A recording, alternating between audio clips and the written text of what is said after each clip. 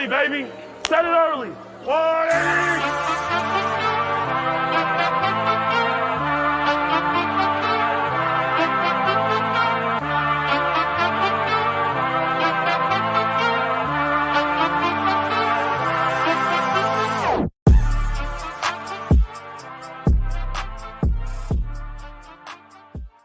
Listening to All Chiefed Up, the best damn Kansas City Chiefs podcast in the kingdom.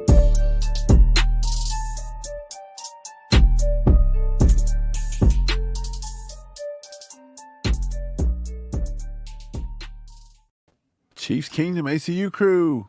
It's draft time, baby. It's draft time. Let's go. Let's go. It is finally here, bro. We've been waiting for this for like 2 years.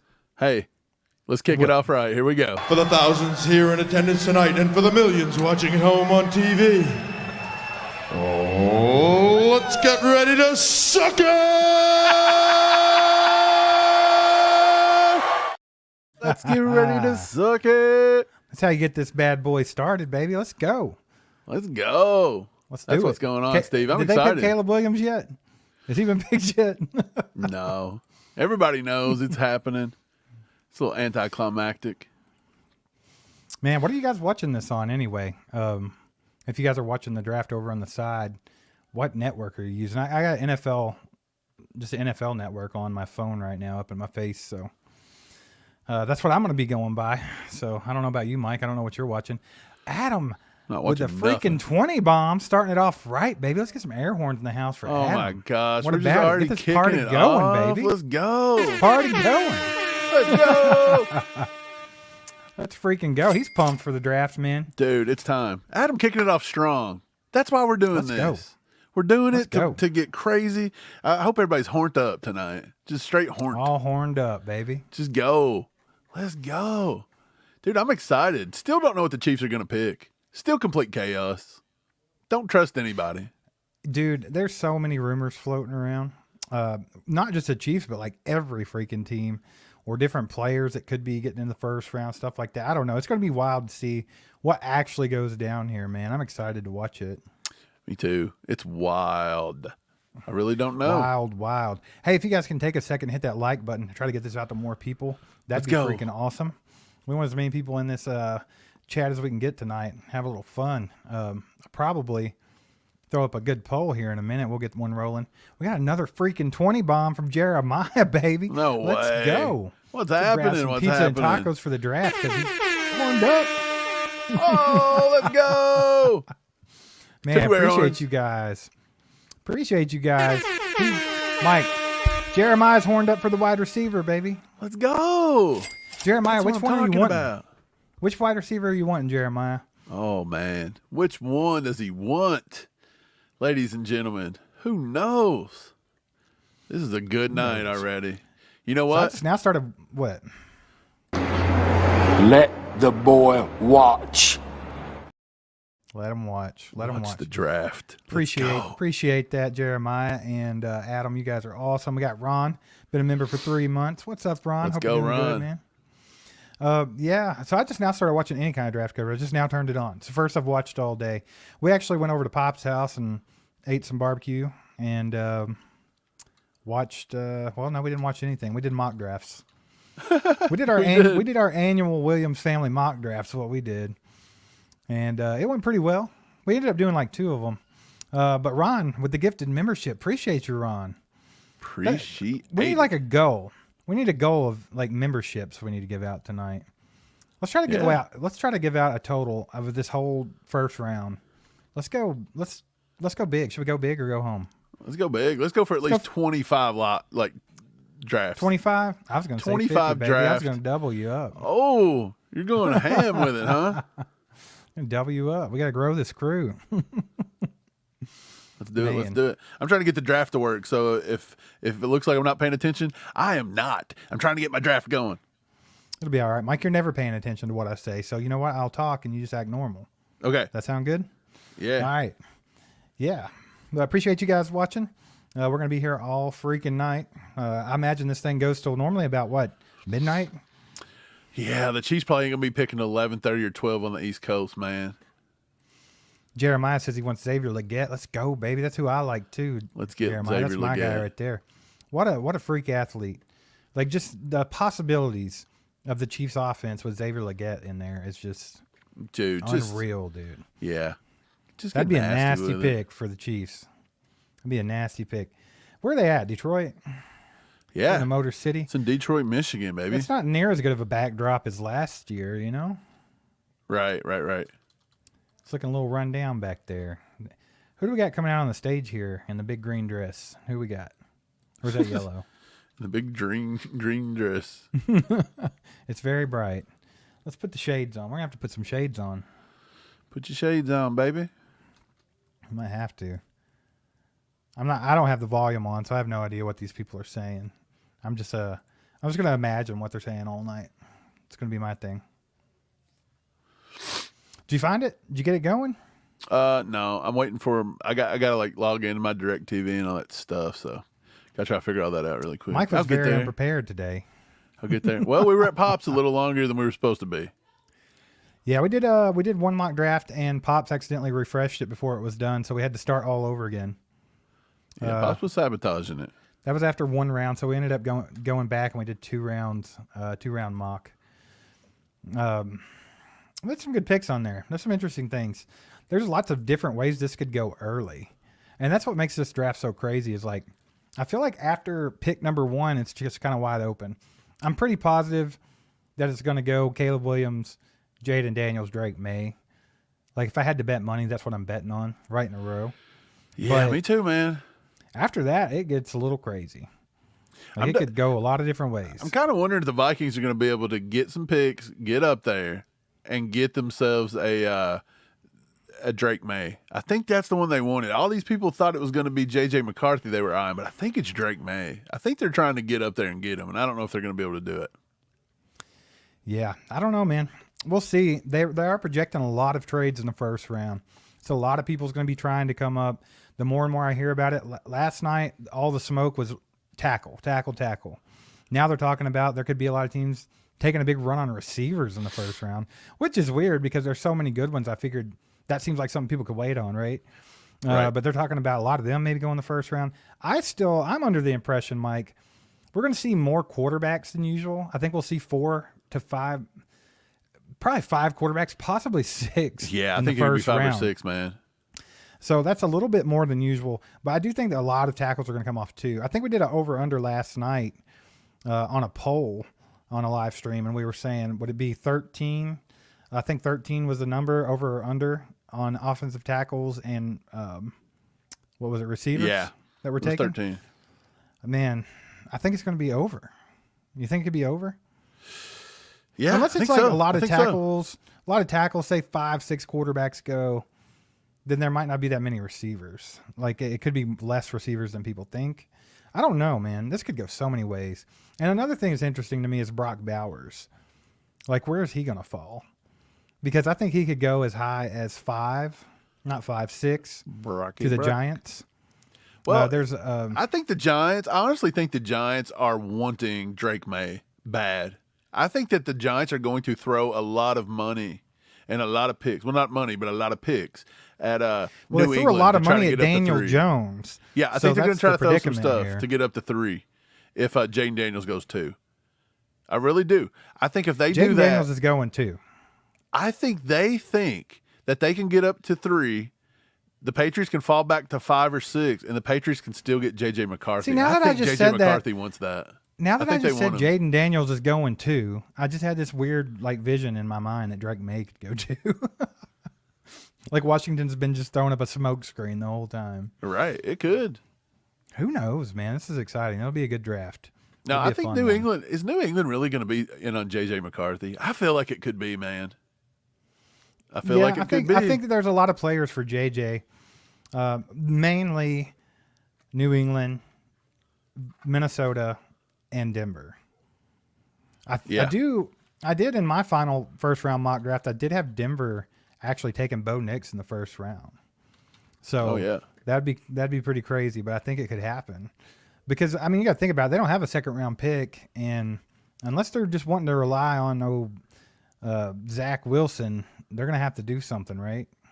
Yeah. I agree. I still can't get my password. Nobody knows the daggone password. Mike's never watching the draft. It's okay, man. I'll keep you updated. I'll let you know what's going on here. There's a couple of guys trying to look real cool up there right now, wearing suits and sunglasses. It's very exciting at the moment.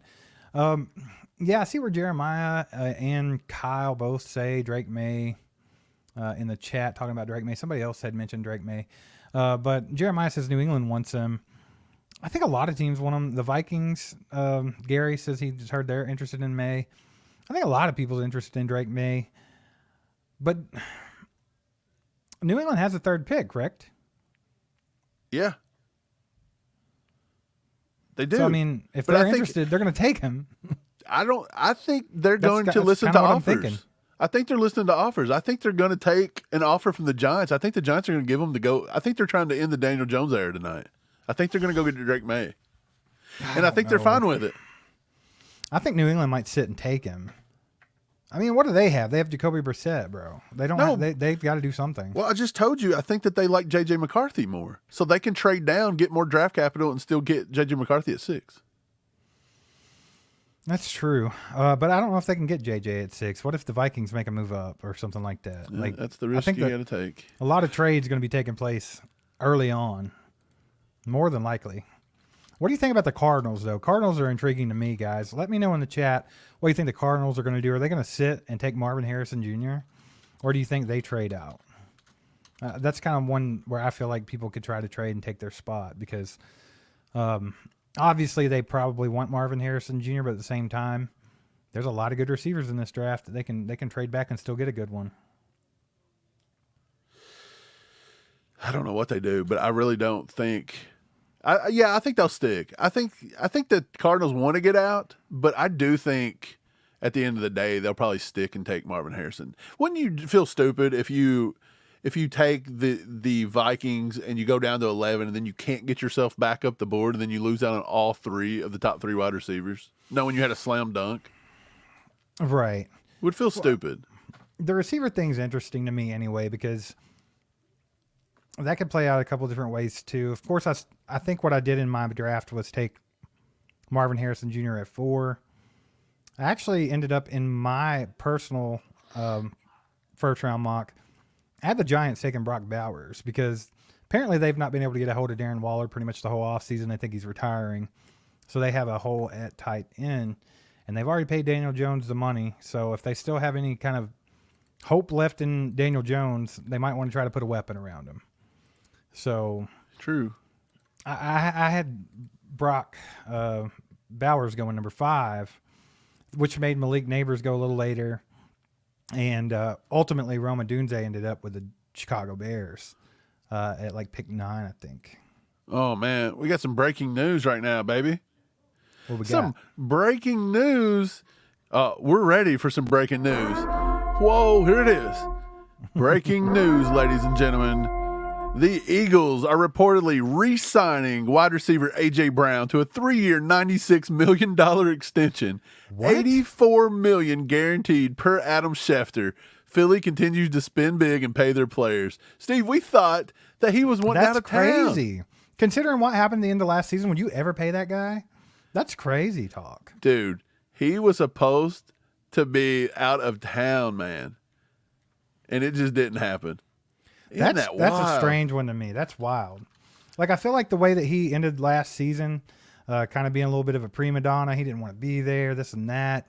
Apparently he was a problem in practice and at meetings and everything else. Like, it's crazy to me that they ended up paying him. He didn't even play in the playoffs, did he? Dude. Oh, A.J. Brown, breaking news. Again, 3-year extension, $96 million, 84 guaranteed. That almost puts him up there above. Good Lord, I don't even know. They're paying these receivers out of control. Maybe Brett Veach has to take a receiver now, don't he? He says, I can't pay these guys. I'm going to get a receiver on the cheap for 5 years. Yeah. I think that does make that a more sexy decision, doesn't it? Dude, like, hey, that man, is just wild. Can pay out the butt. We got a 20 bomb from TGZ, baby. He says it's an all horned up stream. Let's go, TGZ. Let's appreciate the 20, my man. Oh, TGZ, what is up, man? Love it. Dude, this is the way you start off strong. You start off strong. You rake it in. Night. Because why? The more people donating, the channel keeps getting stronger, bigger, better coverage. Love it. Love it. Chris Wright been a member for 9 months. How about that? Dirty? This is dirty, crazy, what the F rumor. Chargers take JJ at 5, trade Herbert to Minnesota for 4 first. First things first talk. I would never give up 4 first rounds for Herbert, the pervert. Nope. I do have another rumor based on maybe if they sit and pick at 5. It may not be Joe Alt, Steve. Rumors are swirling. It may be JC Latham. What? Yeah, I have seen that a lot. A lot of people have Latham Latham's coming picking up steam. Yeah, I've seen that a lot. I think Peter Schrager actually did that. There was another guy. Was it Daniel Jeremiah? Or somebody was doing it. I can't remember. Somebody else had Latham up there at number 5. I think it's dumb, personally. I mean, obviously, Joe Alt's the better tackle out of the two. Latham's kind of a project, really. I mean, he's a good player. Yeah, he's a good tackle, but I mean, Joe Alt's almost a can't miss kind of guy. Like, I like Joe Alt, man. Yeah, I think if you want a left tackle, it's Joe Alt. If you want the second best left tackle, I think you're looking at Troy Fautanu, and then after that, I'll give you Oli, and then I'm telling you, fellas, Patrick Paul's sitting right there at the number 4 best pure left tackle in the game. Yeah, we talked about this last night on the live stream a lot. If you guys weren't there, we'll talk about it again a little bit right now. We'll actually give our Chiefs predictions before we get this draft started, which is going to start in about 8 minutes. But we talked last night about Patrick Paul being a guy that a lot of teams have as a first-round player. He even come out and said that people are going to be surprised because there's a lot of teams at the end of the first round that have him on their board. Mike, you talked about that. He's a pure left tackle. There's not a whole lot of those in this draft. Even some of the guys up at the top of this draft, as far as tackle goes, like Fuaga, he's not a left tackle. I mean, he's going to be on the right side. He could play guard. He's right side. Probably kicks inside the guard too. So yeah, I think there's some fire to that smoke. I think there are some people that really like Patrick Paul, and I think the Chiefs are one of them. Yeah, I do too. People saying Dallas, people saying Miami at 21s. There's a lot of smoke going. There's a lot of smoke. Sam Lofton with the 5 bomb. He says, breaking news. The Scrambling Armchair just did a live stream. No what? way. No. Did he show his face? Yeah, was it anonymous still? We all know who it is. I accidentally outed him on the spoken, but dude, we got to get somebody in here. We got to get him in. I'm sending him a message right now. He's coming in. Tell him to come do 15 minutes with us tonight sometime. I'll have to. Tell him hop in. Throw it out to him. We'll give 15 minutes. Just come on in. See what can happen. For sure. Appreciate the 5, Samuel. Let's go. That's pretty crazy. He just decided to randomly do his first live stream on draft night. I like it. I like it a lot. Like it. Love it. Real quick before this thing gets started, Mike's predictions for the Chiefs in this draft is round 132. Patrick Paul, offensive tackle from Houston. A lot of smoke there. A lot of smoke. So I like this pick from Mike. I honestly feel more comfortable about his pick than mine. But then if you go on later in this draft, you see that he has them taking Javon Baker, Christian Mahogany, Show Smith Wade. He types really loud in the middle of me talking. It's kind of distracting. Christian Boyd, Anthony Gold, Rasheen Ali, and then some UDFAs down there, Donovan Jennings, Giovanni Manu, Carson Steele, Travis Glover, and Omar Brown. So solid picks from Mike. My Chiefs predictions are round 1, Ladd McConkey, wide receiver from Georgia. I think he comes in and contributes right off the bat, baby. And then we got Michael Hall Jr., Caden Wallace in the 3rd round, Isaac Garendo in the 4th round, Quantez Stigger spelled wrong in round 5, Eric All in round 5 as well, and then Trahan Jeffcoat, defensive end from Arkansas, in round 7. Some UDFAs, Cody Schrader, Joshua Cephas, Javon Foster, Jake Johanning, Hayden Gillum. A lot of people gave me flack for the Javon Foster thing. He very well could get picked in the 4th round. But I think the Chiefs, if they take Caden Wallace in the 3rd round, the only time they would really have any more interest in Javon Foster would probably be around the UDFA mark. Right. So that's kind of where I threw him in there. So if he were to somehow fall out of the draft, I think the Chiefs will be looking at him at UDFA. Same way with Cody Schrader. He could get drafted. Joshua Cephas could definitely get drafted. So Still, though, I think it's a pretty solid list. But we'll see what the Chiefs decide to do. It's really hard to predict what Brett Veach is going to do in a draft, man. Yeah, it really is. He's a wild card. We were talking about it tonight. Would it surprise me if he sits on the board and you've got every wide receiver, every tackle available, and he comes out and takes like the 7th corner on the board? And everybody's like, what? That's what happens. What? What? Poor little John. Yeah. Heck yeah, man. We are about 4 minutes outside this draft getting kicked off, my man. Yes. It's about time. Super A pumped. lot of hard work. A lot of hard work that we've done in the last few months. We're going to see how close or how off we've been, man. Just the general consensus and the general public's idea of what these draft boards are nowhere close usually to what the teams put up. So it's going to be interesting to see what happens. I'm sure we'll see a couple of names in the first round that people aren't expecting. I think a guy that could sneak into the first round that people aren't considering as a first rounder would be Keon Coleman. I think there's some teams that could really look at him, like Buffalo, maybe even the Bengals. Some teams at the back end of the first round there, if they sit. Who do you think could sneak into the first round, Mike? Someone that no one's expecting. A lot of people still got Darius Robinson on the fence. I think he's a lock at first round. I think, let me see here. Who could slide in here? Let me take a gander at it. I don't want to get it wrong. So let's just see. I don't want to miss nobody. Who could sneak into the back end? Junior Colson is a name to watch. He could almost be that Jack Campbell that came in last year because he is a guy that can come in and wear the green dot. He's a linebacker that's decently polished, can play day one. It wouldn't surprise me if you get a linebacker needy team. It wouldn't surprise me a little bit if maybe Nate Wiggins falls out of the first round. Just in my thing, I think he could. I think Bo Nix could get into the first round. Is that common knowledge at this point? Because I do think 5 quarterbacks, maybe 6 get picked. I don't know, man. Maybe, like I said, maybe a linebacker. Maybe Junior Colson or Peyton Wilson slides in. Another name to watch slide in is Zach Frazier. I think he's the closest guy that plays interior center guard. He's the closest one to Creed Humphrey that we have. Like, he's a Creed-esque type of player. Yeah, another name sliding in is Chris Wright with the freaking $11.17 bomb, baby. Because round 1, Troy or Legette. Those are their college numbers for old time's sake. Let's freaking go, Veach. Stunt on these garden tools, baby. Let's go. Let's go. And then we got Jeremiah, who's been a member for 5 months. Says spinning the draft with the ACU crew, no other way to horn up the draft. Let's go, baby. Appreciate you guys. You guys are legends. Throw some legendaries and catch-ups in the chat for Chris Wright and everybody else. That'd be freaking awesome. But, man, this draft is getting ready to kick off here in about 2 minutes. So I hope everybody's excited for it. Obviously, Caleb Williams is going to be the first pick, right? What if they came out and just blew everybody's socks off and just took Bo Nix, number 1 overall, like someone random? Michael Penix Jr. But yeah, real quick before this thing gets going, do us a favor, hit that like button, get this out to more people, and take a minute and check this out. What's up, everyone? All Chiefed Up's proud to be partnering with Underdog Sports, our favorite place to play fantasy games. You got to check out the Pick'em. It's so easy to play. Just pick 2 to 5 stats of your favorite players and choose whether they'll go higher or lower. You can 20x your money by going 5 for 5. Does that sound like fun? Of course it does. Download their app today, sign up using our promo code ACU, and you're going to get your first deposit of up to $100 completely matched. Can't wait to see everyone's entries.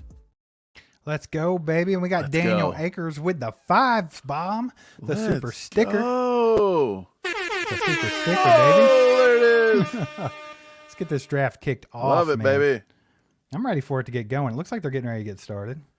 I haven't seen Goodell's ugly mug out there yet, but we're still trying to get the daggone draft going. The damn Bears are going to be on the clock any second, okay?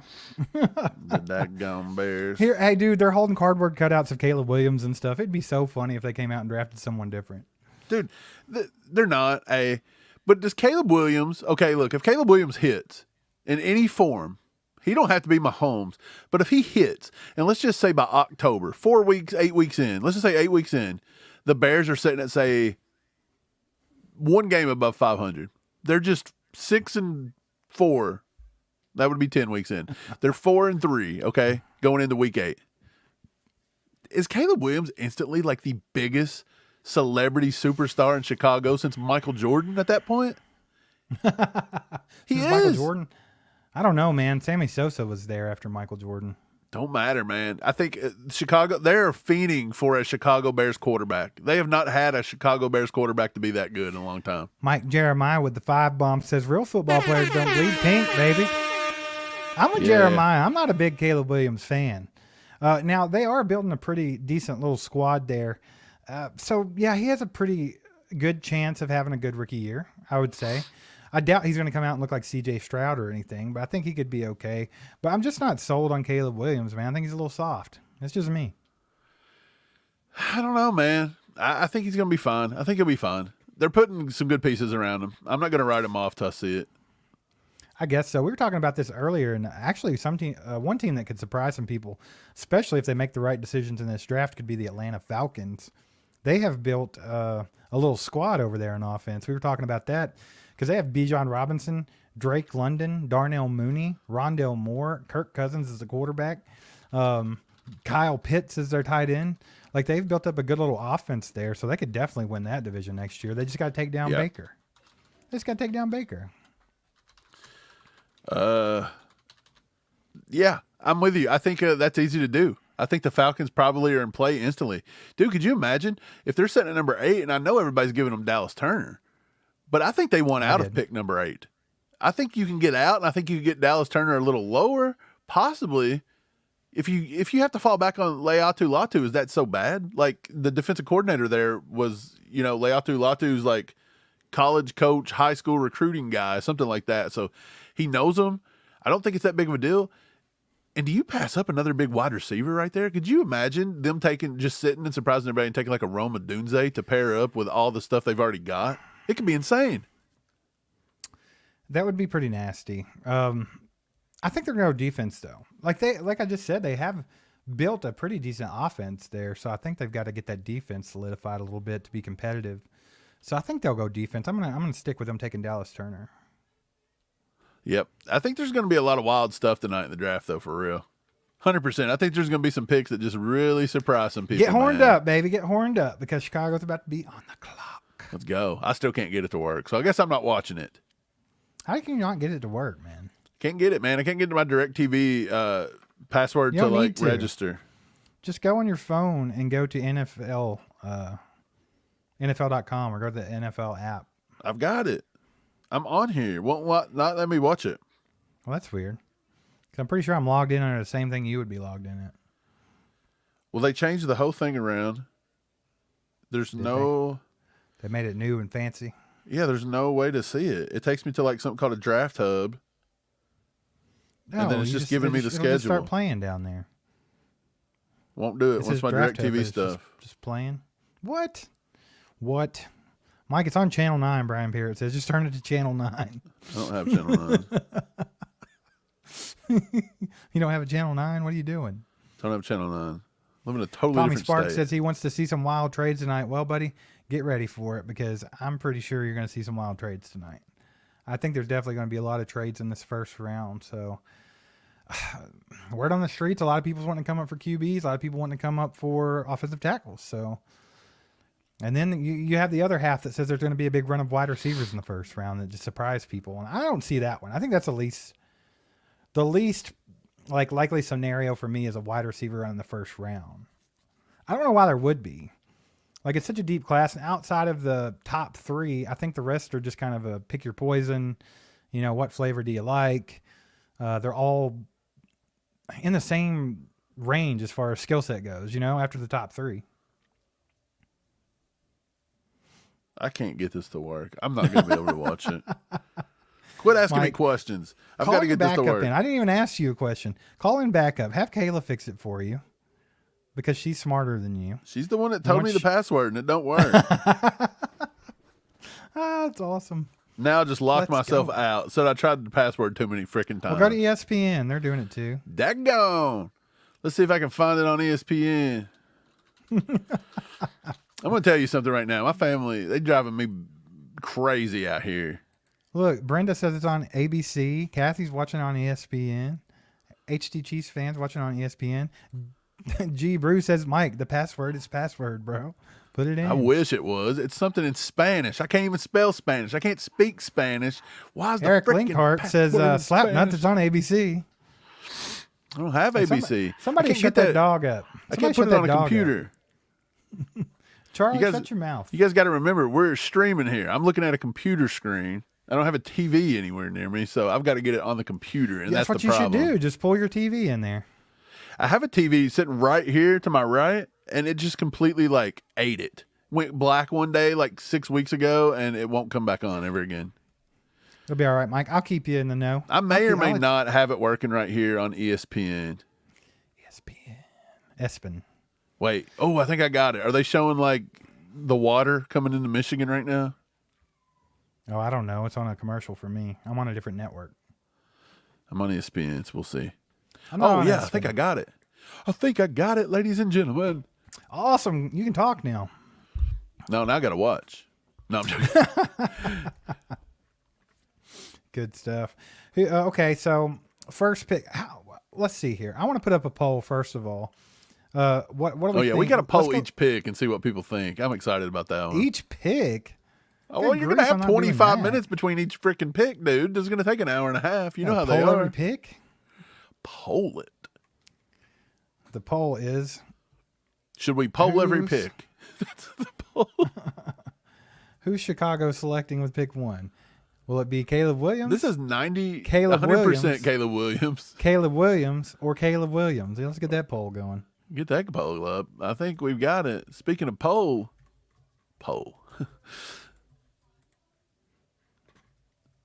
Mike, are you being a pervert? I'm gonna make my I'm gonna make a little top 10 going in the scroll bar. We let everybody get some scrollies. So I'm putting a poll up. Which position do the Chiefs go with in the first round? And I'll let that one just run for a while because obviously a lot of Chiefs fans in the house representing. So we want to know what you guys think. Are they going to go wide receiver? Are they going to go offensive tackle? Are they going to go defensive tackle? Or what else? What else should we throw in the mix? Defensive end? For who? Or corner. We'll go cornerback. I'll just put D-line and cornerback. Mike, this just proves that you never listen to anything I have to say. Steve, this happens every draft season. Remember, I do everything, and then you get mad at me because I'm not paying attention because I'm doing 47 different things. I'm honestly doing work right now. We need Will Levis back on our side. Quit trying to be Mel Kiper. We need Will Levis back on our side so he can let us know what's going on over there behind the scenes. Maybe we need him to fall to round 2 again, so he can be texting us the whole time. Mel Kiper. Uh-oh, here comes Goodell, baby. He's about to kick this bad boy off. Is he? They're running a little. They came into fashionably late, didn't they? This thing was supposed to kick off at 8. Do they have to have Eminem out there just because they're in Detroit? Yeah, nobody cries about Eminem the way they cried about Taylor Swift. He's at every Detroit game now, and it's completely fine. He's cool, I guess. Yeah. Detroit, I think they're screwing up a little bit, paying everybody way too much. I think they're getting a little horned up that they actually won some football games last year. Yeah, they're getting wild, dude. Yeah, I think they're blowing it. They're going to blow it because that's what bad franchises do. Marshall Mathers wearing his Lions hoodie. Marshall. Man, how old is he now? 50-something? Still rapping? I don't know what he is.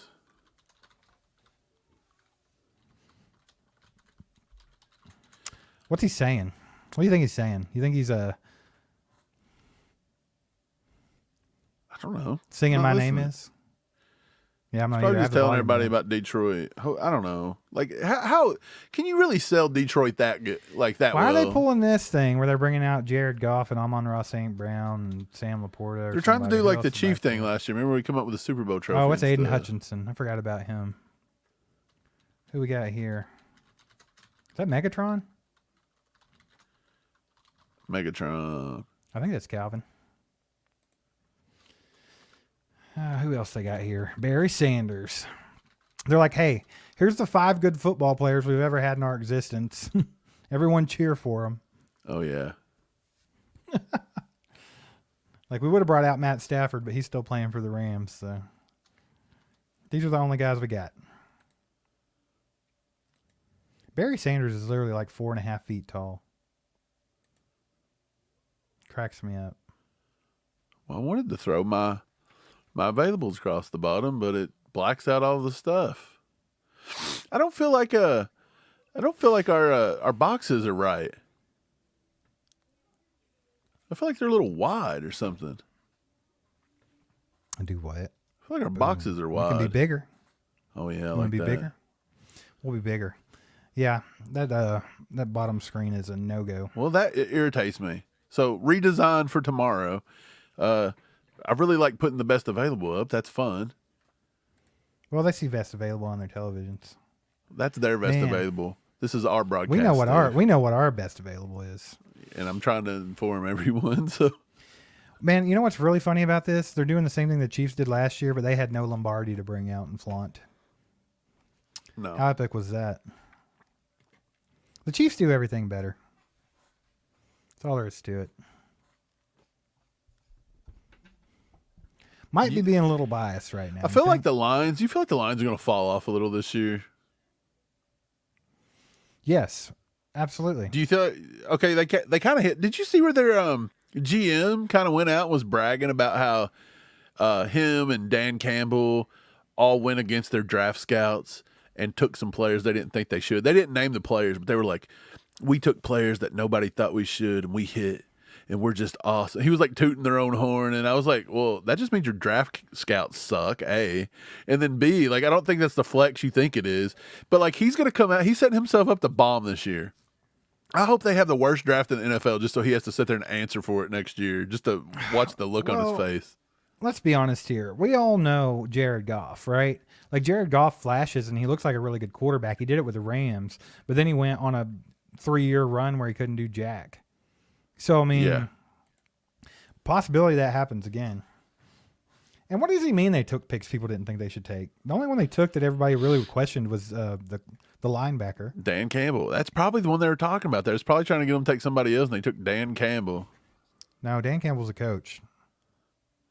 Well, the Bears are on the clock, baby. Am I wrong? What? Isn't Dan Campbell the coach? Yeah. Who did they take in the draft? They took Jack Campbell. Okay. Did I say it backwards? Yeah, it had me confused for a second. Dan. Was that like his Campbell's nephew? and Is that why Campbell. they took him? Yeah, I'm with Flapjack. Good Lord, can we start this draft? Let's go. 10 minutes on the clock. Do you think they run down the whole 10 minutes just to come out and say Caleb Williams? They're showing it at 8:30 on mine. Am I in the future? Did I go from not having it to being in the future? You might be. I don't know. Heck I yeah. just started streaming it on NFL Network, so I might be a little behind. I don't know. Might have to get over to ESPN. Yeah, I'm watching off ESPN too. We know. They're showing Caleb Williams playing at Oklahoma, baby. I'm just seeing a bunch of USC stuff. Look, I think Caleb Williams, I think he shows decent pocket presence, to be honest. I know he rushes everything a lot. He gets a little wild. Like, you want him to play more in time and you want him to play more whatever, like within the system. But he does show that he's pretty athletic. And to me, I think sometimes he sets in the pocket pretty well and will just stay in there and throw the ball where it needs to go.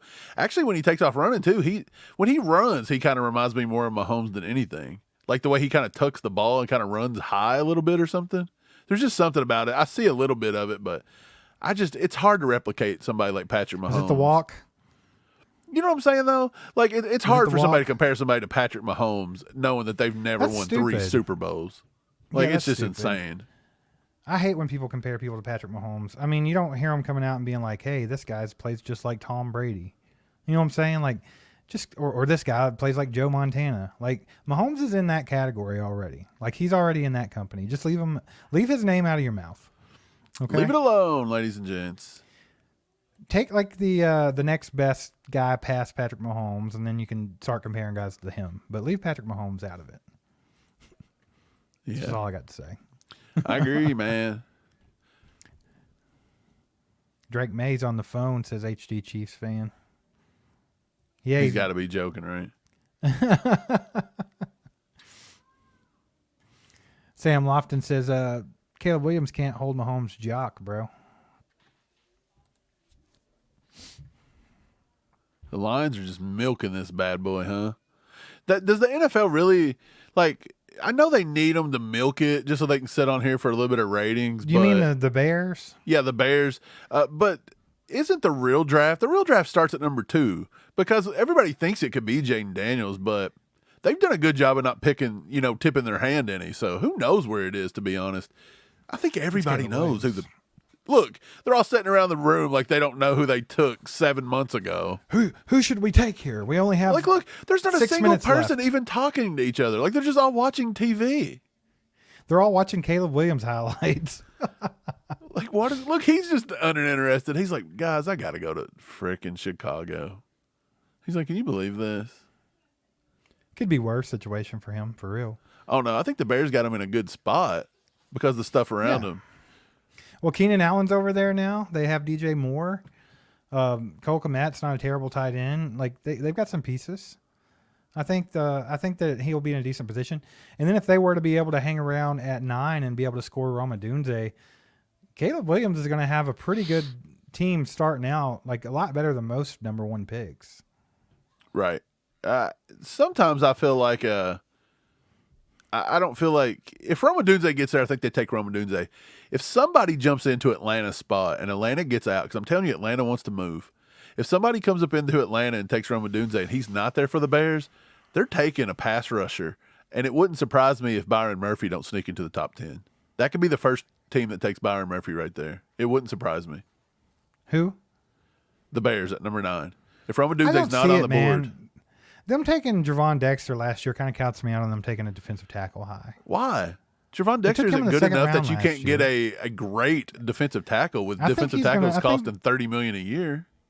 That's true, but I still think he's going to be just fine. Not to mention Javon Dexter is not he's not a 3-tech disruptor like what the Bears want in their system. And that's what Byron Murphy is. Like Javon Dexter's not that. We covered him last year. He's the slowest human in the world getting off the line. He's the exact opposite of Byron Murphy. Wouldn't you like to see Veach just cook like he did a couple of years ago with Trent McDuffie, George Karlaftis, all those guys? Just absolutely just rip this draft in half. I think he ended up getting who? Josh Williams. That was Sky Moore year. He got Leo, Brian Cook. Let's see, who else did he take that year? Kennard, Isaiah Pacheco. Yeah. Jalen Watson. And Najee Johnson. Dude, he absolutely killed it that year. What do we got? Ladies and gentlemen, people of all ages, the first pick of the 2024 NFL draft is in, and the Chicago Bears have selected Caleb Williams, quarterback from USC. Let's go. Big surprise there. Had to kick it off in style, baby. That's how we got to get it going. Caleb Williams is going to officially be announced Chicago Bears QB. And I'm telling you, Steve, Caleb Williams instantly becomes the biggest sports celebrity in the city since Michael Jordan. He's got to be, right? Like, who's even close? So? Patrick Towles? Or Kane, which the two hockey guys, Kane and Towles, like those are the two biggest. I don't watch people hockey, bro. Derrick Rose, like who's he got to beat? It's got to be Caleb Williams. Here it is, baby. Caleb Williams going to be announced. He is the Chicago Bears. They're coming to the clock right now, but we already know we're calling it first. To the podium. They're coming to the podium. Doesn't matter if you're watching All Chiefed Up. We've already tipped it for you. They're going to the clock. We're going to the clock. Was it hard? Was it hard for us to come up with this pick? I don't think it was. I mean, and that's why we can be first.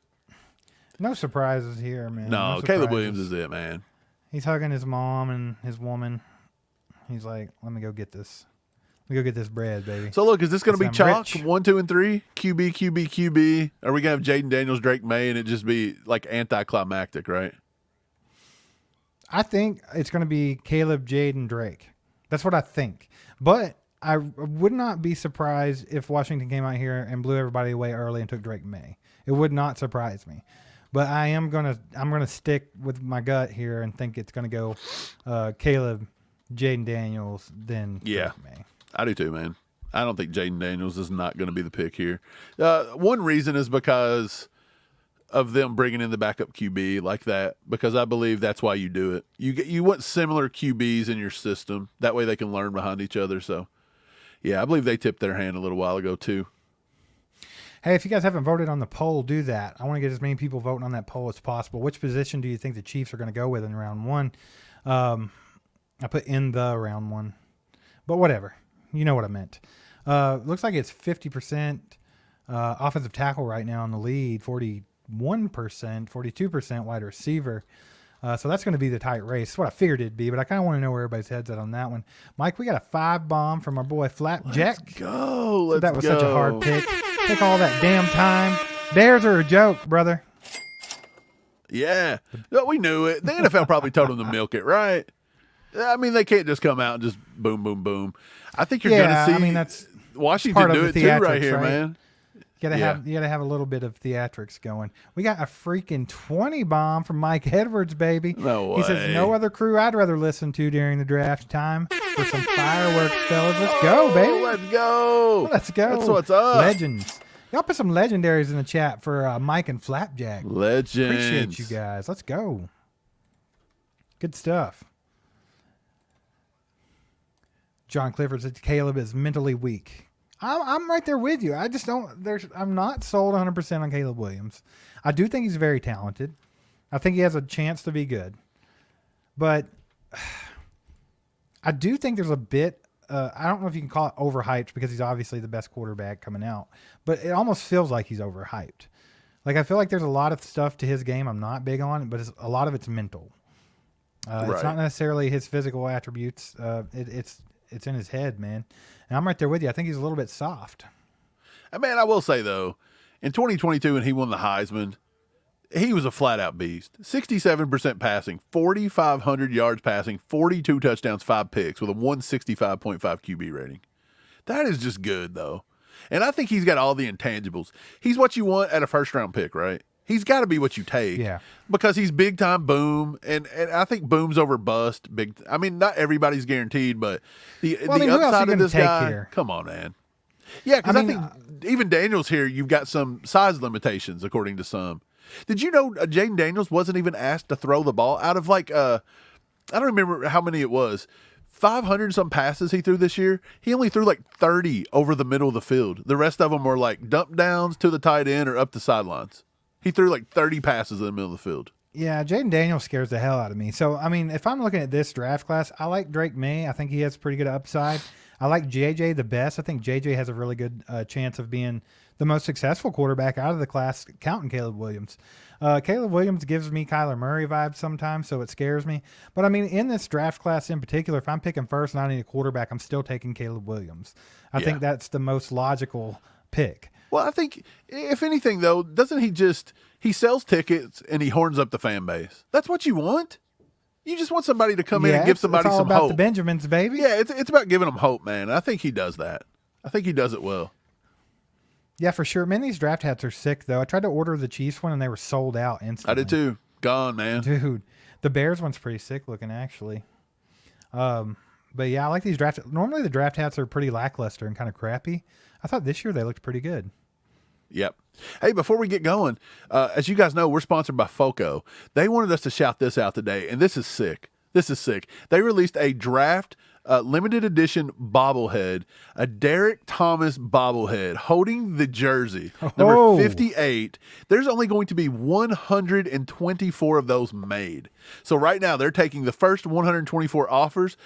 Pay for it. You're on a list. You get it. 124. Those are sick. Me and Steve, I'm actually ordering one, Steve. I don't know about you, but I'm getting one. Dude. They could be sold out already. That's how much these things are flying. But yeah, these things, they're awesome. Go down, click our link in the description. Use our FOCO link.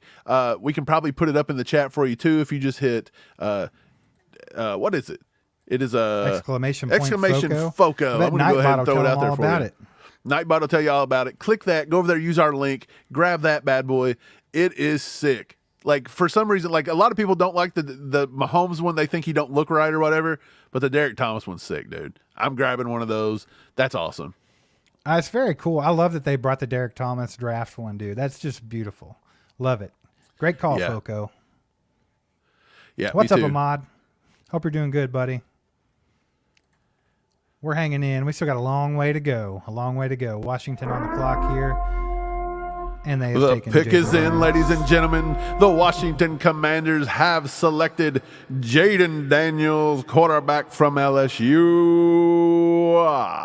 2 for 2, baby. We're still batting 1,000 right now. Let's go. Early on. Batting Still 1,000 batting early 1,000. on. Jaden Daniels, Steve. That is the pick. I like Jaden Daniels, to be honest. I think a lot of people think he's undersized. He's only 4 pounds smaller than Caleb Williams, but I know he's 3 He's inches just taller. very, very lanky. Right, he's lanky, That's but the look, thing. only player in FBS history to pass for 12,000 yards and rush for 3,000. Dude, his career stats, 12,749 yards, 89 touchdowns to only 20 interceptions in his entire NCAA career. He played at Arizona State, transferred to LSU. He won the Heisman in 2023, come out of nowhere. He also added 34 touchdowns on the ground. He is, if Caleb Williams is the poor man's Patrick Mahomes, he's the poor man's Lamar Jackson. Straight up. Yeah. Like, that's what you're getting. And guess who Drake May is? He's the poor man Josh Allen. That's what you got. So you got the you got the great value version right now, Lamar Jackson. Congratulations, Washington Commanders. Hey, I mean, Jaden Daniels is a hell of a football player. Let's get that straight. He, like I said earlier, does scare the hell out of me a little bit. Just his tendency to want to run the ball a lot. I think he's a little thin. I haven't seen like great passing from Jaden Daniels. So, yeah, definitely some Lamar Jackson vibes there where you question his passing game. But I do think he has one. Same with Lamar. So I think it's a very good pick for Washington. If I was in their position, I would probably take him here as well. Yeah, buddy. I think that's their best selection for sure. So it'll be interesting to see how it works out over there. They got a whole new offense going over there too, man. They got rid of Bieniemy. I think did they get Kingsbury in there? Yeah, Cliff Or did he- Kingsbury. That was Yeah. one reason you take Jaden Daniels here, in my opinion. I think he runs Cliff Kingsbury's style. Again, I told you he doesn't throw anything over the middle. He don't use the intermediate middle of the field. If you go back and look at Cliff Kingsbury with if you look at him all the way back in college, but get up to where he was playing with Kyler Murray. Kyler Murray never threw anything over the middle of the field. Like, he threw like 30-40% of passes. His offense just does not require that. So I think that's why they went and grabbed Jaden Daniels. Yeah, that'd be a good pick for him. We got a 2-bomb here from Flapjack. He said, "Who's the hot girlfriend this year in the draft?" So last year we were texting Mr. Will Levis. He was Will letting us Levis, know. man. He was kind of Smoke letting us know what was show out going there. on. He had his lady. It ended up dumping him though, or something. Can we He take? said, "You know what? You fell to the second round. I'm done here." Do you heard rumors about that? By the way, she thought she was going to be able to date Morgan Wallen. What? That was the rumor. Was that it was a That's Morgan weird. Wallen kind of thing? He was sliding in the DMs, didn't work out. Will kicked it to the curb. Let me tell you, that's enough of that draft rumor. Who's the guess, Steve? Take a guess out of everybody in round one. Who would you think? I'm going to say. What are you talking about? The To hot answer his girlfriend? question, I'm going Oh. to say. Dude, quarterbacks always just get hot girls, right? Because you're a quarterback. Receivers, the big ugly linemen. All the hot girls are Who dating actually the wide brings their receivers. girlfriend to the draft, though? That's another thing. That's true. That's true. You have to have like a Kirk Cousinsy type guy that was going to have his girlfriend at the draft. Right. I'm going to go J.J. McCarthy. JJ. He's actually married, by the way. I'm No pretty sure way. JJ McCarthy's married. Yeah. Dang. He already gave up half of his salary. Yeah, he did. Lost it instantly. It's over. I'm Got going a to say 5-bomb from Adam. Ooh, 5-bomb there from it Adam. is. He says Fanatics has draft hats, Mike. Let me know if you need 30% off. Heck yeah. Email that to us. I'll 30%, definitely look on baby. Fanatics. I don't remember what I was on the other day when I was looking for that draft hat. I was on I think I went to Fanatics the other day and they were out. So maybe they restocked them. Maybe. They were out of like every size too. It wasn't just my size. So I Yeah, always for go for sure. the fitted hats. That's the problem. I like snapbacks. I can do snapbacks, but I prefer fitted. So sometimes maybe I just have to bite the bullet and get the snapback version. Appreciate the 5, Adam. But yeah, definitely hit us up with that 30% off. I'll use it. I'll take Let's it, go. baby. So the pick is in Jaden Daniels. Yeah. So here's where the draft's going to start getting interesting. Here's where the fireworks could kick off. I think so. What I think is going to happen is that Drake May is going to get picked to New England. I think they're going to sit and take Drake May. But, I mean, this is where it could start getting a little crazy with some trades in the next few I think they're picks, answering the phone, man. I think they're taking phone calls here. Absolutely. Why wouldn't they be? But you know what? I don't know, man. I don't think so. Picks in. The Patriots have picked, ladies and gentlemen. Drake May, baby. We shall see. The pick is in. With the third pick in the NFL draft, the New England Patriots select quarterback Drake May from North Carolina. Let's go.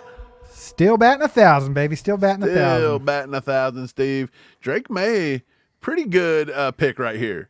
And I'm going to tell you why. Yeah, because Drake May is a guy that is big. I already said he was the great value Josh Allen. So, look, you got to go up and play in bad weather. You got to go play in Buffalo. You know what I'm saying? You don't get every game in Miami. How do you battle Josh Allen? You get a Josh Allen clone. And I think Drake May, when he gets out of the pocket, he does have some elusiveness. Did you know his brother was Luke May and Bo May, who played on the championship North Carolina basketball team in 2017?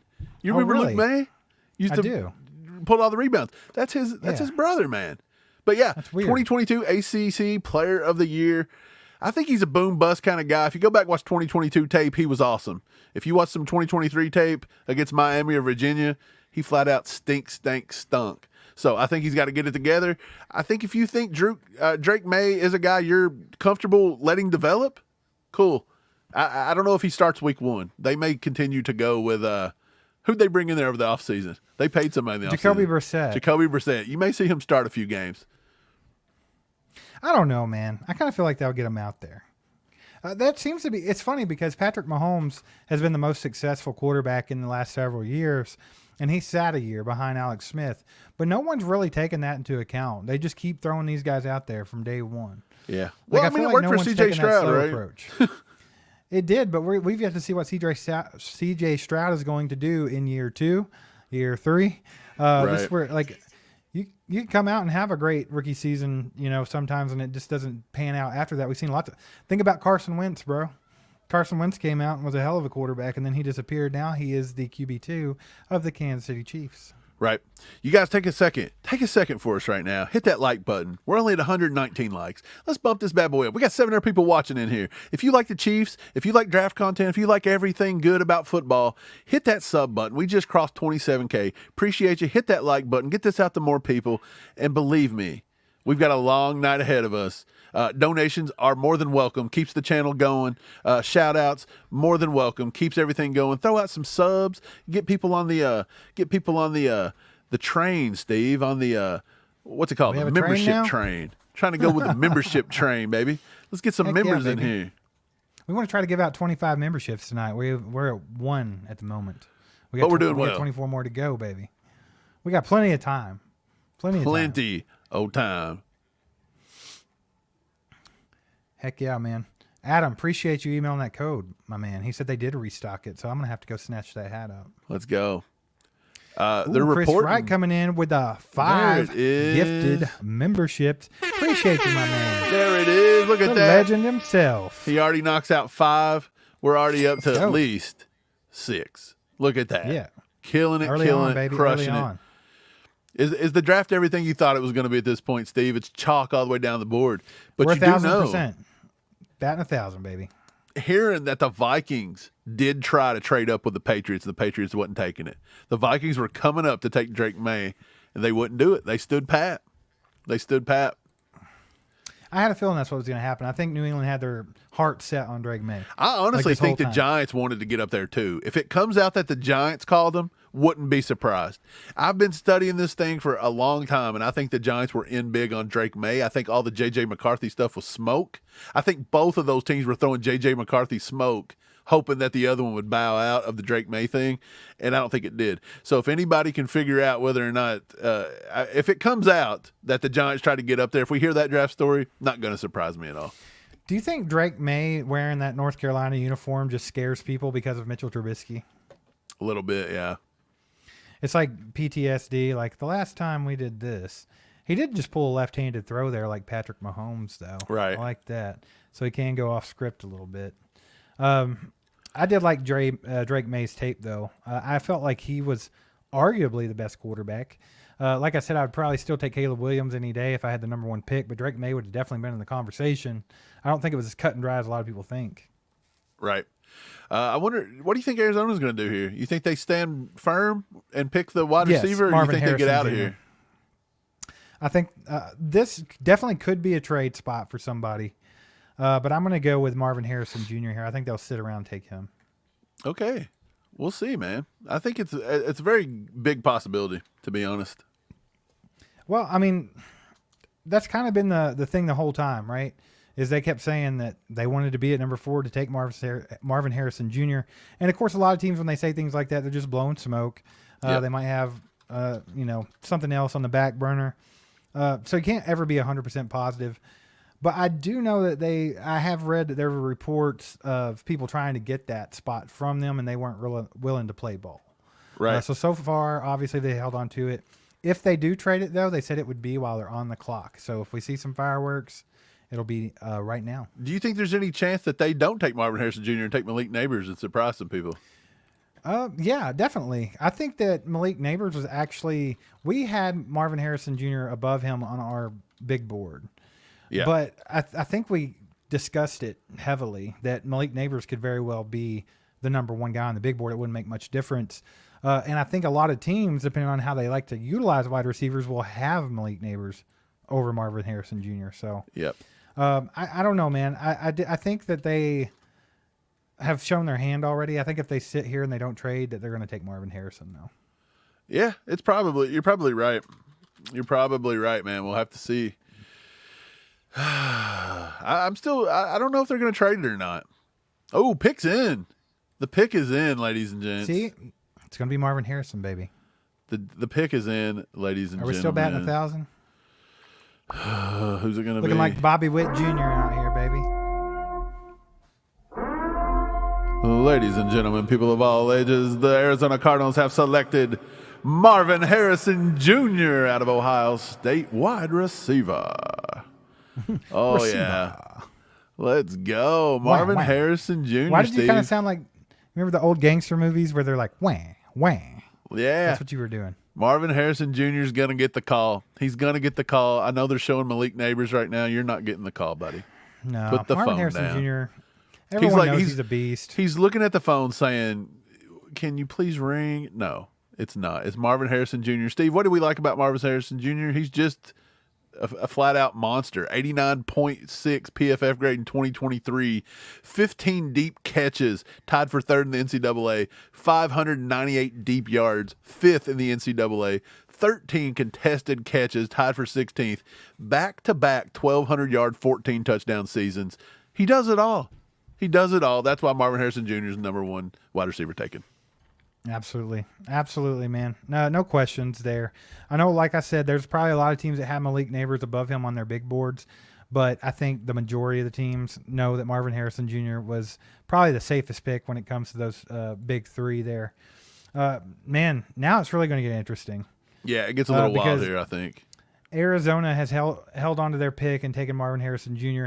They were the first team really that was in talks to be trading their pick away.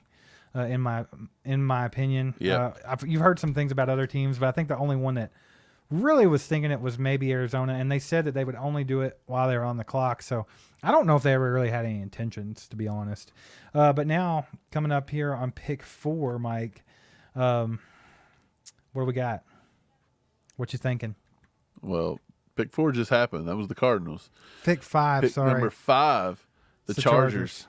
The Chargers may want to trade out. I'm still kind of wondering if they sit, is it going to be all, or are they going to shock the world and take JC Latham?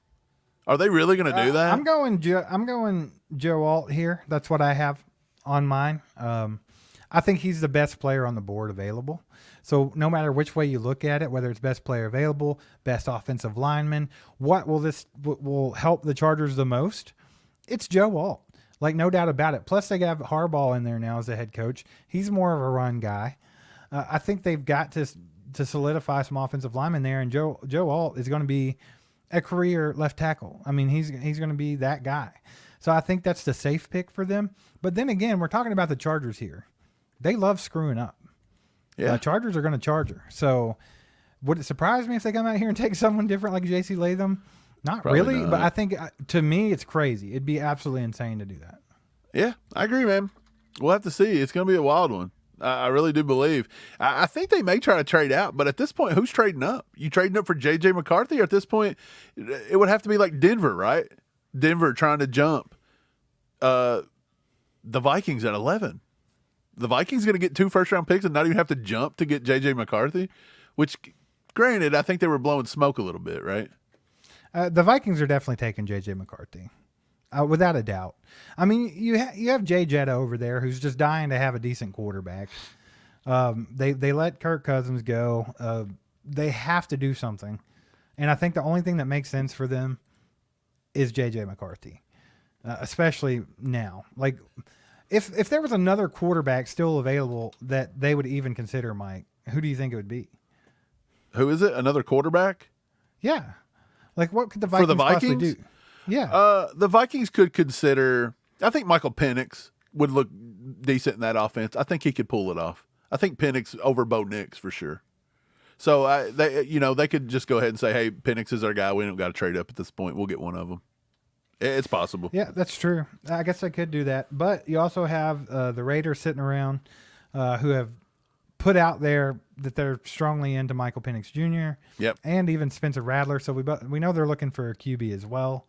So, yeah, they have to be careful. I think if they want JJ, they go ahead and take him.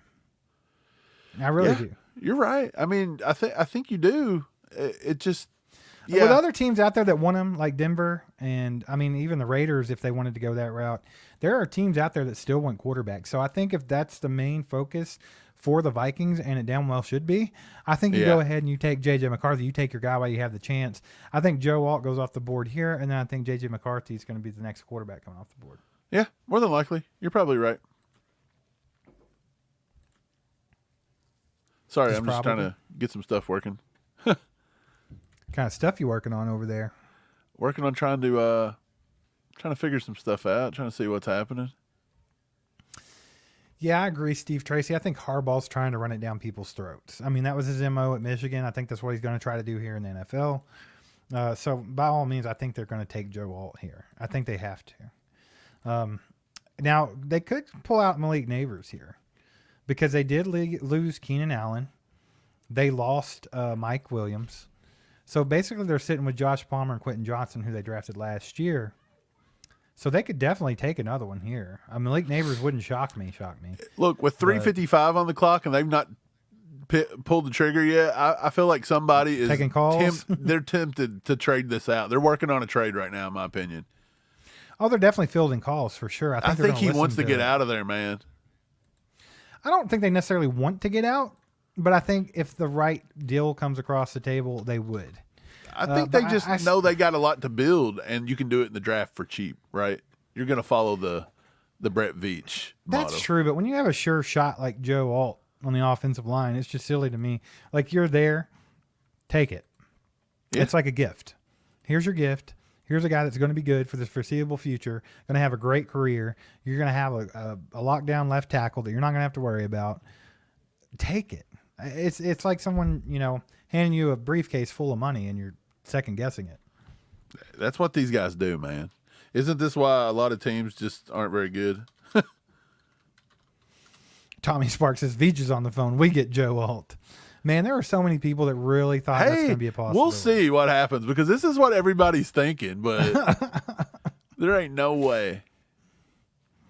No, I don't think so. I wouldn't be opposed to it. It's not like I've ever said, hey, that's stupid. I'd never want to see that. But well, that's the thing about it. We have never said we wouldn't. I would love to see Joe Alt on the Chiefs. Right. That'd be freaking amazing. Now, what you have to give up for him, that's another thing. That's a whole other discussion. But just the possibility of that is very, very, very, very, very slim. Yep, I would agree too. Absolutely, man. What are these Chargers going to do? Chargers gonna charge. Mike, are they gonna take that pick? I don't know. Wish they would. Let's get Paul Rudd in here. Paul Rudd, are they gonna take the pick or not? What do you think? You gonna take it? You gonna take that picker? You gonna take that picker? I'm gonna pop off a piece of my picker. Take it already. Pop off a piece of my pick. Let's go. Let's go. Take the pick already, daggone it. Either Dang, trade. NFL Network's over here on a commercial break. They don't even care about it. They had to go to commercial break. They're down to 1:30 and haven't even announced the pick yet, which means they are seriously just trying to trade this bad boy out. They're going down to the wire. Yeah, it's pretty wild, dude. I think they're definitely fielding a lot of phone calls. I think it was Steve or somebody in the chat said their phone's definitely ringing off the hook. I agree. I think they're fielding them all. They're seeing what they can do. Keeping their Isn't it options just the open. biggest stupid Chargers blunder in the world, not just to sit there and take frickin' Joe Alt? Right, that's what I'm saying. They You want to really run the ball and have to pound the screw ball. it up. Take Joe Alt, dude. They can't figure it out. Some of these teams just can't figure out how to win properly, and it shows. Yeah, absolutely, dude. I think the pick's in though, and I think they're taking Joe Alt. Ooh, the pick is in. The pick is in. I don't know, Ladies and man. gentlemen. I mean, surely it's Joe Alt. The only other thing I could see here, since they didn't trade the pick out, if they don't take Joe Alt, they could go receiver here, take Malik Nabers. It wouldn't surprise me either. But I think Joe Alt makes the most sense here. Ladies and gentlemen, the Chargers have taken Joe Alt, offensive tackle, Notre Dame. No brainer. No brainer. The Chargers didn't charge her, guys. Dude, The Chargers Joe did not Alt. charge her. That's what they've done, Steve. You have to take Joe Alt. It would be ignorant Of not course. to take Joe Alt right here. And look, Charger fans are probably crying right now. They didn't want to see it. And why do you not want to see this? The 2021, he played in all 13 games with all starts at left tackle. In 2022, he was the first team APP All-American, started all 13 games, an 86 run block grade and a 91 pass block grade. The dude has given up 4 sacks in 2,200 snaps. And these guys are out here crying about a pick. Boo-hoo. You had to get the best lineman in the draft. Right. And I'd just like to Jeez take a second. Louise. For all of you that argued with me that Joe Alt could possibly fall out of the top 10, and I said that was absolutely 100% not going to happen. He would never make it out of the top 5. I told you so. I tried to tell you. Steve's playing that I told you so game. And yeah, I mean, come on. We He's studied just this too draft. damn good. He's a can't miss pick. You knew Right. that he was going to go top 5. There's no way they were going to let him get out of the top 5. Just Well, I not mean, going to happen. I knew he look. couldn't get past the Chargers. This is what we do. We're studying this, Steve. We study. We put the time. We put the effort. Put the ears to the ground. Watch the film. Do all the stuff. It's just funny how so many people will just argue, and it's like, okay, well, let me come on over to your channel and you tell me who you're gonna pick. Okay, like this is what No, I but- do. In all honesty, though, it was kind of a pipe dream to think that the Chiefs would be able to land Joe Alt because he's not making out of this top 5. So far, batting 1,000, man, 5 for 5. So that's good. Nothing too crazy's gone out, happened yet. I think Joe Alt was an obvious pick here. I mean, 6'8" and 5/8 inches Oh, yeah. and 321 pounds. Just an absolute mammoth of a human. He's enormous, polished, like all the things you want from a left tackle. He's going to have longevity there. Dude, he's a monster. Joe Alt is just I think he's can't miss, right? I think he's as close to can't I miss think in the so. offensive line as you can get. Like I said, I'm actually, it's funny. I'm not surprised that the Chargers took him here because that's what I said would happen. But I am surprised that the Chargers didn't charge her and take Malik Nabers or something like that. Super glad. Because they normally like to screw some things up, Hey, but we have 5 freaking gifted memberships from my boy Kyle, Oh, HD let's Chiefs go. fan. Let's go. Put some legendaries in the chat. We're up to HD 11. Chiefs fan, baby. We're up to We're getting 11. We're getting We're there. getting there. We're getting Yeah, there, appreciate ladies you, and Kyle. gents. Appreciate that, my man. Man, so far it's going exactly as we planned, It's Michael. going chalk, exactly as we baby. planned. It's going chalk. What is happening? So who we got coming up here next? It would be the Giants, right? So Giants this on the is clock. where I keep saying this is where it gets interesting, but this is where it could really get interesting. Do they go QB? Do they go tight end, Mike? Could they go ahead and take Brock Bowers off the board here? Do they go Malik Nabers? There's so many different ways this could go. Right. But hey, we'll check that out here in just a minute. There- Hey everybody, thanks for watching All Chiefed Up for your draft coverage. We appreciate you. I just wanted to take a quick second to show you guys our store, merch.allchiefedup.com. We have all kinds of merchandise, everything from hoodies to t-shirts, hats, beanies, coffee mugs, tumblers, you name it. we have it. Go on over to the store and grab yourself some merchandise. All proceeds go towards helping our channel grow. Until the end of the draft, you can use the code DRAFTSEASON. That's all caps, DRAFTSZN, and get 20% off your order. And check out this badass back-to-back Kansas City Chiefs Super Bowl champions t-shirt. Get over there and get you one now. Yeah, man. So all these different possibilities for the Giants, man. What do you think's most likely here? I personally took a shot here and thought, hey, with the Darren Waller being a complete wild card, they can't get a hold of this guy. Right. He's probably going to retire. He's out there trying to pull a Kadarius Toney. The Giants have PTSD with guys trying to make rap albums and not paying attention to football. Yeah.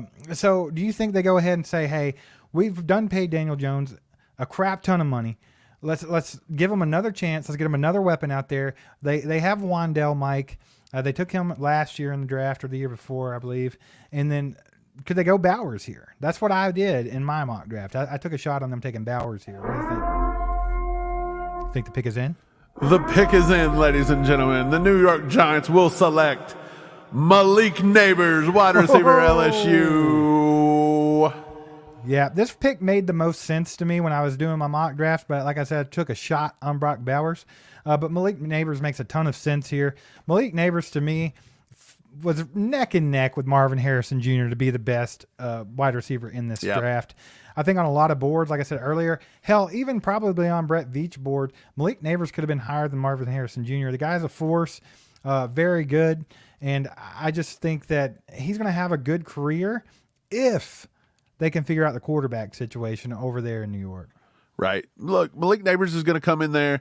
This has almost been 10, 15 years to the date that they have selected an LSU quarterback. And that was the last big guy they had there, Odell Beckham Jr. I think you go back to the SEC OBJ. back to the LSU you take OBJ right here in Malik Nabers. And look, Malik Nabers has the intangibles to be Tyreek-esque, man. He's very good in space.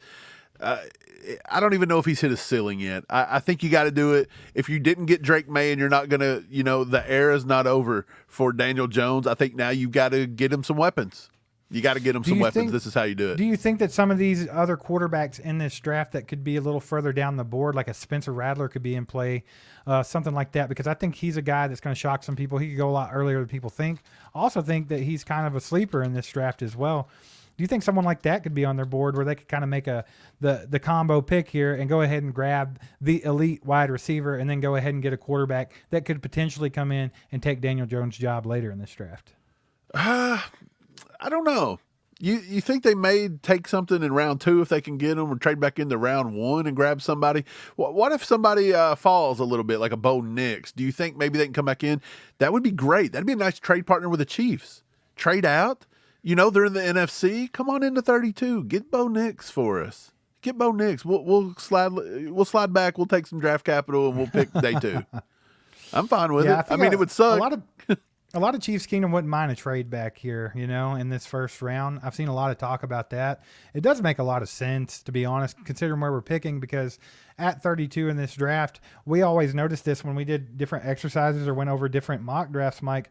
We would go through and mock the entire first round to try to get an idea of who might be on the board there. And it was always a handful of good players. No one spectacular, no one great, just a lot of good players, a lot of good receivers. Pick your poison there, whatever flavor you like. But nothing just really ever stood off the board at that juncture in the draft. So, I mean, it is an ideal draft to maybe trade back, gain some capital, still be able to get the same caliber of pick you were going to get at 32. Yeah. Maybe at like mid-40s, maybe even 50, the way this draft's going. So, I don't know, man. We'll see when we get there. But speaking of our poll over here, 47% say wide receiver now. It has overtaken offensive tackle in the poll for what position the Chiefs will go for in round 1. So I'm going to leave that one open for a while more. If you guys haven't voted on that poll, go do that. I just want to get an idea what everybody's thinking.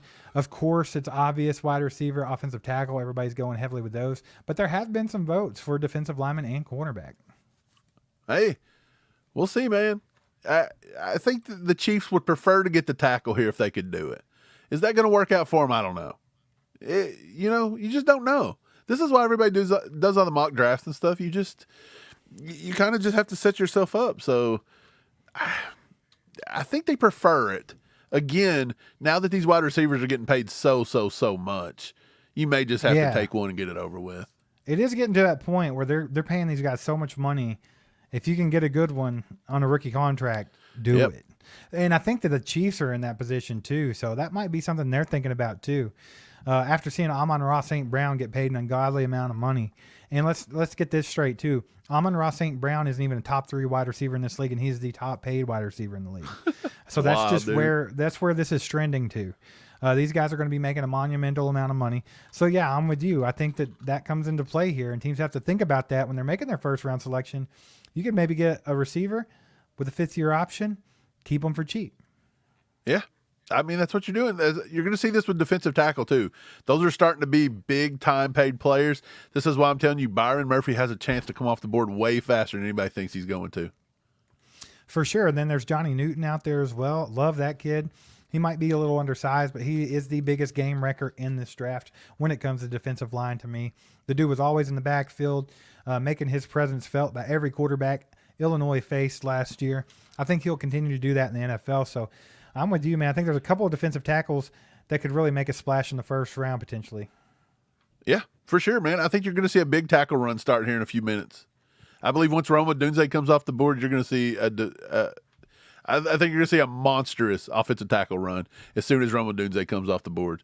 And maybe before Rome Odunze comes off the board, but I think it's after. That's where I would say. Absolutely, man.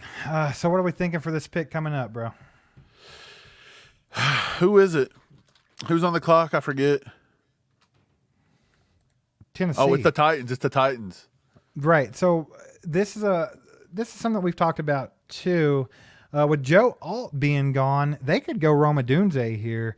They want another wide receiver. They have a nice little wide receiver room over there right now with Calvin Ridley, DeAndre Hopkins, Trey Burke. But Trey Burke hasn't worked out the way they wanted him to. And DeAndre Hopkins is pretty much out of there after this year probably. So I'm thinking they could go Rome Odunze here and have a really good wide receiver for their young quarterback in Will Levis. But they really need a tackle as well. Now that Joe Alt's gone, Mike, who do you think they took? The pick is in. The Tennessee Titans have selected offensive tackle from Alabama, JC Latham. Oh, that's such a Tennessee Titans pick because this guy is not worth a 7th-round pick to me. I think he's going to be pretty good. I think he's a bit of a project. I think he's going to be a right tackle. I think there were other guys on the board that are better. And the Tennessee Titans always tend to do this to themselves in the drafts, man. Look, Bill Callahan's their offensive line coach. They want a mauler. They want somebody that can protect Will Levis. I think JC Latham's fine. He doesn't impress me that much, but I've already told you all yesterday, if you watch the show, there are scouts in the NFC already saying that they think he could be better at a pro level than Joe Alt. So he was really highly graded. He's got a run block grade of an 80, pass block grade of an 82. But man, I just didn't see it. At times he was getting bullied. At times he'd get thrown off of his blocks and his feet. He opens his outside shoulder way too early. Sometimes he sets too deep in the pocket. He gets beaten inside. He gets beat out a lot of times with speed. So it's just inconsistency from him is what I seen. But at times I did see some of the best tackle work I seen at 6'6", 342. He thinks he can play everywhere. I think it's going to be a right tackle only situation, and I think he can kick inside the guard. But if you put him in Tennessee with Callahan, I think that's what they want. They want a nasty, a lineman that's going to go out there and be a road grader, and I think that's JC Latham.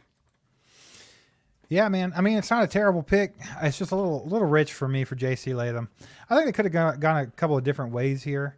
But the Tennessee Titans, like you said, they like those smaller type guys. I don't know, man.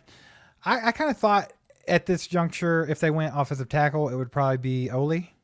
That would have been my guess. Olu would have been a good pick here, but I think, maybe they just think Olu, and I've said this time and time again, Olu did not show a lot of strength in his film. To me, he looked like he could be bullied around, and he was not saying Penn State can't develop, linemen. They've got a world-class weight room and world-class weight coaches, and he just didn't put on a lot of weight and strength. So maybe they just didn't see it. It is Alabama, man.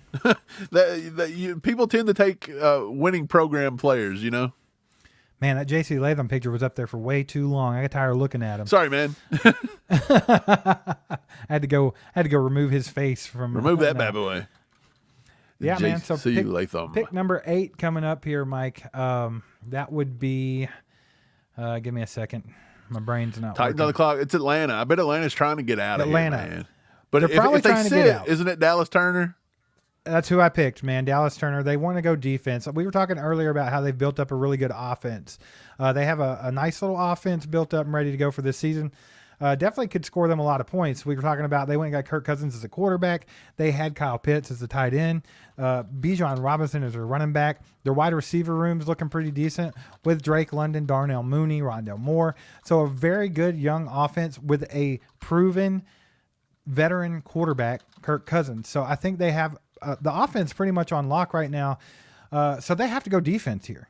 So I'm thinking the only other thing that makes sense to me, obviously Dallas Turner is the best edge rusher that fits their mold. He kind of plays, standing up, and that's what they like. So I do like that for the Falcons, and that's who I've picked to go to the Falcons. But they could go off script just a little bit. They could also go corner here. They could reach on Quinyon Mitchell just a little bit here and take the best corner in the entire draft. So they could. There's things. Again, Laiatu Latu. There's rumors that he could be linked here. He's falling a little. Falling a little. Well, that's what they think, but there's links. So I mean, that's still available in my opinion. It wouldn't surprise me either if they just sat there and took another big wide receiver. Just keep stocking up the wide receivers and the weapons, man. Why not? Would you pass on Rome Odunze? That's tough. It'd be tough to do, bro, but I just think that they have to go defense here. Like I said, I think their offense, they've pretty much got it under control. They got a good young offense with a veteran quarterback that's proven he can play. I don't think they have to go get another offensive weapon here. Right. I think they can focus on building up their defense. They got some decent pieces last year in free agency. They went and got Jesse Master Bates. So they got a good safety out of that whole offseason. They got some pieces on defense, but I think they need to fill it in. I think pressure on a quarterback is key in the NFL these days. Yeah. If you don't get pressure on the quarterback, it's hard for you to win football games. I think they like Dallas Turner. I think that, a lot of people have comped him to Micah Parsons, Mike. And that's a huge comp, man. We always talk about how we hate comping people to like really, really, really elite players like that because it's so hard to hit. Yeah. But people think they see similarities there, man. And if the Falcons see that whatsoever, I think they're going to take Dallas Turner. I think Dallas Turner's a good pick. Look, they play a 3-4. He's a stand-up guy. He can get after the quarterback. The thing Ran to me, a 4.4 40. Right. He got speed. I think he could go. A lot of people think that Dallas Turner is so when I watch the Laiatu Latu film, I told you this today, I see a arsenal of moves he can get after the quarterback. When I see Dallas Turner, I see a lot of guys getting to the quarterback, flushing him out of the pocket, and Dallas Turner cleaning it up. So he doesn't create a lot of his own pressure. He cleans the pocket. And look, if you want the guy that creates the pressure, it's Latu, in my opinion. If you want the guy to clean the pocket because of his speed and his awareness, that's Dallas Turner. So pick your poison right there, man. But we appreciate everybody being here. 745 people. Hit the like button for us. Hit that like button. Right. Let's go. Hey, Hit that sub button if you're watching haven't. on X, repost this bad boy. Get it out to more people. For sure. Ben, do you think that Roger Goodell gets tired of getting picked up and squeezed by a bunch of big dudes all night? Like, that's pretty much the draft for him. Maybe like, how he many times loves is my it, back going to get popped by a bunch of large, strong men just picking me up? Maybe he loves it, man. You think so? Possibly. You never know. You never know. So, yeah, man, I think Dallas Turner's the pick coming up here. That's what I'm going to be on. I think if they go off script just a little bit, if they keep the pick, they could trade out here because I think getting out here would be okay for the Falcons. Like you said, they're still trying to build. So more draft capital could help with that. But seriously? The pick is in. With the number 8 pick in the draft, the Atlanta Falcons shock the world and take Michael Penix Jr. What? From Washington. What? What the world's happening? What the hell? Yeah. Penix has went off the What? board, Steve. Michael Penix Jr., number 8 to the Falcons. I guess they think they want to let him develop behind Kirk Cousins. Is it That's smart? freaking wild. This is why certain franchises will never be good. This is why they lose 28-3, or after winning 28-3 in the Super Bowl, they lose the game. Like, what are you doing here? Like, if you really want somebody to go in and develop behind Kirk Cousins, do you really take Michael Penix Jr. at number 8 in the NFL draft? That's insane to me. It is buck wild, dude. I don't understand it, but at the same time, I don't know, dude. That is crazy to me. Well, I'll tell you what. I don't know. Like, the way that I watched Michael Penix Jr. cave under the pressure of the national championship game last year, that turns me off from him. Like, I feel like that he has that's just wild to me. A pick at number 8. I would have never thought that. I thought Penix could come up and go to the Raiders because the Raiders suck and they always make bad picks.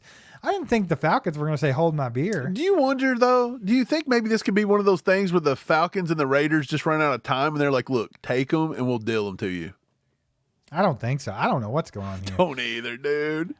That's pretty wild, Michael dude. Here's all I could think. All I thought when you Jr. said Michael Penix Jr. was What this. the hell? Look at this guy. Michael Penix Jr. What? In no world did I think Michael Penix Jr. would be a top 10 pick in this draft. This is wild. Bo Nix. Did you ever think Michael Penix Jr. was going for JJ McCarthy? Who called this? Did anyone call this? I don't think so. No, Anybody out there surely call not. this? I don't think nobody's called that one. That's insane, bro. That is insane, dude. K. Wayne, K. Wayne baby. says Falcons are going to Falcon. I clicked it. Dude, I clicked it at the time you did. same time, bro. Yes, I've just noticed that bad franchises have a way of shooting themselves in the foot constantly.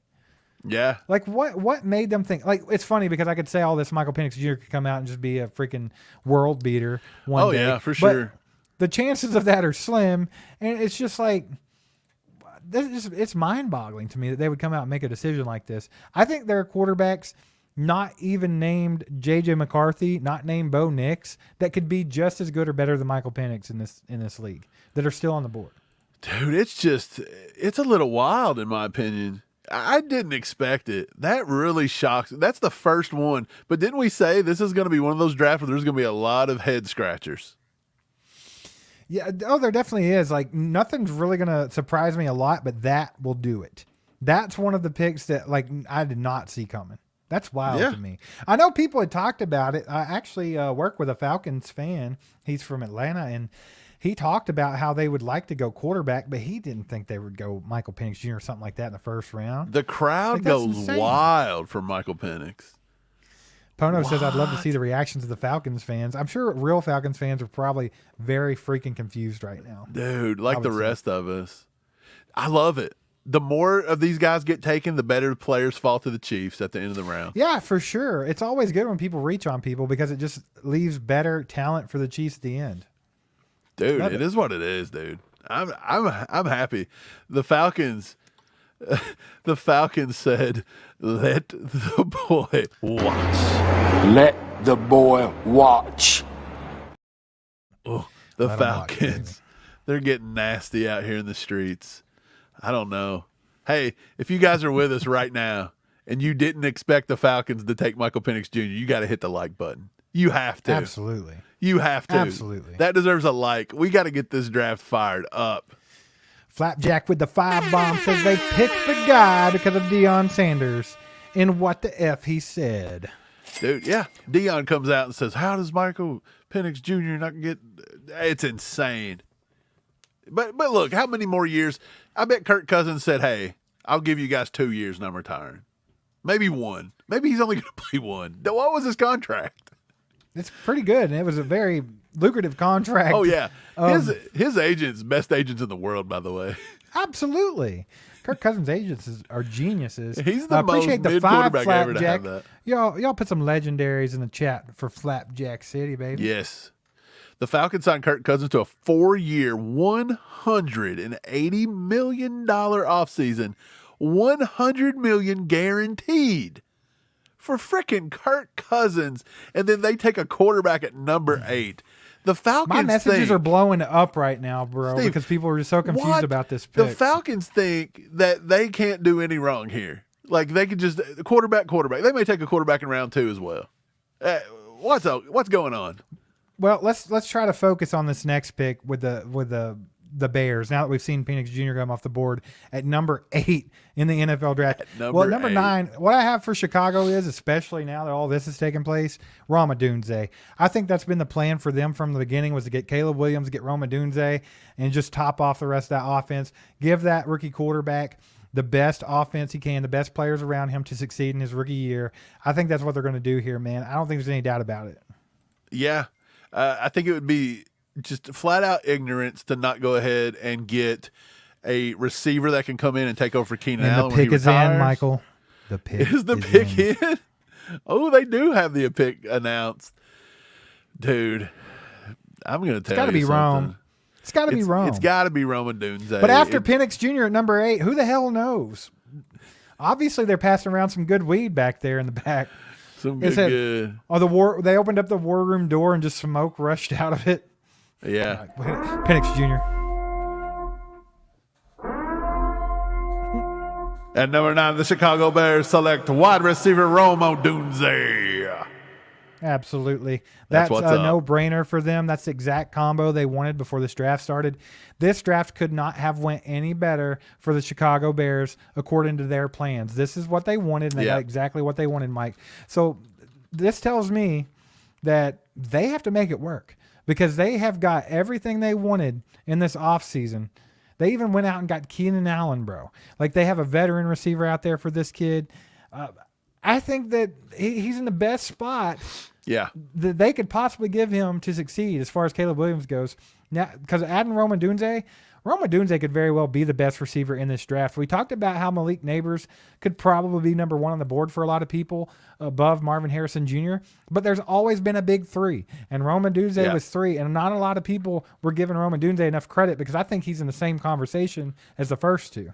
Yeah, I do too. Rome Odunze is just a big body, 6'3", 212. He ran an elite 4.45 40, an elite 1.52 10-yard split, a 39-inch vert, 75% contested catch rate. There was nobody else even in the freaking ballpark as a 75% contested catch rate, 3% drop rate. Rome Odunze is that guy. In 2023, 92 receptions, 1,600 yards, and 13 touchdowns. Sources tell us team captain, good leader, tough, dependable. Penix would just fling it up in the air, and Odunze would just go get it. He's my favorite player on the West Coast.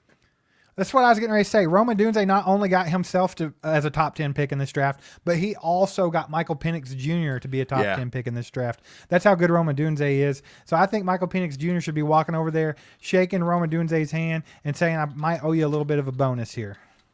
Yeah, for sure, man. I think he does. I think you got to get to him and you got to say, dear Mr. Odunze, I appreciate you, brother. Then you got to call Deion Sanders. You got to call Primetime. Right. So there's some smoke right now about a trade that the Jets have traded out of number 10. Mike, have you got any info on that? I don't. Unless the Vikings are wanting to come up, that would be the only thing I could think of. You come up one freaking spot. Is it got to be McCarthy? They're afraid somebody else is going to trade. Are they afraid somebody's going to come up and take? I'm not for sure. Chris Wright says, yeah, Jets Vikes trade. I see it in the chat. So they might be coming to get JJ here. I do know that they want JJ, but maybe when they saw Michael Penix Jr. come off the board, they're like, hell, we better hurry up and get our guy. That's my point. Because crazy things are happening. Well, didn't I tell you that was the 2? They said, hey, we can just take whichever one, and one of them's gone. So now you got to take them. If I'm not mistaken, the Vikings had to jump the Broncos here to get JJ because the Broncos could sit and take him if the Vikings don't come up the board. Am I correct? No. Denver picked 12. They were at 11. So I guess they were afraid Denver could come up. So maybe they thought Denver was going to trade with the Jets. They're not worried about the Jets taking the guy. So, I mean. No, you have. Well, are you? You just traded Zach Wilson. And you've got Aaron Rodgers, Old Man River. Old Man River. Yeah. Like, would it be that crazy to take him back up? I don't know. But yeah, I'm with you. I think it is. All right. Well, they're obviously coming up to take JJ here. So I mean, this is a no-brainer. I think JJ McCarthy could be the best quarterback out of this draft when all is said and done. Yeah. There's also a chance that he might not do anything. But I do think that he was the number 1 player on our boom or bust team, Mike, was JJ McCarthy, and he's that for a reason. He could either be a nothing or he could be the best player out of this draft. He could be. What do you think the ceiling is for J.J. McCarthy? Could he be like, say, top half of the league in NFL starters? because of the Vikings having such a good team around him, I think he could instantly be a top 20 quarterback in the league. I think it takes him a little while. At the end of his first year, he could be top 20 for sure. I think he's moldable. I think there's things there. Kevin O'Connell runs a good offense. He's got a lot of good weapons. I think it's fine. The trade terms are the Vikings are getting picked number 10 and 203. The Jets are going to get number 11. And they also weaseled out to go back one spot, number 129 and 157. What? Insane, dude. And they're going to get the same guy they wanted, which is Brock Bowers. They're going to get him at number 11 instead of number 10. Dude, that's insane. What would you do, though, if the Vikings came out here and took Bo Nix or someone random and it was not J.J. McCarthy? Dude, maybe there's just McCarthy smoke is what you got to think, right? But I feel like it probably is McCarthy. Yeah, that's just the way it is.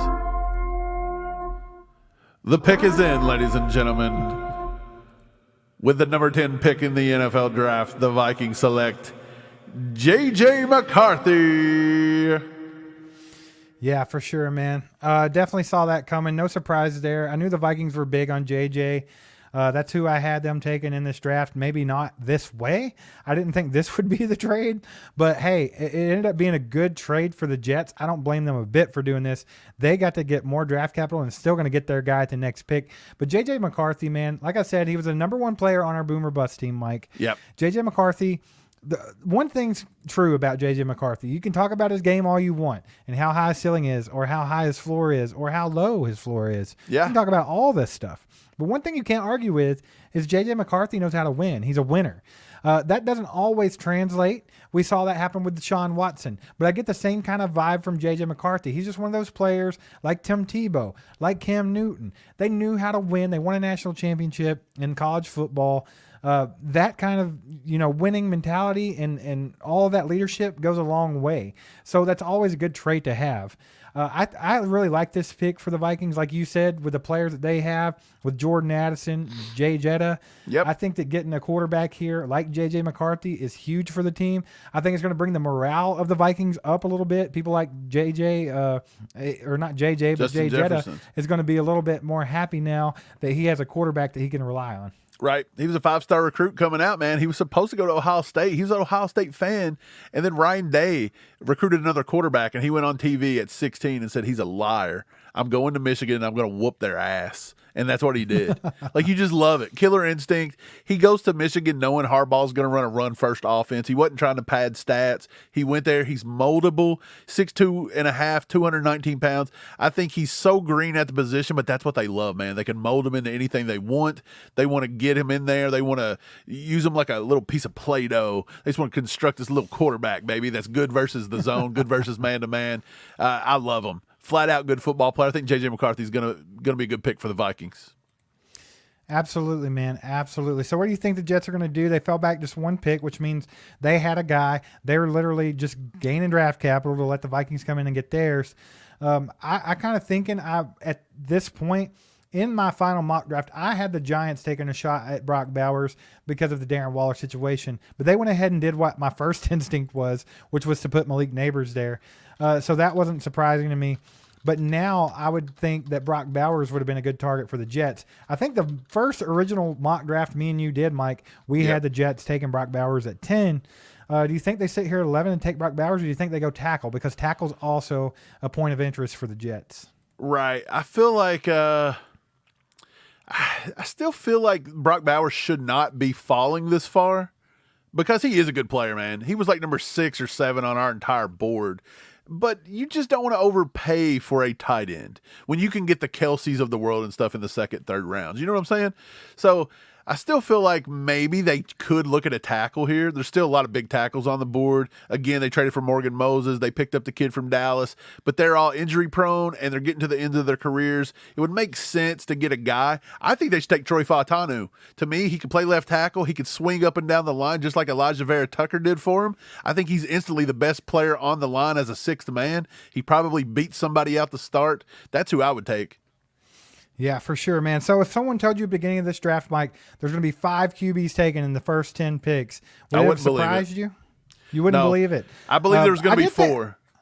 I thought 4 was the number, man. I thought 4 was the number, and I thought that was going to surprise some people. 5 is definitely surprising people. Absolutely, no doubt about it. And I still think there's a chance that Bo Nix could go in the first round, just because of Denver.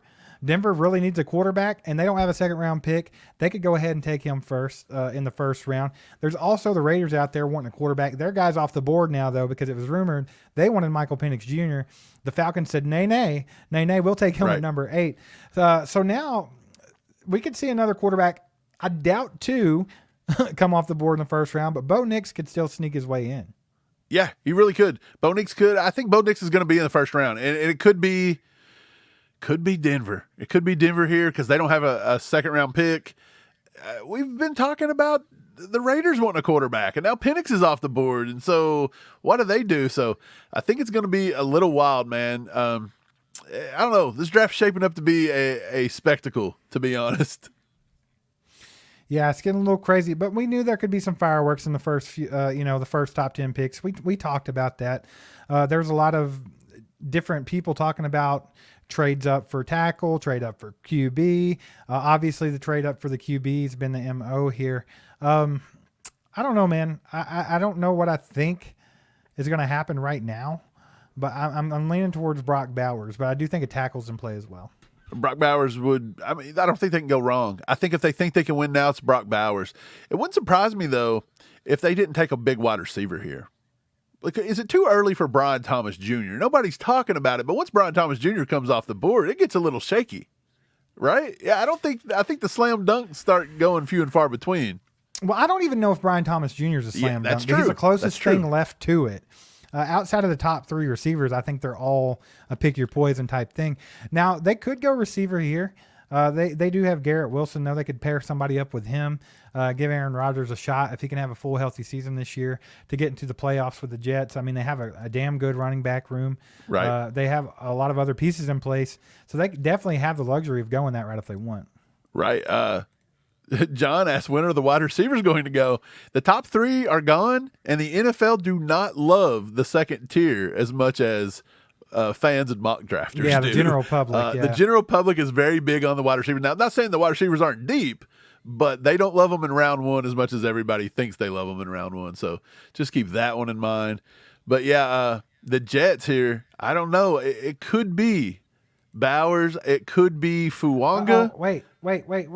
What? Oh, dang. I thought I was going to be right about JJ McCarthy having a smoke show girlfriend, but she's not. It's his wife. Whatever. Don't disrespect his wife. I'm sorry. I don't mean to be disrespectful, JJ, but I was wrong. Oh, man. Hey, the pick is in. Is it Brock Bowers? The pick is in, ladies and gentlemen. The Jets have selected offensive tackle from Penn State, Olu Fashanu. Ole. All right, man. They went with the offensive tackle. I think that's a smart choice for them. I think the sexy pick there was Brock Bowers, but I think the smart choice for them was to get protection for old man Aaron Rodgers. And Ole is the guy to do that, man. I like Ole. I think he would have been, man, to me, I would have taken him before Latham. I had Ole kind of falling in the range of the Tennessee Titans and pick 7, but they decided to go with JC Latham. I think Ole's a beast, man. Mike, I know you liked him a lot. I don't know if he's really going to be like a left tackle type guy, though. But I think he's definitely going to be a good piece. I think he's closer to playing left tackle than everybody else. Like, I think that's where he plays. I really do. Yeah, I mean, if you're talking Fuaga and people like that, then mean, he played left tackle in college. He played 1,300 snaps at left tackle, and he only gave up 0 sacks. One hit out of 1,350 left tackle snaps. Run block grade 70.5 and 88 pass block grade from PFF. The dude can play. He was second team All Big Ten Conference in 2022. In 2023, he was first team All Associated APP All American, Big Ten Conference Offensive Lineman of the Year, and he was a finalist for the William V. Campbell Trophy, which is basically the academic Heisman Trophy. So the dude is super smart. He's got good height, weight, length. He was a team captain. He's high production. He's a little inconsistent with his footwork and his slides. He's a little inconsistent with reaching backside cutoffs because of some faulty technique stuff. So other than that, I think if he improves his footwork just a little bit, gets a little bit more strong in the upper body, which I've talked about time and time again, I think he's going to be a solid pick. Absolutely, man. I think it's a smart pick for the Jets. So it's about to get really interesting for Chiefs fans here because we have our AFC West foes 2 in a row right here coming up with the 12th and 13th pick in the draft, which is going to be the Denver Broncos and then the Raiders. Both could be seeking quarterbacks here, bro. I think Bo Nix could slide his way into the first round. That's still a possibility. If they don't go that, they could definitely I think Denver could use a corner. There's a couple different plays that Denver could make here. But we'll have to wait and see what's going on, man. What's your best prediction for this next pick? For the Broncos? I went Bo Nix, which is a bit of a reach, but that's Right. what I went with on my final board. I feel like without the second round pick, right? I feel like they could entertain trade offers and come down to try to get that second round pick back. Now, that says, is Vegas going to go ahead and take Bo Nix and then they lose their quarterback? That's what's the problem. So actually, the two teams are working against each other, and that makes me happy. So yeah, they could sit here and they could take Bo Nix and lose their second round pick because they're afraid they're not going to get it back. So maybe Vegas is doing the Lord's work, making the Broncos stink. But actually, I think Bo Nix would be a great pick. Yeah, I think you would be too. They definitely need a quarterback, so we'll just have to wait and see. But while we're waiting on this pick to come in, let's take a look at this. Hey guys, proud to tell you that All Chiefed Up is Underdog Sports' newest partners. On top of that, we've got even better news. They're currently running a promo for all new users. The easiest way for you to get in on the fun is by downloading their app and using our code ACU. Even if you've already registered but haven't deposited, you can still use the promo and get up to $100 completely matched. What are you waiting for? Get started today and come play along with us at All Chiefed Up on Underdog Sports. Heck yeah, baby. Go do Dude. that. And also, get in the chat, baby. Yeah, let's get go. some comments. Let us see what you guys think the Denvers are going to do. What are the Right. Donkeys going to do to screw up this time? Also, Put it in the shout chat. out. Let us know. Shout out, Steve. Underdog Fantasy and FOCO sponsoring our draft content this weekend, partnering with us. You guys be sure to support them, man. Get over there to FOCO, grab yourself one of those beautiful, beautiful bobbleheads, Derek Thomas bobblehead. Go grab that. I Be love sure it, to- dude. I Dude, love it's it. beautiful. Be sure to use our link in the description. We also have a link in the description for you guys to sign up to Underdog Fantasy. Again, everything you go in, you put in code ACU, and you deposit anything up to $100, they're going to match it instantly. So if you deposit $100, they're going to give you $100 to play with. It's going to be amazing. Be sure and do that. Help your boys out. Be sure to let them know All Chiefed Up was well worth their sponsorship.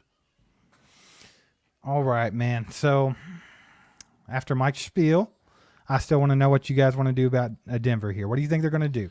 I have them going Bo Nix. That's where my head's at. I see Scott Crosser's on the same page as me with Bo Nix. Sherry Street says that they're going to take Bowers. That would be an interesting pick for them, which they did lose Noah Fant the year before last. They do have Greg Dulcich, though. They got him 2 years ago in the draft, and I think Greg Dulcich shows a lot of promise. So they don't have to go that route. That would be a luxury pick for them. I don't know if they can afford to make a luxury pick. I think they have to go for the quarterback here just to be safe. Since they don't have a second-round pick, I would go Bo Nix. I think Sean Payton's probably thinking about getting a quarterback in there that he doesn't hate like he did Russell Wilson last year. Right. So we'll see, man.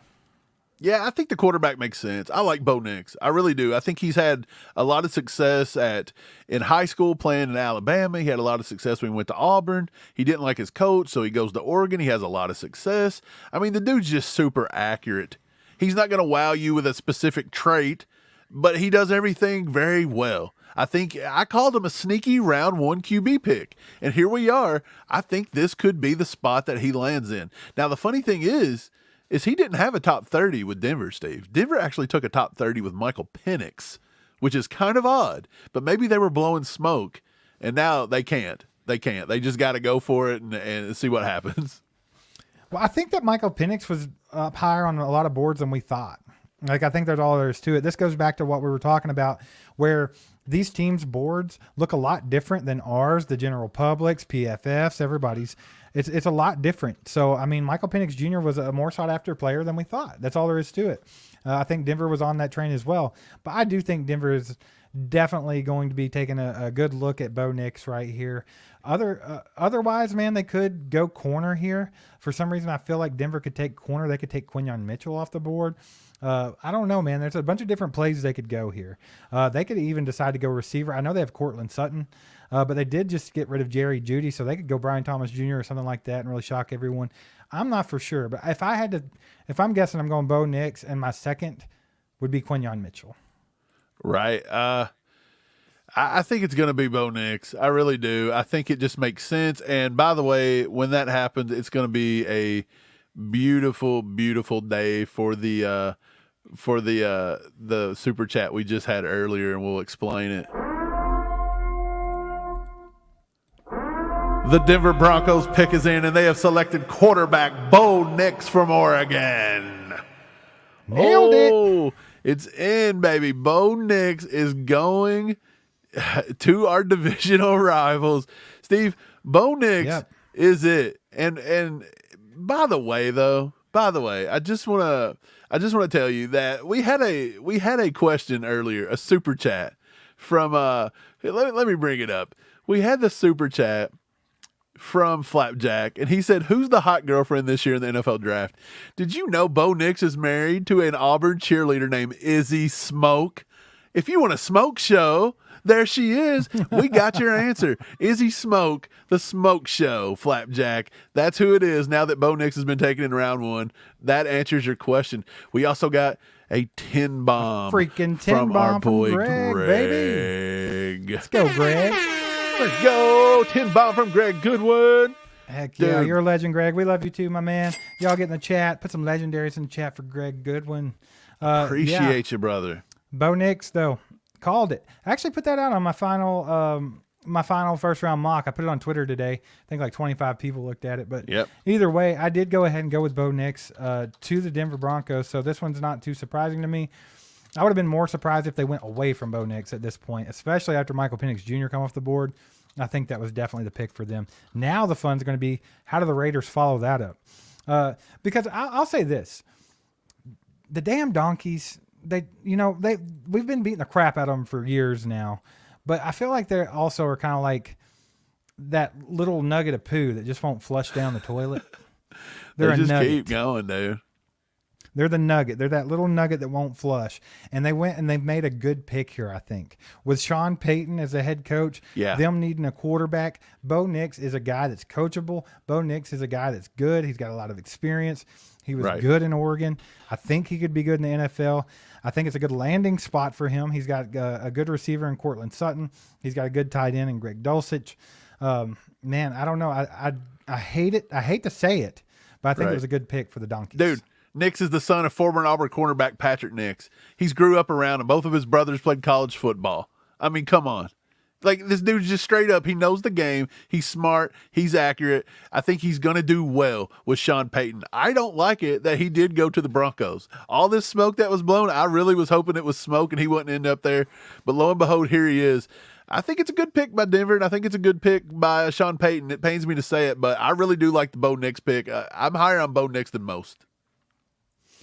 Heck yeah, man. Pop's making a good point here. Appreciate the 10, by the way, Greg. I'll put some legendaries in the chat for Greg. Pop's in the house. I guess he woke up from his nap. It was funny because Mike was like, Dad will be asleep by pick number 8. Like, he'll be asleep. He was asleep before we left his house before the draft. Just falling asleep on the couch. But he comes in and chimes in and says, good players coming to the Chiefs. That's all I'm seeing. If you're going to take 5-6 quarterbacks in the first round, then please do so. Because we have a guy named Patrick Mahomes. We don't need any of them guys. And the better the players are that are falling to pick 32, Mike. Yeah, for sure.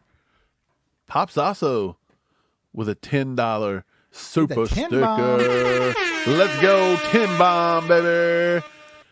Old man. Dude. Old man supporting his boys. Denver. Yeah, I think he fired up over Bo Nix, I guess. Pops is fired up over Bo Nix. If you remember today in our mock draft between the three of us, the old Williams mock draft, the annual Williams mock draft, we took Bo Nix for the Donkeys. Yep. Sean with a good point. Raiders now have to settle for Spencer Rattler in round 2. Is that settling? No. Because here's my thing. Could Spencer Rattler get a round 1 pick? Could they trade back into round 1 to get the 5th year on him? So a lot of people didn't even have Spencer Rattler in round 2. And Mike, I was like, nay. Spencer Rattler is my number 1 draft sleeper. I think Spencer Rattler could shock some people. Spencer Rattler could be more productive in the NFL than a couple of Daggone. these guys that have gone before him here in the first round. So, I mean, I do think the Raiders got their eye on Spencer Rattler for sure. There's Steve, been some what's smoke about it. crazier? What's crazier? The first 12 picks in the draft, 6 of them being QB, 6 out of 12. Is that That's crazier? pretty crazy. Or That's is it pretty more crazy that there's not even been a defensive player taken yet? Dude, it's an offensive league. I love defense, is. and everyone says defense wins championships, but it has gone to It straight does. offense. All the rules are pegged against the defensive player. This is an offensive league, and teams know it. They figured it out. You've got to get offensive weapons. Yeah, 100%, man. I'm so excited here. There are so many good players falling down the board. The Chiefs are going to have their pick, baby. The Chiefs Hey. are going to have their pick. Would you be fired up right now if the Chiefs come up the clock here off? Like who's picking next? Because you're Come not up the trading with the clock. Raiders. Come up the board. What if they come up the board to number 14, jump Indy, and take Brock Bowers? Would you pass out? What if they come up to 14, take Troy Fautanu? Would you pass out? Like, this is the prime. If Troy Fautanu or somebody like that was to start falling past like Indy, Mike, do the you pick do is in it? for the Raiders. What do you think they're going to do? You think they go Brock Bowers here? The pick is in for the freaking Raiders. Do you think they could go Brock Bowers? I mean, They we're seem gonna like the find type that out. would just take the big name that's fell down the board.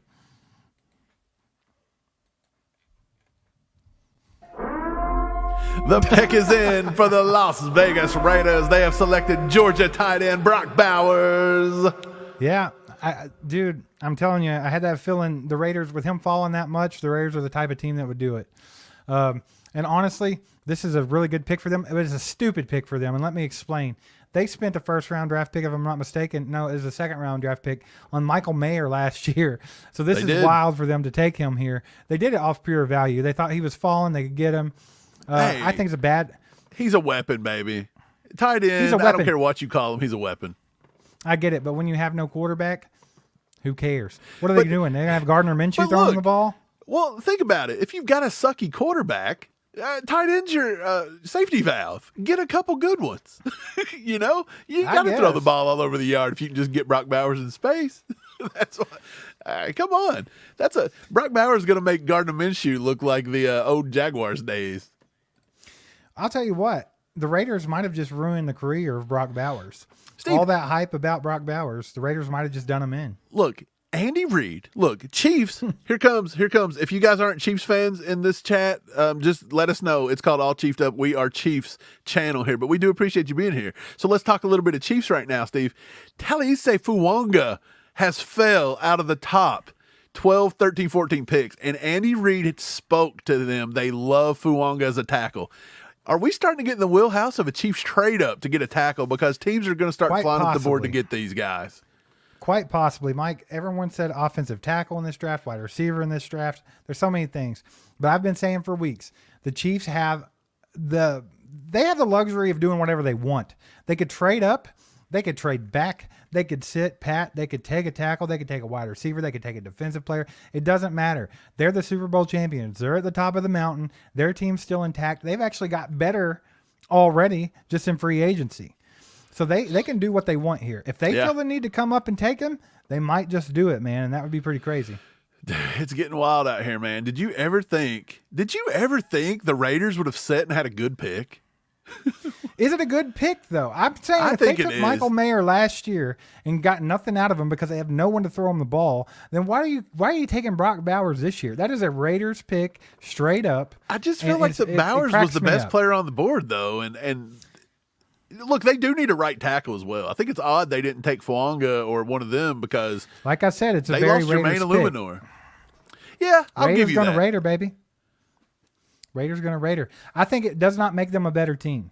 Nothing about that makes them a better team. They already had a good tight end. So getting a good tight end does not change the Raiders for me. They still suck. They're still at the bottom of the barrel in the AFC West. Right. Well, the New Orleans Saints here, Steve. What do you think? Is it about time that is it about Laiatu time Latu or did the- Dallas Turner. does a defensive player come off the board here finally, or are they just going to go ahead and take the tackle? They need a tackle. They do, and with them falling, that's probably the play here. I think you'll probably see Fuaga come off the board if someone doesn't come up to get him. But I do think I originally had them taking Laiatu Latu, but with Dallas Turner on the board, that's an option as well. I think they might go defense, man.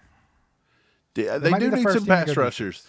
It wouldn't also surprise me if they looked at maybe Brian Thomas Jr. to fill in for Michael Thomas Jr. and be a Chris Olave kind of a guy for Derek. Derek Carr likes to throw it down the field.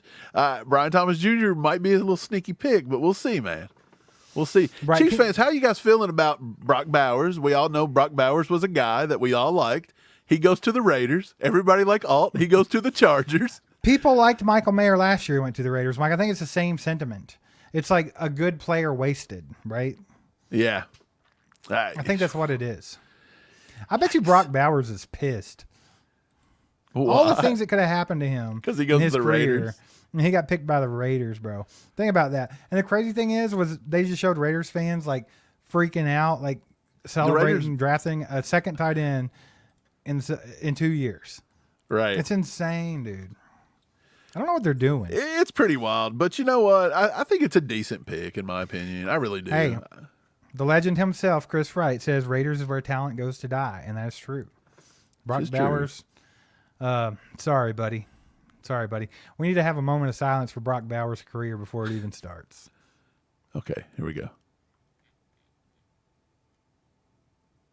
For the thousands here in attendance tonight and for the millions watching at home on TV. Oh, let's get ready to suck it!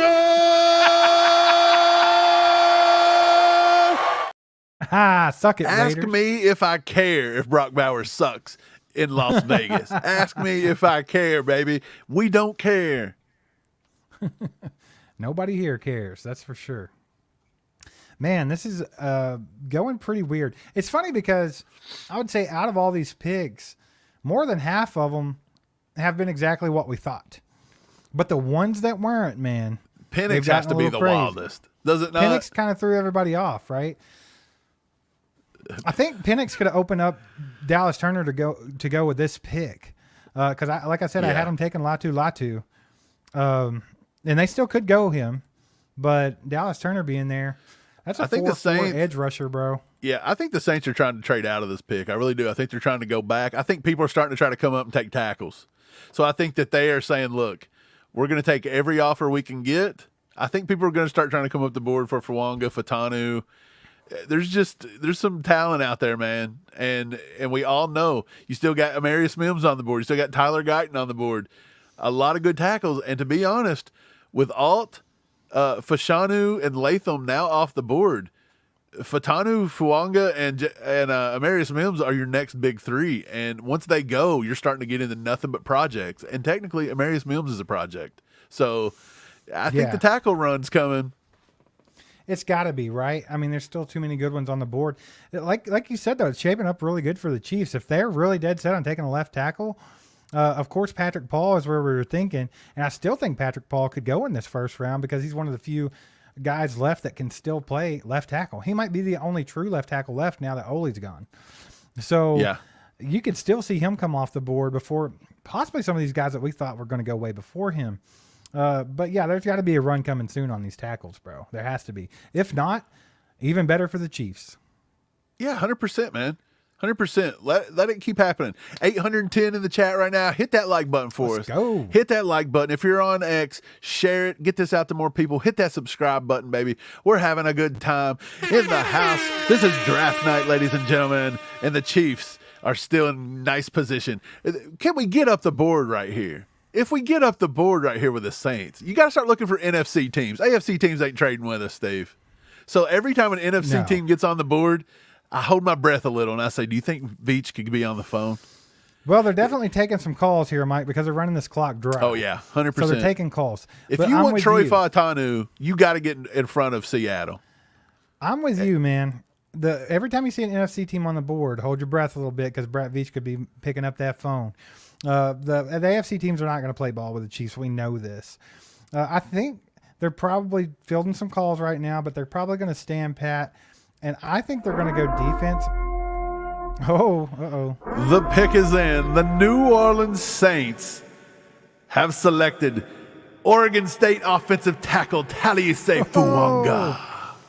Good call, Mike. Good call. The tackle run could be coming into play right now. Has to.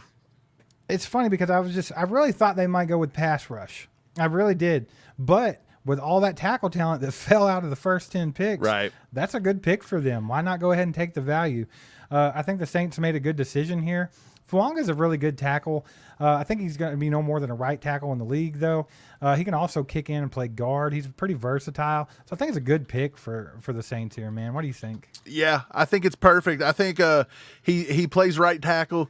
He can play kick inside and play a guard. I think he'd be a Pro Bowl level guard right off the rip. I think he's a good player here, and I would not be surprised if the Chiefs were not trying to come up the board right there with the Saints. And I just think the Saints decided, hey, we need it. We can't trade it. This had to be the pick. Look, if they loved Fuaga, if they loved Fashanu, and you wanted to get your tackle, you couldn't get in the top 10. This is where you start getting a striking distance. Again, you're not going to get the Colts of the world and, all these other teams at 15 and 17 and 18. All these like AFC teams are not going to trade with us. So the Saints said, look, you couldn't offer us enough. We're going to take your tackle. Sorry about your luck, Andy Reid. We ain't helping you guys win a third one. Yeah, for sure. So what we got coming up here at 14? We have 15. We got the Colts on the board. We got the Colts at 15. Mike, you like corner for the Colts, and you also like wide receiver for the Colts. Yeah. I'm thinking that they're probably going to lean more toward – they might be the first one to take a defensive player here. They might take Quinyon Mitchell at corner. They could go wide receiver, but they did just draft Alec Pierce a couple of years ago, and they just paid Michael Pittman Jr. Of course, they did get their quarterback last year, and Anthony Richardson. So any kind of pieces that can help that kid develop, they might go ahead and go that route. But I'm kind of sticking with the defense for them. I'm going to say Quinyon Mitchell is going to be the first defensive player taken off the board. But since the pass rushers have fallen, what kind of weird draft is this that not one pass rusher has gone in 15 picks or 14 picks? Right. That's pretty wild, Look, bro. I think one could go here. Laiatu Latu or Jared Verse right here could be a big-time pick. If Laiatu passes the medicals, I don't know which team likes him and which teams don't. That's always that's just something that all teams look for, right? Pass rushers. But Indy does need, Brian Thomas Jr. would be a nice pick to help Anthony Richardson keep developing. You could also go defense. They got to get that corner. They were rumored to go after L'Jarius Sneed. So I like Quinyon Mitchell. Terrion Arnold can also play. I think the dark horse pick, in my opinion, would be like a Cooper DeJean or a Kool-Aid. But I do think Quinyon Mitchell is probably going to be the first corner off the board, in my opinion. Yeah, I think so too, man. So the way this is going, with all the quarterbacks going early and some surprise picks, who do you think the Chiefs see on the board that they would potentially come up for, kind of like they did Trent McDuffie, where they didn't really need the cornerback, didn't have to have it, but they were like, hey, this kid is high up on our board. He's fallen. Let's go get him. Are there any players like that you see right now that are still hanging around on the board now that some have fallen? Yeah, I think there are. You got a few. Fashanu is the one I'm watching the most. I love Troy Fashanu. If you love him as a tackle, he's my number 9 player in the draft. I had him rated just slightly above Fuaga, but again, it's different strokes, different folks, and so that's what it is. I don't think Quinyon or any of them is the Chiefs are not going to try to move up the board to grab them. They're not going to go after a Dallas Turner. He doesn't fit. I don't think they waste a bunch of draft capital on a Latu or Jared Verse. Byron Murphy could be in play. That could be a guy that if he slipped down the board, they could come up a few picks to grab, possibly to pair up with Chris Jones. Or a tackle. I think at this point, with nobody taking wide receiver, I think if you take wide receiver, you're sitting, and Fashanu would be the guy I'd keep watching, in my opinion. Yeah, I think so too, man. But this is just turning out really good for the Chiefs because, like, we knew the players. We knew the players that were going to be off the board pretty much in the top 15, with the exception of Michael Penix being, kind of that outside of the box one. So the cream of the crop for what we thought would be available for the Chiefs are still there. So they're going to get their pick at their guy more than likely. I would not be surprised to see Brett Veach move up a few picks. But he's done it before with Trent McDuffie. Came up to 21, I think, for McDuffie. So I wouldn't be surprised to see him jump up into that range if someone will play ball. But that's the big question here. We just talked about how NFC teams are the only ones going to play ball with Veach. So do you see anybody on the board still? I guess the Saints, not the Saints. The Saints just went, but the Seahawks. I guess they could potentially be a trade target for the Chiefs. Someone like the Tampa Bay Buccaneers. Yeah, if Seattle wants Troy Fautanu, which I think that's probably a slam dunk pick, I don't think they trade it out.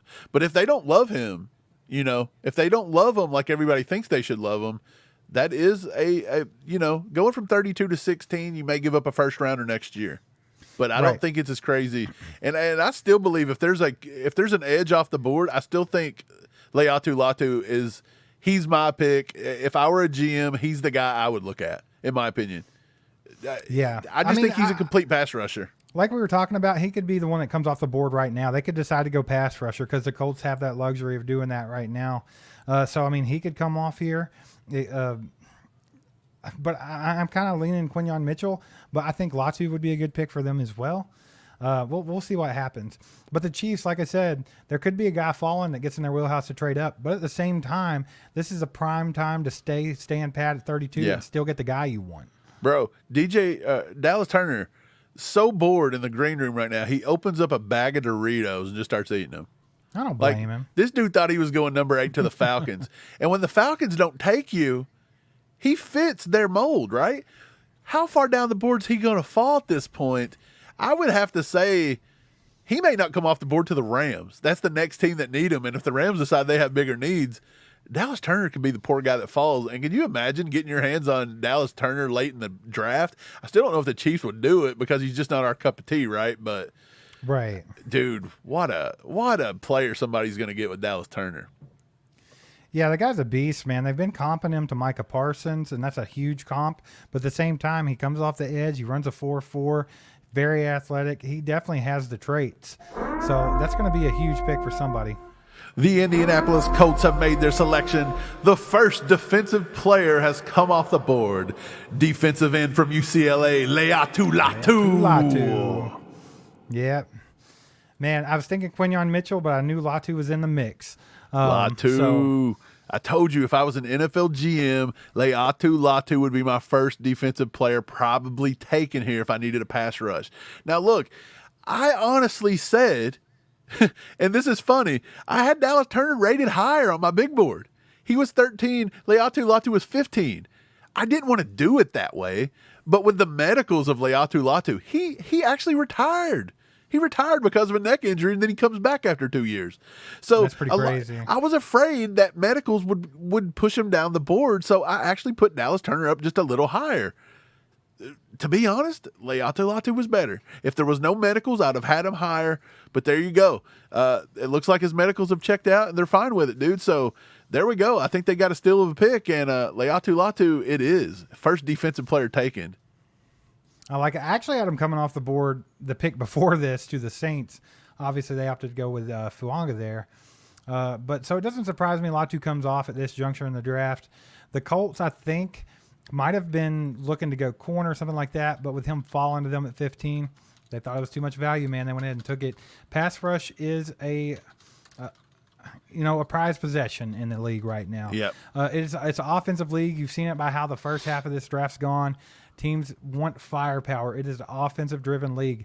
But the only way that you can combat that is with getting after the quarterback. That is the formula for teams to combat that, is to get guys after the quarterback. So I think you're still going to see some edge rushers come off the board here in the first round, not just Latu. I think somebody will eventually take Dallas Turner and also Jared Verse as well. I'm telling Those you, two will both come off. I feel like Byron Murphy's got to come off the board here soon. The defensive tackle position is getting too expensive, and teams are going to value defensive tackle. They just are. And again, there was a debate. Is it going to be Johnny Newton? Is it going to be Byron Murphy? I love Johnny Newton, but in no way with his medical concern is he coming off the board earlier. I think he may come off the board late in the second half of the first or early second. Concern? He hurt his foot or something like that. It was late in the season. He just had a couple. He didn't even work out for a few teams in the offseason. So he had a little bit of medical concerns. But I'm telling you, Byron Murphy has got to be – honestly, I'd take him right here. He could go right here to Seattle, dude. If I'm no Seattle, doubt I take him. And look, that means Jacksonville gets their pick of all the corners they want. The Chiefs have got to start manning the phones right now and getting up for Troy Fautanu, Steve. If this happens, I'm going to streak up and down the streets of my entire hometown. It is going to be nasty out there because let me tell you. You're going to be running around like Frank the Tank? I am a Troy Fautanu truther. He is a left tackle, a pure left tackle in my opinion. He can do it. He could be our guy of the future, man. I love it. Let's hope it holds out. Let's hope Byron Murphy goes right here. I think this is a great slot for Byron Murphy. I think I've put him to the Seattle Seahawks a few times when I was doing. I don't know what I ended up going with. I need to pull up my final mock draft. I'm trying to remember who I had going there. Let me go to X and pull that up. But yeah, it'd be a great pick for them to take Byron Murphy here. There was a lot of smoke about Byron Murphy going mid first round. So this would be the perfect spot for that, man. Yeah. It's got to be the pick, right? You have to take Byron Murphy here. It's either Byron Murphy or Troy Fautanu. And I'm crossing my fingers that it's Murphy. They could definitely go tackle. That's for sure. Mike, that would definitely hurt your feelings, though. I know you've been big on Fautanu for a minute. That's kind of been your dream pick for the Chiefs in the first round. So we'll see how it man. goes. I honestly think Troy Fautanu, in my opinion, you're not getting alt, right? You just know you're not getting alt. That's just a pipe dream. But Fautanu, I thought, had the potential to be a top 10 pick, but he could have fell a little bit depending if somebody likes Oli more. So check this out, Mike. Here's what I had my final mock draft of the first round. I actually had Fautanu going 14 to the Saints, who took Fuaga, correct? Yeah. Okay, then I had Quinyon Mitchell going to the Colts. They ended up going with Latu instead. And then at 16, I had them taking Fuaga in Seattle. So they damn well could take Fautanu here, Mike. Could hurt you. Oh, no, it's perfect. Troy Fautanu makes so much sense here. Maybe they'll reach a little bit and try Amarius Mims or something. Would that make you happy? Or Graham Barton? Look, if you take my big board into consideration, and I'm going to take my big board, I rate these players. Right now, the best players on the board are Troy Fautanu, Quinyon Mitchell, Dallas Turner, Byron Murphy. They do not need anybody but Fautanu and Byron Murphy, in my opinion. I think you're safe, bro. I think they're going to take Byron Murphy. I just have that feeling. I think that's going to be the pick. Pops actually picked that earlier, I think, in our annual Williams mock draft, that Byron Murphy would go to the Seahawks. So I think that's going to be the pick, bro. I think you're still safe on Fautanu for now. But you're right. Brett Veach might be on the phones trying to get up to get Fautanu falling this far. Look, I would love it. You're not giving up as much as you think. I still think you give up what? Do you have to give up a first round next year to come up to 18, 17? I don't know how that works out on the big board, but I don't know, man. We'll see. Is the pick in? Oh, no. They still got 4 minutes on the clock. The pick is not in just yet. Not yet, baby. Not yet. But I'm telling you, I think it makes sense here.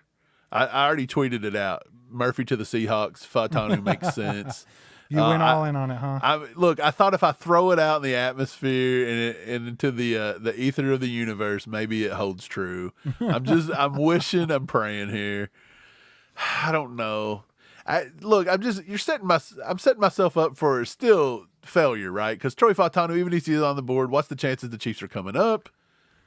He's not going all the way to 32, right? It's just not going to happen. There's no way. So.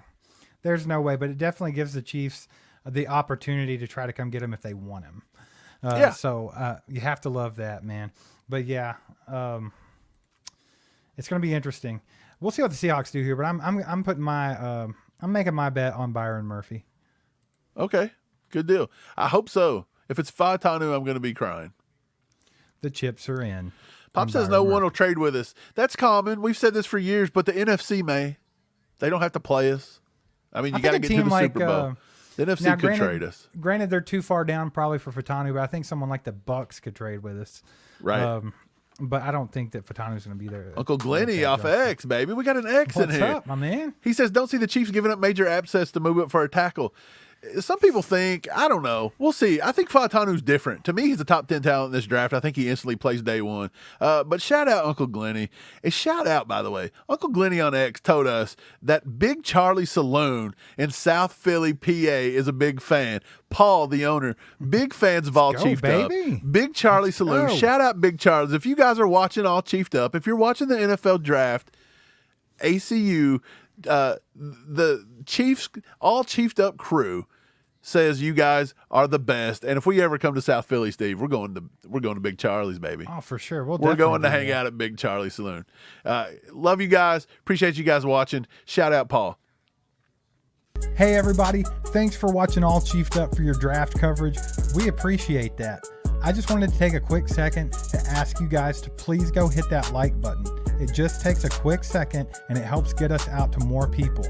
Also, hit that subscribe button if you love the Kansas City Chiefs and you love NFL content. And if you feel so inclined, you can go to join.allchiefedup.com and become a member of the ACU crew. It starts at just $4.99 and you'll get members only live streams monthly with giveaways, emojis, and much more. Thanks. The pick is in, ladies and gentlemen. The Seattle Seahawks at pick number 16 select defensive tackle from Texas, Byron Murphy. Yep, that's what we thought. Troy Fautanu's off the board. I mean, he's on the board. Sorry. I'm excited about it, baby. Your boy's still on the board. He's that's still all I was on. going to say. Byron Murphy's Mike, a big dude. What about Byron Murphy, though? He is an absolute unit. I like the guy. I loved watching his tape. It was fun. I think he's going to be a great player for the Seahawks. It's a good pick for them, man. Yeah, Byron Murphy's a monster, dude. He really is. He tested amazing.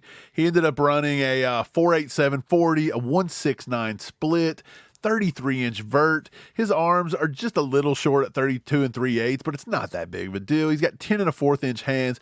By the way, his 1.69 split, let's think about this. Chris Jones has a 1.69 split. Aaron Donald had a 1.63. So he's just right above Aaron Donald. He's in the wheelhouse of Chris Jones. This cat can flat out play. I think Byron Murphy is going to be a good pick here for Seattle, and he's going to be cheap for 4 years. And with this defensive tackle class blowing up, you know, that's what you got to do. Absolutely. Pop says nailed it. Let's go. Little I told you so from the old man. I love it. That's good stuff. Yeah, man, Byron Murphy's a good pick there. So it looks like we got coming up here. The Jacksonville Jaguars are on the clock, man. This one's an intriguing one. They could go a lot of different ways. Actually, today when we did the old Williams mock draft, I had them going a little off script and taking Jared Verse, who's still out there, if they decided to go edge rusher. I think on my final mock draft that I did personally, I had them taking Jared Verse. Bro, so maybe I just put it in the ether. Maybe they're going to take Jared Verse here. What do you think? I don't think they will with Quinyon Mitchell on the board. Now, I had Quinyon off the board at this juncture. With him being there, them needing a corner, that'd be a good pick for them. Yeah, in my opinion, I think let me see. For Jacksonville, I think Jacksonville has to take a corner, right? Now, I do know Jacksonville has been in touch with the 49ers. They've been trying to get, the wide receiver out there that everybody loves, Brandon Ayuk. I also heard through the grapevine today that they were taking trade offers for Deebo Samuel too, and that somebody had offered a 4th-round pick, and that was the best they could get out of him. Wonder who offered that. Would Chiefs Kingdom give up a 3rd-round pick for Deebo? I think they would in a heartbeat, right? Absolutely, man. That just shores up your wide receiver room that we had so much trouble with last year. I mean, you got I Hollywood wonder. Brown there. Yeah, I think they would. Would you pass out? Would you give? Let's poll it. Look, if the Chiefs give up round 1 for Deebo Samuels, would you all be like crying about it? Yeah, I would cry a little. I think that might be a little much, but look, a 2nd-round pick I'd be down for. I think. I don't know. Let's poll. With Patrick Mahomes, a 2nd-round pick for Deebo wouldn't be too bad.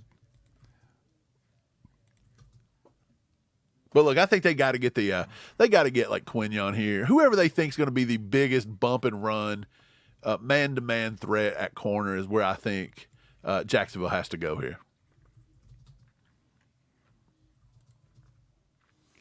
I'm putting a poll up. Would you be on board with the Chiefs trading a second or third round pick for Deebo Samuel? That's an interesting question, actually. It is interesting. So I just kind of want to see. I kind of want to see what people have to say about that. When the poll's up, go vote on that poll. I want to see what you guys have to say about that. Randall Baker says we're a pick ahead of ESPN. That's because we're better than ESPN, Randall Baker. All Chiefed Up is better. ACU has a better ring to it than ESPN and everything. It's just we're better looking. We're smarter. We're funnier. We're just better. We're not better than that cool dude they're showing right now on ESPN that love that pick, bro. That sweet beard, that mustache. Vikings have trading up. The Vikes are trading up with who? Jacksonville? The Vikes are trading up. Are they really? Wonder. So they're going to go down to 23. Who is the Vikings coming up to get here? They've already came up for JJ. What are they doing here, man? You think it's Quinyon? They need a corner. They do need corner, but there's a lot on the board. Yeah, Terrion Arnold's on the board. Kool-Aid. Maybe they come up and take one of these edge rushers that have been falling down the board. Jared Verse. That's a possibility. Wow. I had Jared Verse going right here, so that wouldn't surprise me. They did have to get rid of Danielle Hunter. They need some edge rushing help, so yeah, they do. They could definitely go that route. They could definitely come up and take a Jared Verse. I felt like Laiatu Latu was somebody they would have loved off the board. I think they're going to come up. I think they're going to take I think it's Dallas Turner. I think that might be the guy. Heck yeah, baby. We just hit over 1,000 watching the channel right now. Let's Hit go. that like button for us. Hit that like button, baby. We appreciate you guys for being here and hanging out and getting your draft coverage from All Chiefed Up. We're having a lot of fun. We crossed the 1,000. Having a lot of fun. We're glad it's like here. button. We're glad the draft is here. We're having a blast. Hope you guys are having fun too. I know you guys can watch it on any freaking channel on YouTube. You can watch it on any network, any major network. We appreciate you guys hanging out with us too. It's a lot of fun. The Vikings pick is in, ladies and gents. Uh-oh. What do you think they're doing here? I think it's Quinyon Mitchell or Jared Verse. I'm going to go Jared Verse. That's who I had going here, 17 to the Jaguars. I'm going to stick with Jared Verse. The pick is in. The pick is in, man. I don't know what to tell you. The Minnesota Vikings have traded up for defensive end / linebacker Dallas Turner. Dallas Turner Yeah. from Alabama. Man, I knew it was going to be an edge rusher. I had a feeling. I didn't know if he fit their scheme as much as Jared Verse. So if that's the kind of defense they're playing, that's a hell of a pick for the Vikings, bro. Him falling all the way down to number 17 is kind of crazy. I had to leave you on hang for just a minute. Yeah, I just had to give you the little, When you said / linebacker, I knew what happened. Oh, yeah. You knew it. You knew it. Dude, Dallas Turner can flat out fly around the edge. But look. Yeah. He's little, okay? He's a little guy, okay? Do they play a 3-4 defense? Is that their base defense? I was thinking I thought they liked guys with hand in the dirt type stuff. I think they do, man. but I guess with Dallas Turner, look, he's 6'3", 247. He's tiny. Maybe they can get him in the 250s and let him play. He shows elite in every category. 4.46 40, a 1.54 10-yard split. Do you realize a 1.54 10-yard split tied Chopper Robinson, and everybody freaked out over him? That is a faster 10-yard split than Myles Garrett, Max Crosby, Nick Bosa, Aiden Hutchinson, and Trey Hendrickson. Put that into perspective. That's crazy. But again, he's not putting his hand in the dirt. So it is what it is. Yeah. Yeah, that's why I kind of thought Jared Verse for them, but this is still a good pick for them just off pure value. Dallas Turner in any other draft would probably have gone top 10. I thought he was going number 8. They decided to go Michael Penix Jr. I don't know what they were smoking in the war room there. But boy, they give up a lot to get him, too. The Jaguars get number 23, number 167, and then they get a 3rd and a 4th in next year's draft for Dallas Turner. To move up 6 spots. That's wow. insane.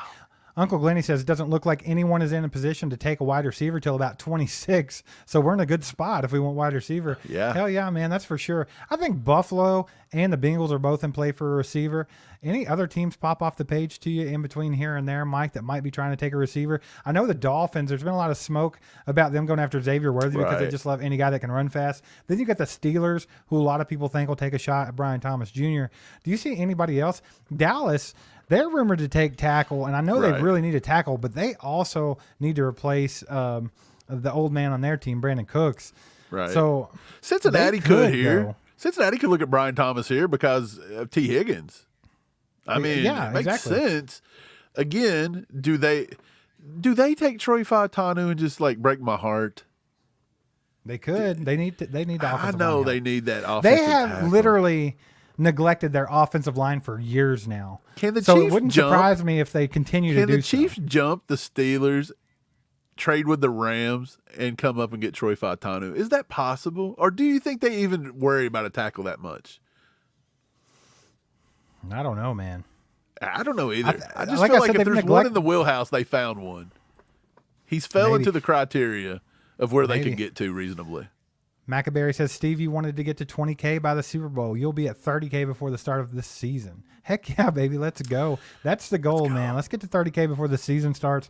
We're well on our way to 28K right now. If you guys have not subscribed to the channel yet, please take a second. Go subscribe to the channel, especially if you're a Chiefs fan. But if you just like NFL content in general, feel free to hit that button. Hang out with us. We got a lot of great people in our chat. It's always a good time. Yes, sir. Dude, this has been a wild draft tonight. It's been a little wild. It's been a lot of drama, man. I've liked it. Drama. Gotta love it. Rick Couch says, I'm here, brothers. You guys are awesome. My favorite podcast. Appreciate that, Rick. Appreciate the kind words. We're glad you're here with us. We appreciate all you guys being here with us. We know there are a lot of options for you guys tonight. So we thank you guys for hanging out with us. That's for sure. Right. Sydney says, literally every single person mocking Thomas as the fourth best wide receiver this year is a complete idiot. Are they trolling? I don't know. I think he is the fourth best, right? Yeah, I think so too. Now it is questionable. You can argue that he's not. Uh-oh. The Cincinnati Bengals have taken an offensive tackle. Amarius Mims. They have taken Amarius Mims from Georgia off the board. Your guy's still on the board, baby. I want to know why he's falling a little bit. I want to know why he's slipping just a tad bit. It concerns me. Does that scare you? It's kind of. But again, what is it that's making him fall? Because look, let's speak a little bit about Amarius Mims. 6'8", 340. He can flat out play. He's elite in every category, but the dude's got injury concerns. Straight up, he's got injury concerns. But he is kind of a big guy to go opposite bookend of the big boy they just signed from the Chiefs last year. You know? Like, he's a monster too. So now you've got two big monsters here. But this guy's only played 800 snaps. They were all at right tackle, so he's not a legit left tackle. He was going to be a project, straight up. Ceiling's super high, though. Right, I get it. A freak athlete. But, dude, he suffered an ankle injury back in this year, 2023. Suffered an ankle injury. He had to have tightrope surgery. I don't even know what that is. Don't sound very good. I just don't know. To me, he's just a little inconsistent in the run game. His footwork, he tends to lean a little bit at the top of the rush, and his feet get a little heavy when he tries to mirror people that chop cross him and do all these wild moves and come across his face. His feet get a little heavy, man. He looks like he's in quicksand sometimes. I think it's a decent pick. It doesn't scare me. The Bengals, going to the Bengals, it does not scare me. Let's put it that way. Troy Fautanu, to me, was the second best rated tackle in this draft. He scores a lead across the board. I do not understand why he's falling just a little bit. He played over 2,100 snaps, Steve, at left tackle. He can play left guard and right tackle. And he allowed 3 sacks. 3 sacks in his entire college career out of 2,200 snaps. One sack every 710 snaps. Do you realize that's a season?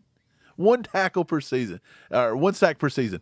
I don't really understand it, but I don't want to try to understand it. Just let the Chiefs come get him. Nikki says Bengals like injured players. It's kind of true. They're always having this banged up offensive line, so it's kind of strange to me that they went with a guy that could have, some injuries. He's had some injuries before. He hasn't played a whole lot. So It's a questionable pick for the Bengals, but I think it's a good pick for the Bengals in the fact that they've been neglecting that offensive line. They've been neglecting it. That Joe Burrow's got hurt because of it, so I think it was about time that they spent some draft capital on it. Yeah, for sure. Michael Hamilton says, watch you guys a long time. Thank you for entertaining us. First time Let's commenter. go, baby. Michael Hamilton, there you go, baby. Get Glad on you here and got in talk there. to us. Love it, love it. Jonathan Heck said yeah. he's fallen due to he's too much horned. He's horned. He's horned up. Come on, Horned baby. up, baby. Hey, I I'm want gonna to see I'm it gonna go grab happen. I'm gonna go grab a drink and a snack. Go I'm gonna grab take a small, drink. wee little break here. Mike's gonna entertain you for just a minute. I'll be right back though. Just a minute, says Steve. Guys, this has been a fun draft. Again, only 800 and some snaps for Amarius Mims. He, to me, doesn't scare me. I think it's kind of funny that the Bengals take him because they love injuries, right? So it is what it is. I'm not concerned about it. Wish Troy Fautanu would just come on down, just keep trickling down the board. Let me take that left tackle. Let me take him. Look, even Mel Kiper says Troy Fautanu is the best player on the board. I see you, Mel Kiper. We're together here. We understand it. We understand it. We got to get Pittsburgh could take they could take Fautanu, but something tells me Pittsburgh may take a corner. Not 100% sure, but I feel like corner might be something. Let's see if the Bengals actually do indeed take Amarius Mims. I know we're out here, saying it, but I guess you always have a chance you could be wrong. But yeah, can't wait. Nikki says, Mike, look at Scott TG's comment. Let me go find it. Troy had an injury report come out today saying the injury will shorten his career. Wait a second. I missed this. Hold up. Give me 1 second. Let's go do a little bit of research on Troy Fautanu. Was there a hit piece that come out today, huh? Let's see. Medically flagged. Okay, wait a second. I'm going to share this with you guys. Let's just read it together. This is wild. Let's read this. I don't know how great of a source, but let's just try it out. How about that? Let's see. Do you guys see it? Yeah. Okay, good deal. Let's take a gander at this bad boy. Here we go. Washington Huskies offensive lineman Troy Fautanu is one of the top prospects in the draft. One thing to keep an eye on is whether he falls a little further down the draft order due to concerns over his knee. Albert Breer has some draft intel and medical flags for several potential first-round picks, including Fautanu. Washington tackle Fautanu's knee was flagged. That one was described to me as the sort of issue that shouldn't be a problem in the short term, but could wind up impacting his longevity in the pros. Though his high school football character is a factor in making teams like, he'll do all he can to take care of it and give himself the best chance. Michael Penix also has medical red flags, but that's not surprising given his deep history. Okay, so a knee injury is what we're saying. A knee injury for Troy Fautanu that could shorten his career. Look, if you get him at 32, I'm not scared of it. And honestly, the closer he gets to pick 32, you're not really giving up any more than maybe that third-round pick you got for L'Jarius Sneed. I don't know. I have to see it to believe it, in my opinion. Albert Breer actually reports some weird stuff. But look, let's take it at face value and say it's true. What's a shorter career? You get him for 5-6 years? I mean, doesn't Brett Veach just kind of roll with 5 to 6 years anyway and just kind of like dump you once you get to that second contract? I don't know. Kind of crazy though. I didn't know. Thanks for the heads up. Did not see that today, man. Super busy. Scott Crosser says, Mike, who is your top 3 wide receivers left and the top 3 tackles? So if we look at my big board here, in which I tried to bring in for you guys and it would not let me. So just taking a look here, my top 3 tackles on the board is Troy Fautanu. Let me see. Latham is off. Amarius Mims is off. Tyler Guyton would be my next guy up after Troy Fautanu, and then Patrick Paul. That's my top 3 tackles. My top 3 wide receivers on the board right now are Brian Thomas Jr., A.D. Mitchell, and Ladd McConkey are my top 3 right there. So that would be my top 6. something like that. Sammy says Chiefs going corner. I'm just not for sure why you would need a corner. I don't know why the Chiefs need a corner. Like, we're very, very deep at corner. So it is what it is. Yeah, Jonathan says medical report paid for by Brett Veach. Could be. Could be a little leak. Could be a little leak. We'll see. We'll see. Brian Thomas Jr. would be a nice little pick. I would be fine with it. I'm not concerned over the medical for Troy Fautanu. I'm not concerned over it. Just not. I don't believe stuff this time of year. We'll see it. Also, Brian Thomas Jr. would be nice. Would be super nice if you could get Brian Thomas Jr. We shall see. Who's on the board right now? We got the Rams. Maybe the Chiefs are talking to the Rams trying to get up the board here. Maybe that's what's happening. Maybe the Rams are trying to trade this out. It's taking a long time. I think they're going to sit, though. I really do. I think they're going to sit probably, and I think you take – let me see. Who's the next player on my board that should probably go? I don't think corner's where they should go here. Dallas Turner's off the board. Laiatu Latu's off the board. I think you take Jared Verse right here. I think you take Jared Verse. If I were picking, I think it's Jared Verse in my opinion. Adam says Verse to Rams. Okay. Jared Verse is where I would definitely probably take. Steve, we've learned what happened with Troy Fautanu. Do you hear me? Nobody hears you. Nobody hears you. Can you hear me now? There you go. There we go. Unmute my mic. Unmuting the mic's a good thing. Yeah. No, I was passively listening, but I was trying to hurry up. So what's going on with him? Troy Fautanu has apparently Albert Breer come out and said teams flagged his knee medically and said he's got a knee that may shorten his NFL career. Oh, Somebody in the chat said paid for by Brett Veach. Could be. Uncle Glenny says, who is the best interior offensive lineman rated on the board? Graham Barton, in my opinion. Graham Barton I think he gets picked here in the next 5-6 picks, more than likely. Yeah, for Flapjack with a 2-bomb. Let's go. FYI, Anus Smith is still on the board. Yeah, he's going to be on the board for a while. Something tells me he's going to be there for a while. Appreciate the 2-bomb, What if all these buddy. players fell, and then the Chiefs took Anus Smith? Right. It's the Chiefs are just going to take somebody crazy. You know what's happening, bro. What if they did that? Like, just took someone straight off the wall. Like the Breland Speaks pick.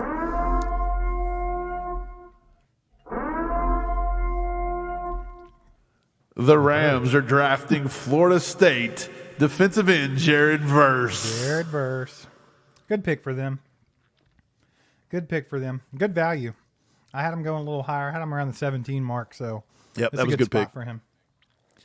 Jared Verse, man. I think he can flat out play. So, pretty good pick there. Pretty good pick. Yeah, for sure. I like him a lot. I think there's a high ceiling for Jared Verse. Pittsburgh may need a tackle. Miami still needs a tackle. Pittsburgh, Miami's probably not trading with the Chiefs. So, yeah. Maybe Fautanu keeps slipping. Steve, if Fautanu gets down to 32, medical comes out and says his knee shortens his career. Are you scared of that? Not really. He's a top 10 talent, and he's dropping down the board. The last time this happened was who? Laramie Tunsil? Tunsil? Chances there. Unless Laramie it's something very Tunsil? obvious. Yeah. Unless it's something very obvious, like something we don't know, then I wouldn't worry too much about it. But shout out Pops for grilling a bunch of burgers and stuff earlier, because I'm having one right now. Have any of you guys, I know KC's a big barbecue spot, and they talk about, their barbecue sauces and all, but I got this one just from the store that was like Famous Dave's Devil Spit. Has anyone ever tried that? I'm not. I need to try it. It's pretty. It's got a nice little kick to it. I'm Right. kinda digging it. Travis says, any chance we trade back? Yeah, I think so. If a team needs to come up, possibly. Again, I think the Raiders are enamored with, Spencer Rattler, but I don't think they're going to try to trade with the Chiefs to do it. Would they? I mean, they did deal Neil Farrell to us. So, I think we're not scared of Spencer Rattler. So I'd be like, yeah, come on up. Give me some of your picks. I wouldn't be opposed to it. Right, but I don't think that. Do you think the Raiders would even try that? I don't think they even want to be on the phone with the Chiefs. Marvelous Mike says, with the advancement in modern medicine, Fashanu might play for 20 to 30 years. Right. I mean, he's going to have a bionic knee by then anyway. It doesn't matter. Right. Kate Wayne says, Steve, that's good stuff. Devil spit's a bit spicy. Yeah, I'm digging it, though. I like the spicy sauce. I think my favorite barbecue sauce is the ghost sauce from Zarda, just because I like the heat. Yeah. So, kind of digging this one. Yeah, it's a chain, right? I've seen them in Louisville before.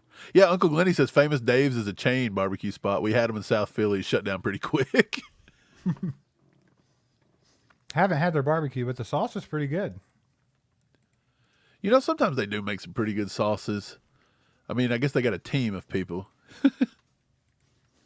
They can do it pretty well.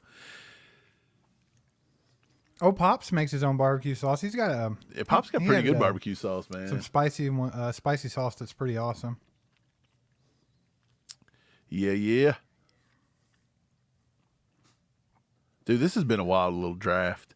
I thought Jared Verse, to me, when I watch Jared Verse, his hands, dude, he can get after a quarterback. He really can. He's a little tight in his hips.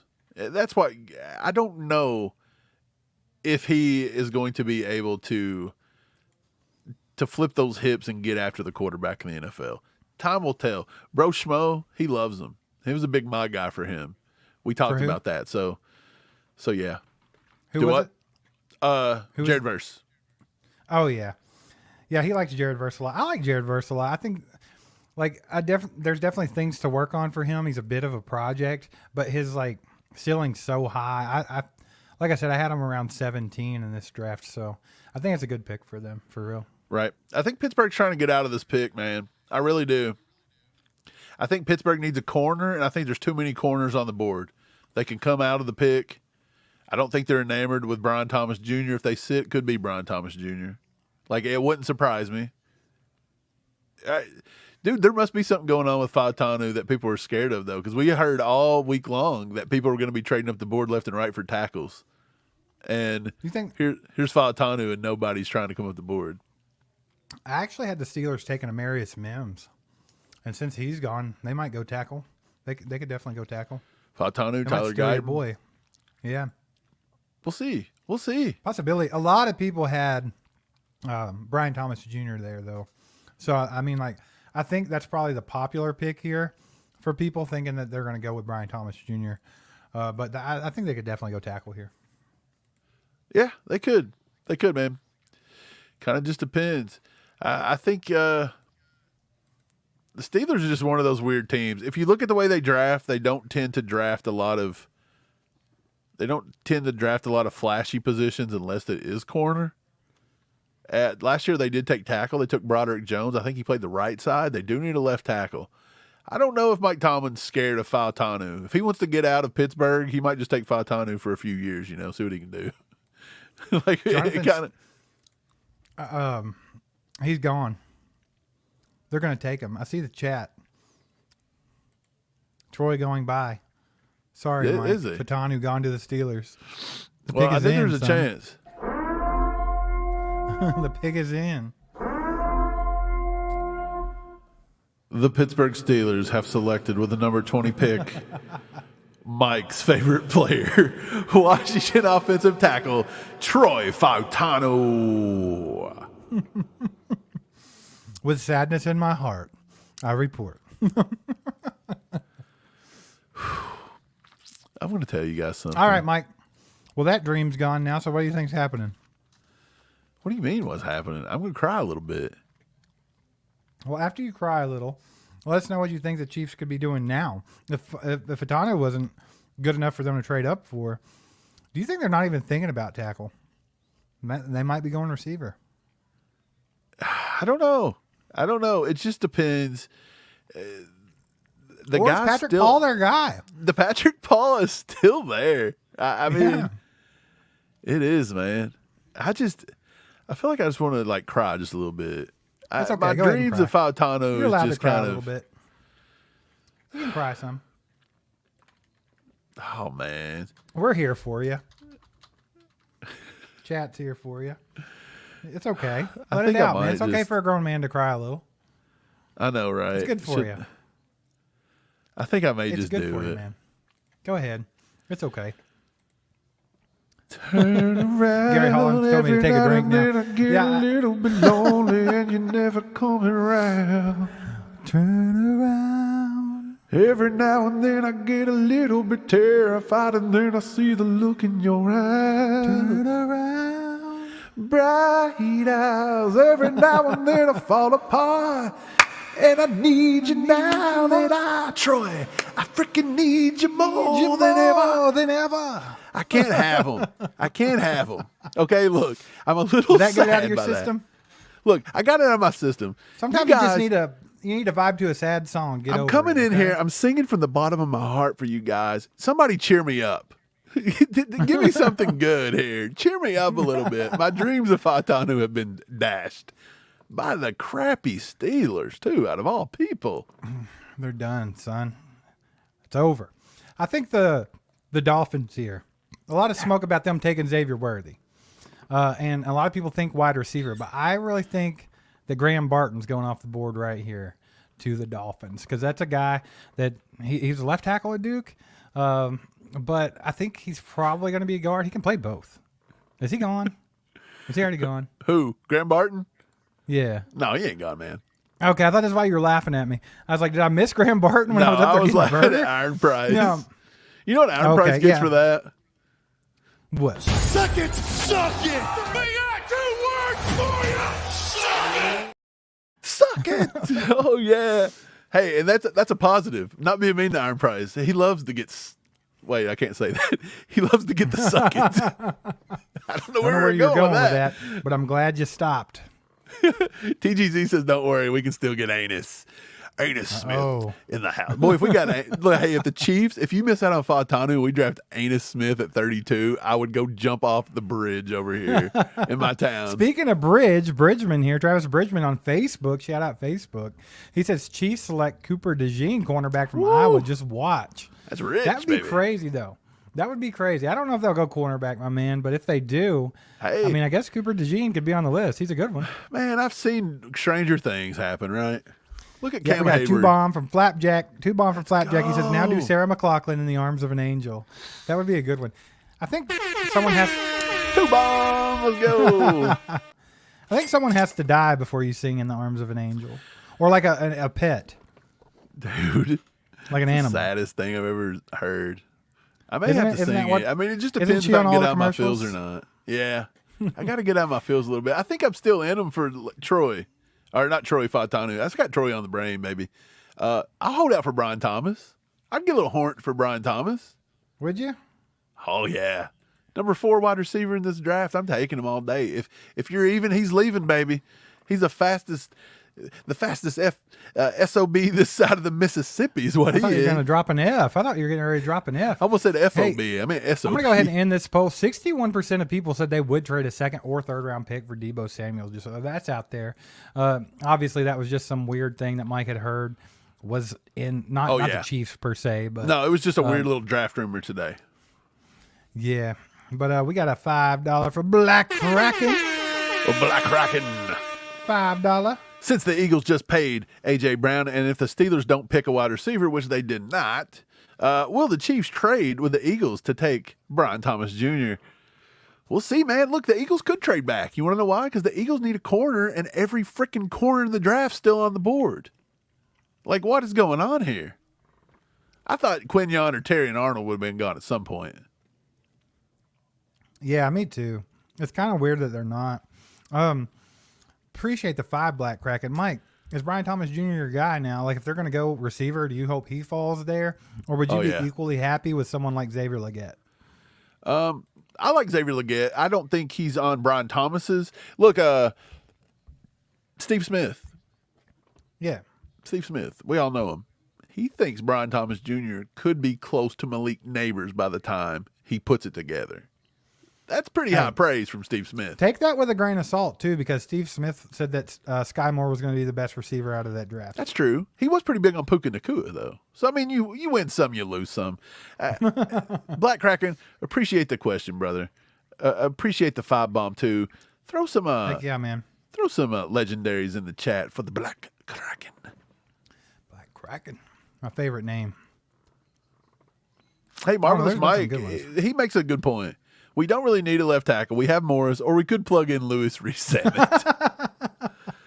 Hey, by the looks of what Chiefs Kingdom thinks about Reese Zammit, they probably think that that's true. Hey, David, Chiefs are getting Worthy, aren't they? I'm not on the Worthy. I hope not. That I'm may with be you, David. one guy I get a little sad about. But let me tell you something. If the Chiefs do take him, I do think Andy Reid and Brett Veach can get something out of him. I'm not going to be that disappointed, but Right. it's It's not ideal. Yeah, it's not my ideal pick. It's not my ideal pick. And after Troy Fautanu, that could get me singing Sarah McLachlan. I'm just going to say it right there. That may get the McLachlan. Tanner McLachlan might also get me Sarah McLachlan. Mike, the Dolphins pick is in. Uh-oh. Is it? They got to take like Graham Barton, right? Like, don't you feel like Graham I'm Barton? thinking Graham Barton. They could go edge rusher, though. I think that's true. very much in their wheelhouse. Now, I could see them taking a shot on a random, like Chop Robinson or somebody just off of pure athleticism because that's what the Dolphins do. Yeah. So they would be a team that might reach on a guy like that. Darius Robinson's still on the board, but I feel like they lean more towards Chop because it's flashy, it's sexy. You know, that's what they like. You're right. So dude. they're either going to go like Xavier Worthy here or they're going to go like Chop Robinson. That'd be my guess. I think Graham Barton would be the best pick, though.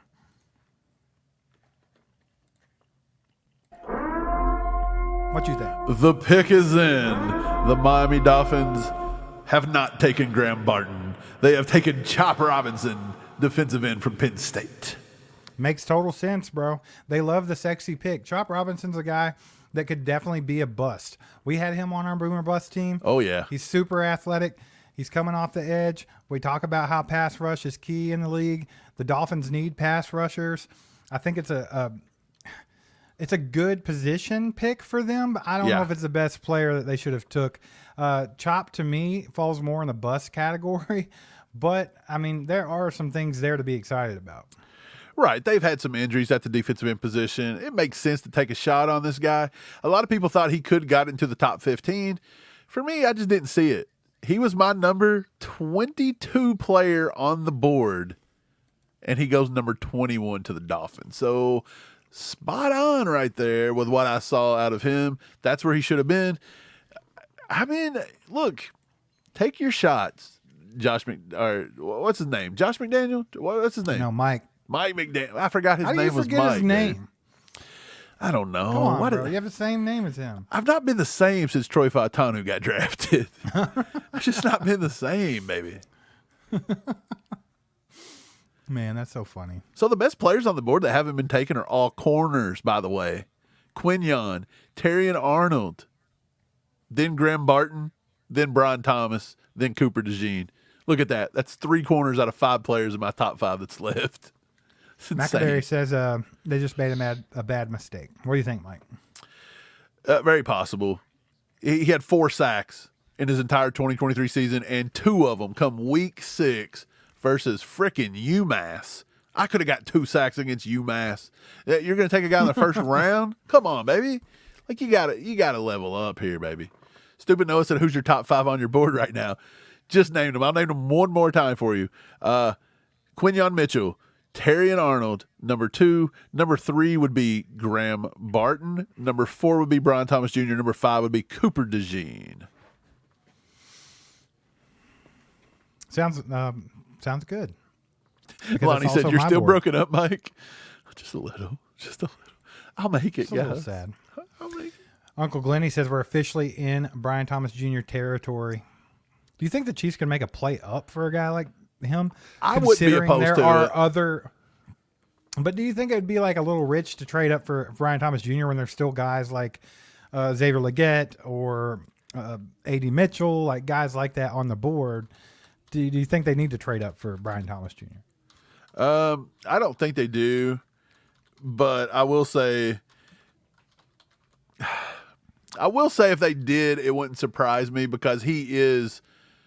If you don't think, for example, AD Mitchell is going to pan out, or he is a guy that maybe he's not big on certain people's boards or something, Brian Thomas Jr. is your X. Like, believe me, if you want to replace MVS in the first round, Brian Thomas Jr., and he's got better hands and better production. Again, that was college, but again, I still trust anybody's hands over. Who's the guy that has no hands? MVS? Yeah. Dude, I'd take Stephen Hawking at wide receiver over MVS at this point. So, yeah, there you go. Please pass me the ball. The ball. Pass me the ball. The ball. All you have to do is just throw it and land into his lap. Hey, while he's rolling into the end zone, he's going, suck it. Suck it. He said, suck Touchdown. it. Ready to suck it. Dude, it's going to be great. Damn. Stephen Hawking, though. Too soon. Too soon out here with the Hawking jokes. So a lot of people's on to the Brian Thomas Jr. thing. I feel it. I do. But to me, like, I feel like if you have to trade up to get Brian Thomas Jr., I think it's more valuable to sit and take a Legette. That's just me. I'm a big Legette guy. I like just watching that guy at his size be the athlete that he is. It's just insane. And I feel like that Andy Reid can make the most of it. And it's also like a different element, like a different type of receiver than we've had. So it definitely opened our offense up a little bit more. So I don't know if I'm a huge fan of trading up for Brian Thomas Jr. If he were to fall, which there's no way going past Buffalo, I think he does that. Right. But if he did for some reason, I would be okay with it. It'd be, you know, not just okay with it, I'd be happy about it for getting that kind of value. But I just don't know about trading up for him. I'm a little iffy on that. Yeah, I mean, is what it is. I still think he probably goes more than what we can do. I think you got to get in front of Buffalo. If you could crush Buffalo's soul again and do it, that'd be hilarious. But let's be honest. I don't know. I don't know if Brett Veach even sees him as that big of a difference between a guy he could get in the second round. Uncle Glenny says, I'm just letting you guys know I want Brian Thomas Jr., so I know for sure we're not going to take him. Isn't that how it always goes, Uncle Glenny? It's got to work like that, man. I love Brian Thomas Jr. Really, really like Mark it. Day said, did you guys see Hawkins' 40 time from the combine? Wow. Yeah. And he probably hooked up with Elon Musk and got some, you know, like a Tesla Plaid engine in that wheelchair.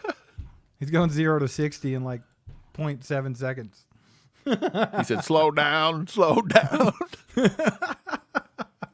Help. All you hear is a, He said, did you see smoke?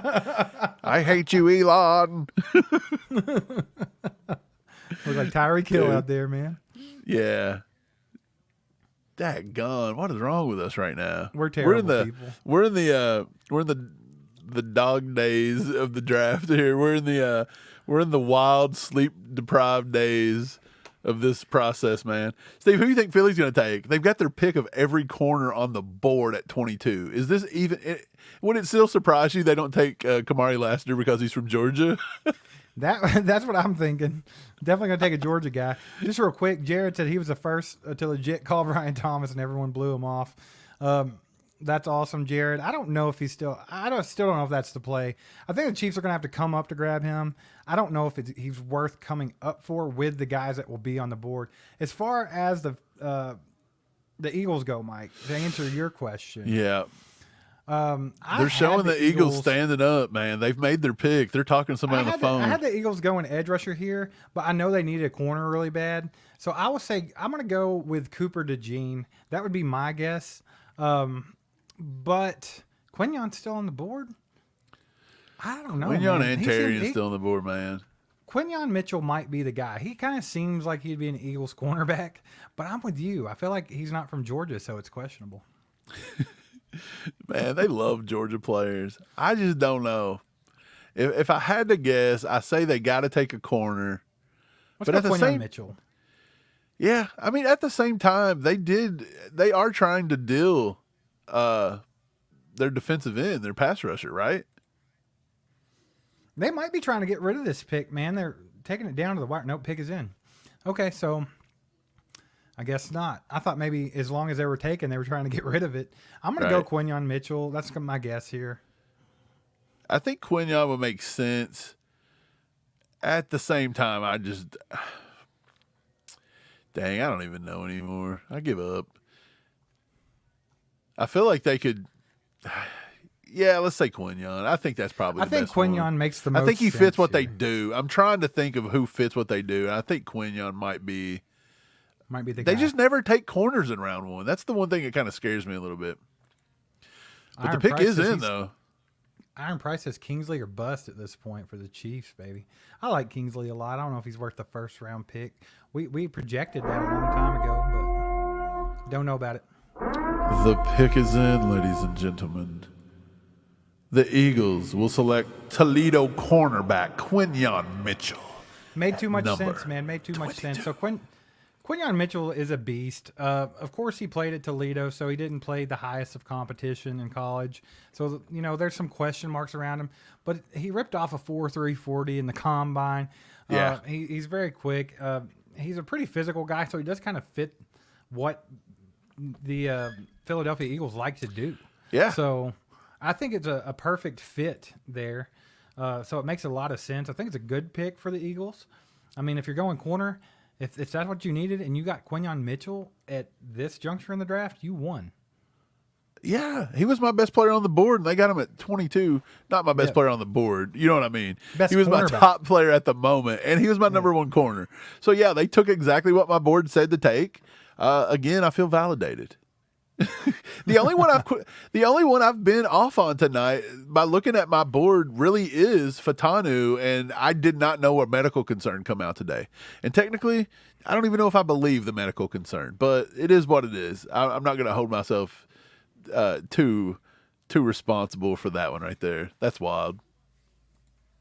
Man, this draft has been pretty weird, I'll have to say, which we knew it was going to be a little strange. And I do feel like probably a good portion of the picks, we've kind of known what was coming before it came, like the only ones that really threw me off was the Penix Jr. pick. Like that had to be like the weird one. It kind of threw off everything a little bit.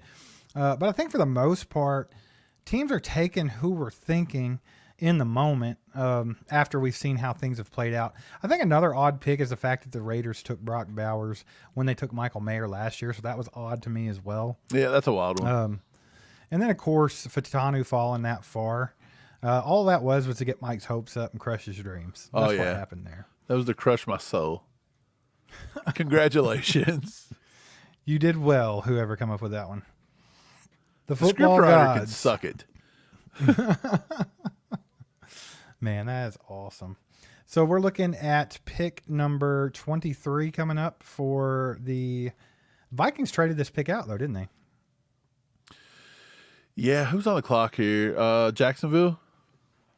I think this is a corner run. I think Jacksonville takes a corner, too. I think they Could take Terrion Arnold. They could take Kool-Aid. Kool-Aid. One of those two guys that are really good DeJean? at bump coverage. DeJean could do it. They did get rid of a safety, too. They've pretty much emptied out their entire secondary. So I kind of wonder what Dallas is going to do. I feel like that's intriguing. Dallas needs a tackle. They're kind of all off the board except for Tyler Guyton. But we actually heard, hey, guys, there was rumors They earlier could go this for week. Brian Thomas Jr. as well. There were some rumors this week saying that they were looking at Patrick Paul. I don't know Yeah. how much smoke or fire there was there to the smoke. But, yeah, me and Steve were hearing that a lot this week, that they really liked Patrick Paul. Well, for you Brian Thomas Jr. guys, I think he's also in play for Dallas. I do. That's true, I too. think Dallas could use a receiver. Of course, they need to replace Brandon Cooks. He's getting up there. What's his name? Michael Gallup never really panned out. So they definitely could get CeeDee Lamb some help there. Brian Thomas Jr. and CeeDee Lamb combo would be absolutely brutal. So, I mean, they could definitely go that route. Yeah. I think it just depends on what Jacksonville does here. Jacksonville has been looking. Look, remember, they're going to go corner, right? They have to. You would think, but let's talk about this really logically. They lost. Calvin Ridley. They lost. They lost Calvin Ridley. They've been trying to get Brandon Ayuk. Can I say something? What if they take a wide receiver randomly? Can I say something? What if they take Xavier Worthy? The very first mock draft we ever did, Mike, we had them taking Xavier Worthy. Yeah. For whatever reason, we were like, I don't know why, but it seems like Xavier Worthy could go here. Because they lost Christian their guy. Kirk. They lost Christian Kirk, or got Christian Kirk a couple years ago. Yeah, I thought you said they Sorry. lost him. I was like, they didn't lose him. They got Christian Kirk a couple years ago, so they like that type of receiver, and they just lost Calvin Ridley. So we were like, man, maybe they could be the ones that reach a little bit on Xavier Worthy. So, I mean, that's a possibility. I'm still going to lean towards corner here. If I had to guess, I'm going to say Terrion Arnold. So that'd be my guess. I still think Brian Thomas is in play. I think Brian Thomas is in play here, man. I really do, because they need a corner, or they need a wide receiver, and the wide receivers they have are not Brian Thomas types. Again, I think it's between Xavier Worthy and Brian Thomas. I think you go ahead and I was always more impressed with the 6'3" guy running the 40, when Brian Thomas Jr. 6'3" running a 4.33, then a 4.21 being ran by a guy that was 106 pounds soaking wet. So that's what I would do if I were here. I would probably take Brian Thomas Jr., or I'm taking one of the corners. Yeah, it's a possibility. I'm going to lean more towards corner, but it definitely could be Brian Thomas Jr. The fact that he's fallen this far, we kind of thought it could happen, but it wasn't likely. So, him being here, it'd be good value for him for sure. Yeah, 100%. What's up, everyone? All Chiefed Up's proud to be partnering with Underdog Sports, our favorite place to play fantasy games. You got to check out the Pick'em. It's so easy to play. Just pick 2 to 5 stats of your favorite players and choose whether they'll go higher or lower. You can 20x your money by going 5 for 5. Does that sound like fun? Of course it does. Download their app today, sign up using our promo code ACU, and you're going to get your first deposit of up to $100 completely matched. Can't wait to see everyone's entries. All right. The Jags pick is in, Mike, and I think they might take the receiver. I think they might take Brian Thomas Jr. The pick is in, my boy. The pick is in. Yeah, somebody's gonna have to. Somebody's gonna have to get out the crying here, I think. Uncle Glenny, it's okay. The pick is in. The Jaguars select Brian Thomas Jr. at number 23, wide receiver, LSU. Dougie P wasn't going to let that kind of value get by him. You almost knew it. And he dang sure wasn't going to trade with the Chiefs to let them come do it. Absolutely not, man. So I was thinking corner for these guys. I'd been thinking corner the whole time. So I was thinking Terrion Arnold here. But Brian Thomas Jr. makes a ton of sense for these guys. We just talked about the reasons why they would be looking at a receiver, just losing Calvin Ridley. Man, they've never just had, even with Calvin Ridley, they didn't have enough offensive firepower to get back in there and compete this year in the AFC. 2 years ago we saw them in the playoffs? And then they kind of fell off a little bit last year. They just need something to get them over the hump. So I think something like Brian Thomas Jr. could help them achieve that. I still think Trevor Lawrence is a good quarterback. I think that he can be a playoff caliber quarterback. They just got to get the right pieces around him and get him feeling comfortable. I think it's a good pick for them, man. Just any kind of weapon to help them get back on track, because they were on track to be a decent contender in the AFC, and then they just kind of fell off. I just don't know what to do, man. That's both Chief my guys off the board, right? I think I know what's coming. Go do what you got to do, Glenny. Go do what you got to do, man. In the arms of an angel, fly away from here. Sarah McLachlan, baby. I think we had to do it. I think you have to sing it for her. Pour one out for your homies. For Glenny. I'm pouring it out here. Our boy Enrique in the house with the 3 bomb. Appreciate you, Enrique. Good to see you, my man. Hope you're doing well. Hope you're doing good. Hope you're having a good time watching the draft, Enrique. Good to see you. And then our boy Adam with the 10 bomb. ACU has 1K in here. Let's pay these guys for their time. Oh, man, thank you, sir. Appreciate you, Adam. Appreciate you, brother. Absolutely, man. The more you guys donate, the more we can put more time into this channel, make it better, give you more content, give us more time to make content. So we definitely appreciate you guys supporting us. And Adam, you are the man. Appreciate it, brother. Appreciate you, man. Put some legendaries in the chat. put some damn legendaries in the chat for the legend. Adam Schneegelseifen. Legendary. I think I say his name right. I think he confirmed that once, so I feel confident in saying it. Steve, What? how confident do you feel that the Chiefs are going to take a tackle? Not very at this point. I think they had their chance to come up and grab a guy, and they didn't really worry about it too much. But, I do think Patrick Paul could be their guy, so they don't care. Could be. Like, they might be dead set on Patrick Paul. I think if they go tackle, it's going to be Patrick Paul. If not, it's wide receiver. Yeah, I can see it, man. I can definitely see it. I feel it in my plums. I can feel it all the way down in my plums, getting all swollen, with a light blue hue to them, fresh and juicy, ready for the picking. Hey, that plum looks good. Can I trade it for your Twinkie? Let the juice spill down my chin. You know what I mean? You know what I mean? I know what he means. I feel it down in my plums. It's looking like, hey, Patrick Paul could be the guy. Is it a little reach? Is it a reach?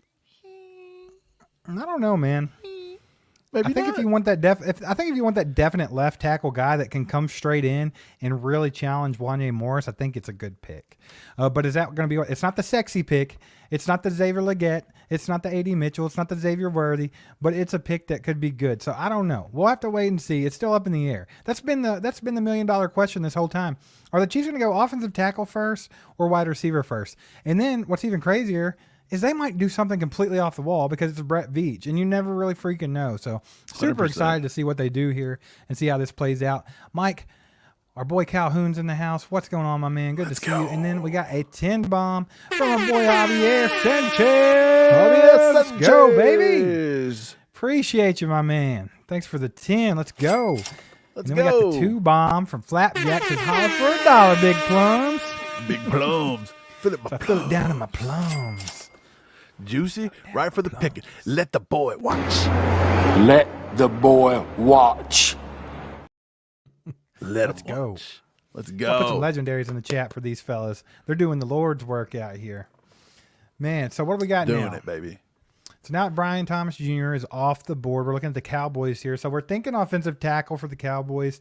The majority of mock drafts early on had the Cowboys taking Tyler Guyton. And I still think that's in play. But they also could use receiver here. I'm gonna go Guyton here. Is there another tackle that I'm missing that they could go ahead and swipe before Guyton? No, I think Guyton would be probably the guy. He is The Guyton? yeah. You could take Rosengarten if you think you only want to Rowengartner. put him at right tackle. They could be a surprise to Jordan Morgan. He could go up and down the line. I'm telling you, man, and I picked it in my mock today earlier. Graham Barton could be, I think he's a first-round lock, and the last time Dallas decided to take one of these guys was Zach Martin, and he turned out pretty well. Yeah, for sure. Now, Maccaberry says it's a bit of a reach for Guyton. Yes and no.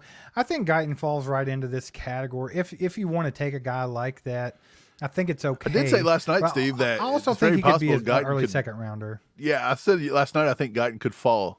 So Well, we'll one see. other guy that they could take a shot on here, Graham Barton still on the board? Yeah, I just said that. Oh, yeah. I'm sorry. Yeah, I know that. Jordan Morgan. Jordan Morgan's another Yeah. guy that they could take. I think, they have options. Yeah, with Graham Barton still on the board, I'm with you. I think that's probably a better pick than Tyler Guyton for sure. Yep. Somebody tweeted us and said Brian Thomas had medical issues too. I didn't see Did no he? medical issues on him. Apparently, I missed the boat on the doctor reports today. Ooh, we got a 10 bomb from Aaron Bradsfield. Appreciate you, Aaron. Let's go. Let's go, baby. Y'all put some legendaries in the chat for our boy Aaron. Appreciate you, my man. Yeah, I don't know, man. Guyton seemed to be the name hanging around there. I forgot Graham Barton still being on the board there. That would be a hell of a pick for the Cowboys. That's a good offensive line. Versatility there. He can do whatever they need him to do.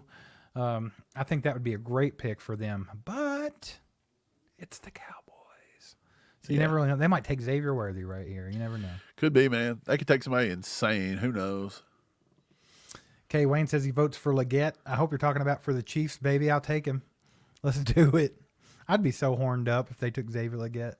Yeah. That's my guy right there, man. Cowboys are going to trade this out here. The Lions are coming up the board, ladies and gentlemen. The Lions are coming up the board. Interesting. They're making a push for hometown. Hometown. Who are they coming up for? Are they coming up for Darius Robinson this early for the hometown? Are they scared? Are they coming up for Graham Barton? Graham Barton could be a play there. How long is Ragnow going to play? They don't know. He could be retiring any minute. Who knows? This could be a wild one. This is crazy. So I had them sitting at 29 and taking Kool-Aid McKinstry. So maybe they could be coming up to grab one of these cornerbacks. You Possibly. think so? Possibly. Terrion Arnold still on the board. Cooper DeJean. Of course, Kool-Aid. Cooper DeJean could make sense here in a way. Yeah, man. It's their hometown. I mean, Darius Robinson's your hometown. The Chiefs did it last year with Felix. Maybe they want to come up and take another, defensive Look at them making end. a splash for the hometown crowd. Making a splash. Brett Veach tried it. He tried it this exact time last year with Dallas. Remember? He tried it with Dallas, and Dallas shut us down. Why is it with Dallas? They're like, hey, in your hometown, you got to make a trade with Dallas. Well, so Dallas might be thinking Tyler Guyton, and that's why they're falling back here because they know they can wait. If they're not thinking Graham Barton and they want to go with someone like Guyton, then they can totally trade back. It doesn't hurt them whatsoever. So I think that's a good move for Dallas in this position if that's what they're thinking. The Lions have selected Terrion Arnold, cornerback from Alabama. I thought they might be coming up to get a cornerback. I had them taking Kool-Aid McKinstry with their next pick, so it makes a lot of sense that they'd come up and try to get Arnold here. And the crowd goes mild. The crowd goes mild. Very They're freaking out on here, acting like it's the greatest pick of all time. Very unsexy pick, right? To come up the board for Terrion Arnold. I mean, that's good value that fell. That's kind of like maybe a McDuffie type of fall. Yeah. Maybe not I feel like Darius Robinson was the hometown pick, though. That's who they wanted. He was from the area. What are the Lions going to do here? That's pretty odd, though. I mean, like you said, it is a good value that fell down the board just because the cornerbacks didn't get taken early. Terrion Arnold, somebody that we had all the way up by around 15 to the Colts, possibly. And here he is sitting here at pick, 24? So, I mean, that's good value for Terrion Arnold. They needed a corner. I had him, like I said, taking Kool-Aid McKinstry down here at like pick 29, I think is what they were at.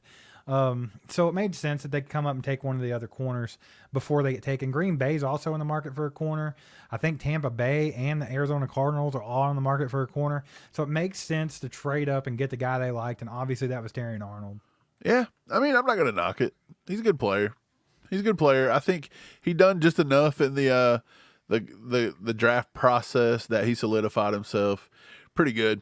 If you guys haven't already, hit that like button, baby. We're at 804 likes. Can we push it up to 1,000 likes? We've got 1168 in here, baby. Let's get to 1,000 likes. And by the way, a little bit short on the sub train. We need 10 more subs, baby. Let's get it going. Not subs. I said that wrong. Memberships. Trying to get some memberships going. So I forgot. I didn't know what you were talking about. You even had me confused, brother. Hey, we're trying to go for the membership train, baby. We're trying to get 20. What do we say? 25? We're at like 11 or 15 That's or somewhere in that range. We're getting close. Gotta spread the joy of the ACU crew, baby. Yes. Speaking of, we'll be doing a members only live stream the first week of March. March, not May. May, not March. Sorry. Glenn with a 10 bomb, baby. Just showing love, fellas. Glenn. Cha-ching. Absolutely, man. Appreciate you, Glenn. Appreciate you, Glenn. Thanks for the 10. I'll put some legendaries in the chat.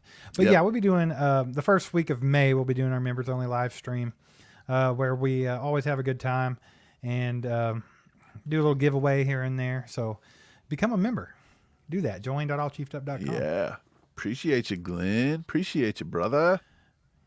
Hell yeah. Throw some catch-ups in the chat for Glenn. We haven't catch-upped anybody yet, have we? Catch up. Just let's go. Let's freaking go. Yeah, man. So decent pick for the Detroit Lions. It fills a need. It was good value. It might not be the sexy pick for the hometown crowd, but you got to do what you got to do. Like Kay Wayne said up in the chat, they learned from the Chiefs not to make a mistake like that and just appease the hometown crowd. Very well could go with that. Although I'm not out on Felix just yet. We'll have to wait and see what he does this year. But yeah, my feed's so far behind Mike that I'm just now seeing him announce the pick. So let me tell you how the Detroit Lions fans react on the NFL Network. They said, wah, wah. Wah, wah, wah. What if they just started crying? What if they started singing Total Eclipse of the Heart? They did. Could be. Just all together now. Sway back and forth with me. Let's go. What are they doing? Oh, they're getting ready to announce the pick. Nothing. He's on here pandering to the children of America. I don't know. I can't hear him. I just see it. Oh, Goodell. Watching. Who is there anyone on the planet that likes Roger Goodell? He just looks like a bad car salesman. Lions get pick number 24 and a 7th round pick next year.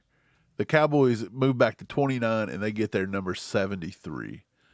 So pretty good. The Cowboys, I think, racked up on that one to move back 5 spots and still get 73. Pretty good. Pretty good. Christy Peterson, you can get a membership by either going to our main YouTube page and just hitting the join button, or you can put in join.allchiefedup.com and it should take you straight to the membership.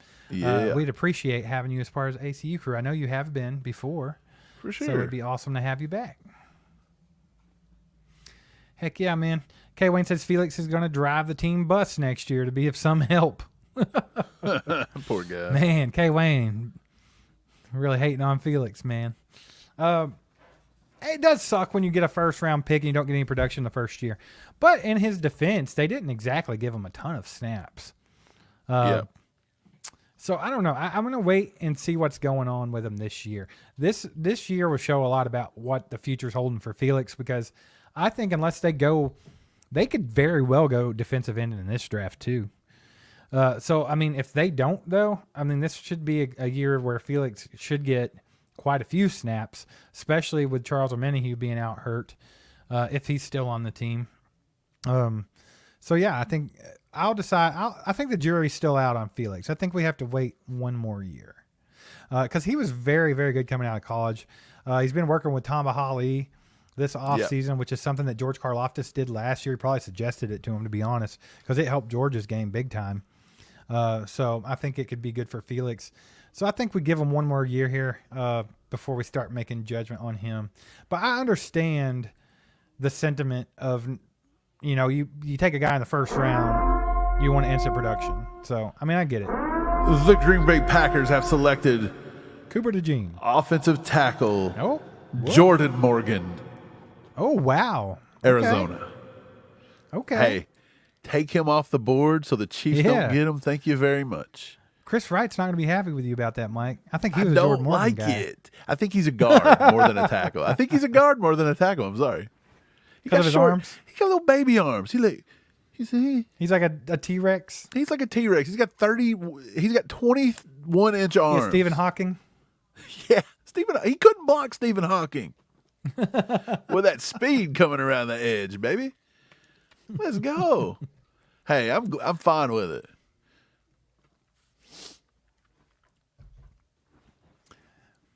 I'm trying to think what I had them actually doing. Let me go look.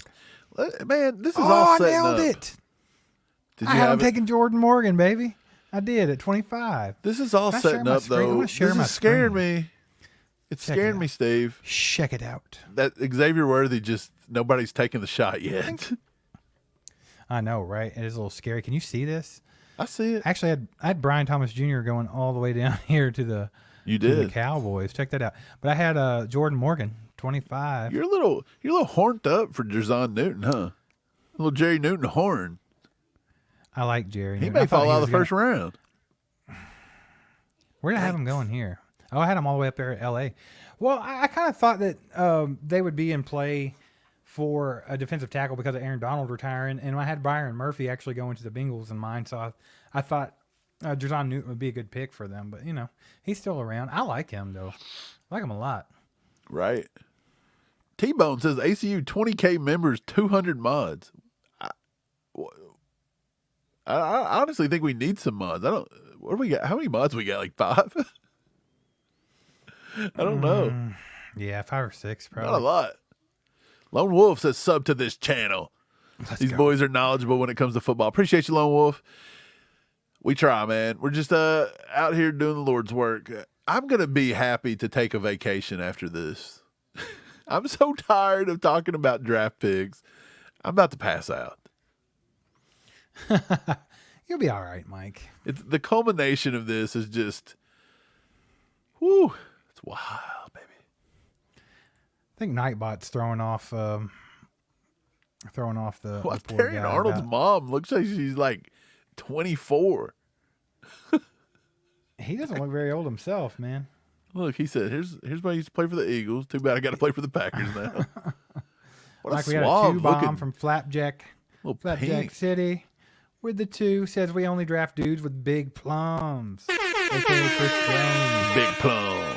Let's go. Who's got the biggest balls in this draft, Mike, that's left on the board? That's who the Chiefs are going to take. Big balls. Darius Robinson. Mark Hanner says, I'm plumb ready for this pick with the 2 bomb. Let's Appreciate go. you two guys with the 2 bombs. Heck yeah. I can feel it all the way down in my plums, getting all swollen, with a light blue hue to them, fresh and juicy, ready for the picking. Hey, I love that he said they have a light blue hue to him, as just like Mark Henner's. Yeah. Yeah, him and Flapjack both had the little light blue hue to their bluish hue to it. let me see them plums. Filling it down on my plums. Let's go. Cha-ching. I love it, baby. It's been a good night. A good night. I think the Chiefs are. There's a lot of good talent falling. Let's just put it that way. A lot of good talent falling. They're definitely in a good position to be at 32 and have this many players fall. Yeah. And they can kind of take their pick, man. It's pretty awesome. We got another 2 bomb from our boy Adam here. 2 bomb, baby. Who's your favorite player left? Why does Adam look like Garrett? Mike, I think the pick is in for the Tampa Bay Buccaneers.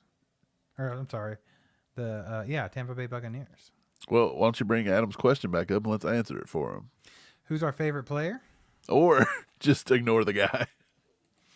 Who's our favorite player? I wasn't ignoring him. Yikes. That's a good question. Right like, now, if you're going by like best value. Yeah, like who? I guess we all know who I would want. Ricky Pearsall. I think it's a little too early at 32, but hey, I'd be pumped with it. I'll take Xavier Legette for me, Adam. Appreciate the 2, my man. Appreciate it. Yeah, I think the pick's in here. Graham Barton, I think is going to be it. I think he's going to be the pick. Well, look at you, just out here Graham Barton it up. Well, I mean, I had them taking inside offensive lineman, I think. Or no, I didn't actually. ESPN's not even showing the pick in. We're just still partying over Jordan Morgan over here. Partying about Jordan Morgan. My name's Jordan Morgan, and I like to party. It's like Devondre I like Sweat. to party. Yep. Who knows? Who knows? JT says we might trade out of the first. What's up, my man? What's going on? It's weird seeing JT and not Don't Run. But yeah, definitely could. I think it's something they could do, especially with all this talent left. If they wanted to trade back a little bit, get a little bit more draft capital, work the boards a little bit more throughout this draft, that's definitely an option, man, for sure. Yeah, I agree. I don't know what the Chiefs are going to do, man. I really don't. Look, if you had Tampa Bay is showing the picks in. If you had to get in front of Buffalo to get a specific wide receiver that you liked, you probably had to do it here with Arizona, so we'll see. So I don't think they're going to trade up for one. Arizona's in the market for a tackle. Could Patrick Paul or somebody go here? Is Patrick going to be the smoke that everybody threw out that's going to fall through the cracks? Are they going to? Is Patrick Paul the one that tricked everyone this year? I don't know, man. Possibility. We'll see. We shall see. We'll see. Who was it? Marvelous Mike says, in prime position right now for a tight end. I don't know, man. With tight end, I feel like Ben Sennett's your best one left on the board after Bowers. So I feel like Sennett is a second round guy. I think it'd be a bit of a reach at the end of the first. Uh-oh. What do we got?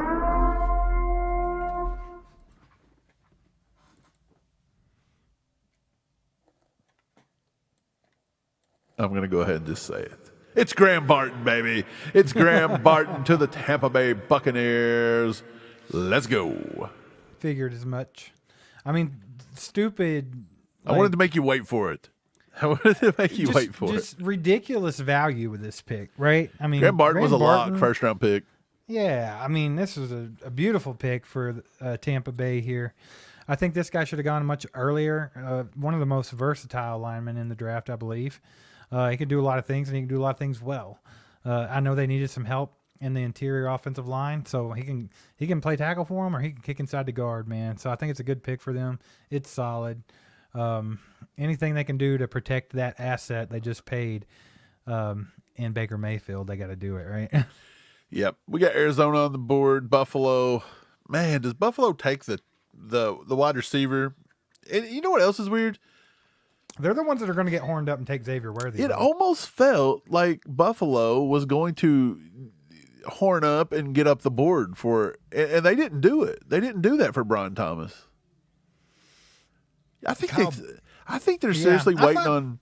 Do you think they're waiting on like maybe a Keon Coleman, Xavier Worthy, or maybe Keon Coleman would be a really good fit for them? Keon Coleman's a guy that I think could sneak into the first round that people aren't expecting, because he is an absolute monster. He has just as good of a chance as anybody. Could be a Xavier Legette pick. It could be, but Keon Coleman has just as good of a chance of anybody as being a starting X in this league in the future. So I mean, I think he could sneak in. He blocks like crazy. Dude can catch. I don't know. I think he could sneak in. But yeah, I'm with you. I thought Buffalo might try to come up the board to try to get a receiver earlier in this draft, because they might be in a bit of panic mode. But the problem with Buffalo is, Mike, they need a lot. They don't just need a receiver or two. They need a defense. They let their entire defense walk this offseason. So they have to play their cards just right here. They can't get too horned up, but I think they still might. I think they might be the ones that pull the trigger on Xavier Worthy. Could be, man. Just maybe. Just maybe. Could be. Could be. Y'all hit that like button for us. We appreciate y'all being here. Hit the like button. Let's jump this thing to 1,000. The like button. Shall we? So, hit the like button. Hit the subscribe button. Arizona coming up here at pick 27. I actually had them taking Chop Robinson. So he went a lot higher than I thought he was going to. But I wonder if that could translate into Mr. Darius Robinson. Could they still go edge rusher here? Yeah, they probably could. I would think they're going edge at some point. Why not just do it in the first round? Yeah, I think edge makes sense. They do need a corner, and it's kind of weird with Kool-Aid being on the board. And Wiggins. Everybody says Wiggins. We said Wiggins was going to follow the first. That's true, but I just had a feeling they're going to try to go edge rusher here. And Darius Robinson, by a lot of people, was going to be a first rounder. They think that he's a plug-and-play type guy. So that would be my guess here. Darius Robinson has been selected to the Arizona Cardinals. Okay, yeah, I actually had Chop Robinson there, so that makes sense. They still stick to edge. Obviously a different type of player. But I love Darius Robinson. I think he's a beast. He's an athletic freak. A lot of teams were high on him. A lot of teams probably had them on their board here in the first round. I know there's a lot of Chiefs fans that really liked Darius Robinson as well, obviously being in Missouri, and thought that we could take him at 32. But I think that's a good pick for the Cardinals. Yeah, I think they had to. Now, they did get rid of their tackle. I thought tackle could have been something they could have looked at, and they do need a corner. So I actually thought with all the corners on the board still, because there's still a few good ones, but they didn't do that, man. Darius Robinson finally gets to leave the little green room. Is he the last one out? Is there anybody left in there? I don't even know. Haven't even been watching. I'm not for sure. I haven't. Some weird, creepy man playing guitar right now on the screen.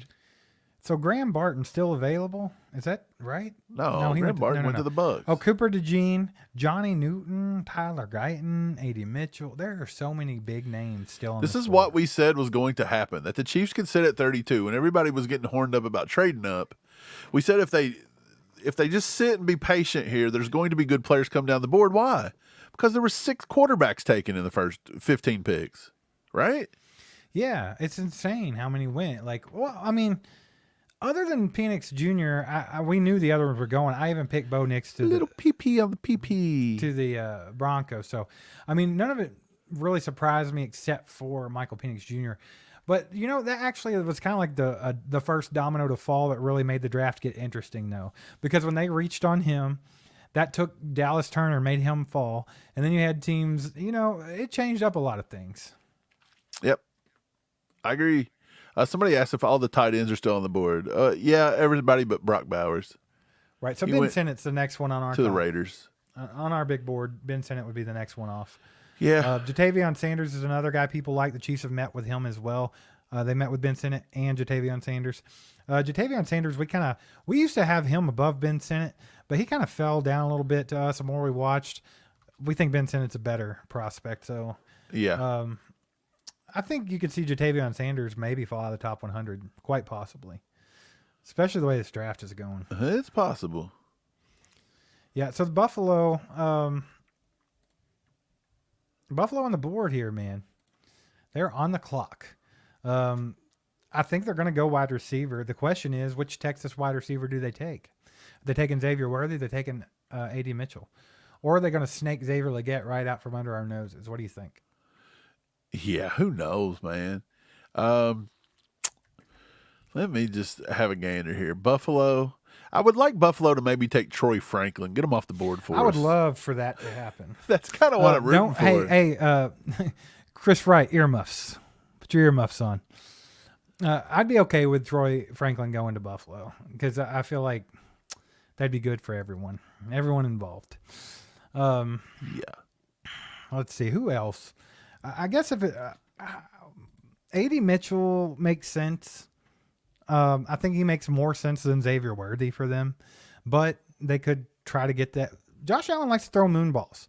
He likes to just throw it up and let guys go get it. That's what Stephon Diggs did for him for years. So, I mean, if they think that Xavier Worthy can fill that role because of his speed and his ball tracking ability, then they might take a shot there.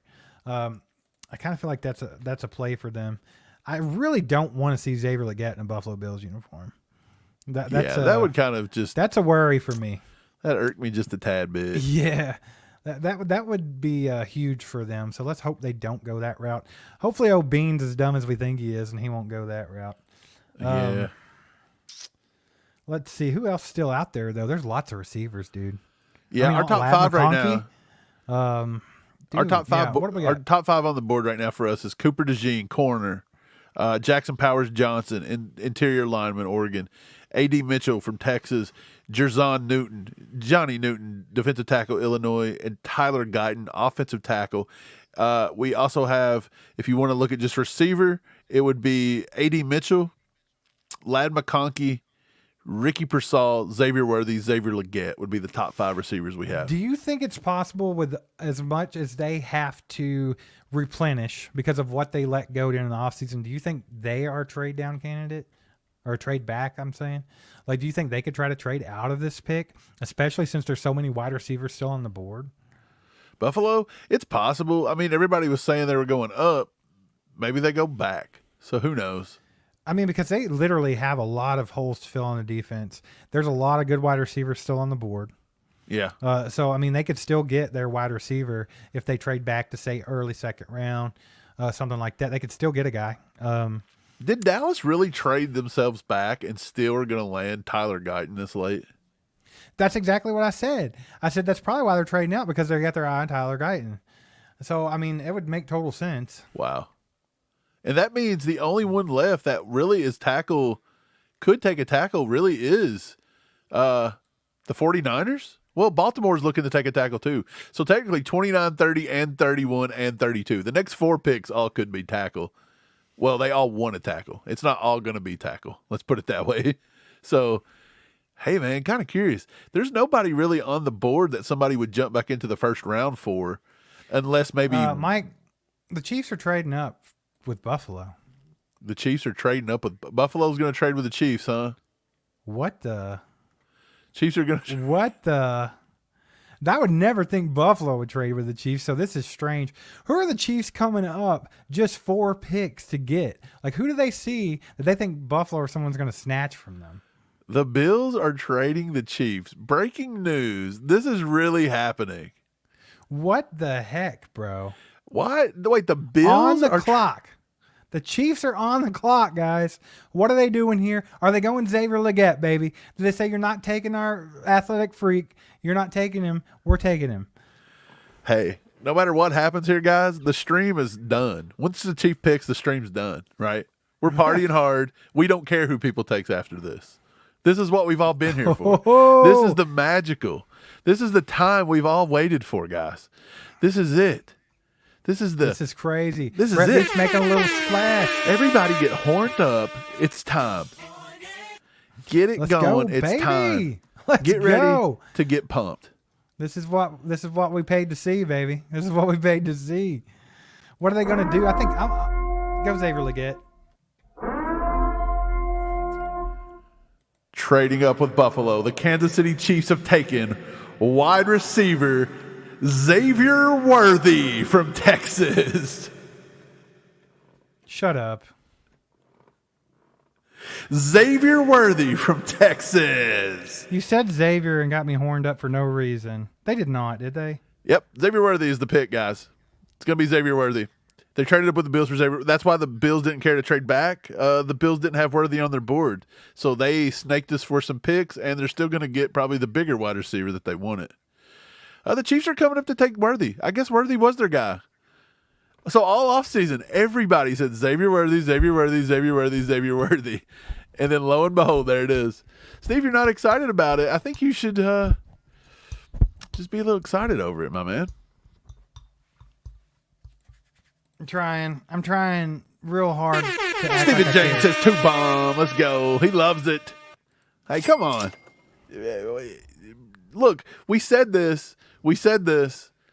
It's hard to be excited because we all said that it's a reach, and it just felt too simpleton, didn't it? As soon as he ran a 4.21, everybody said Chiefs.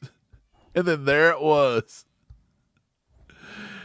I don't know, man. Brett Veach and wide receivers, he just can't do it. Did you really have to say Xavier like that, though? I did it on purpose, yes. Hey, it is what it is. You got to let it, you just got to let it. You can't write the kid off just yet, can you? The Chiefs just cannot draft wide receivers, bro. It is like their freaking Achilles heel.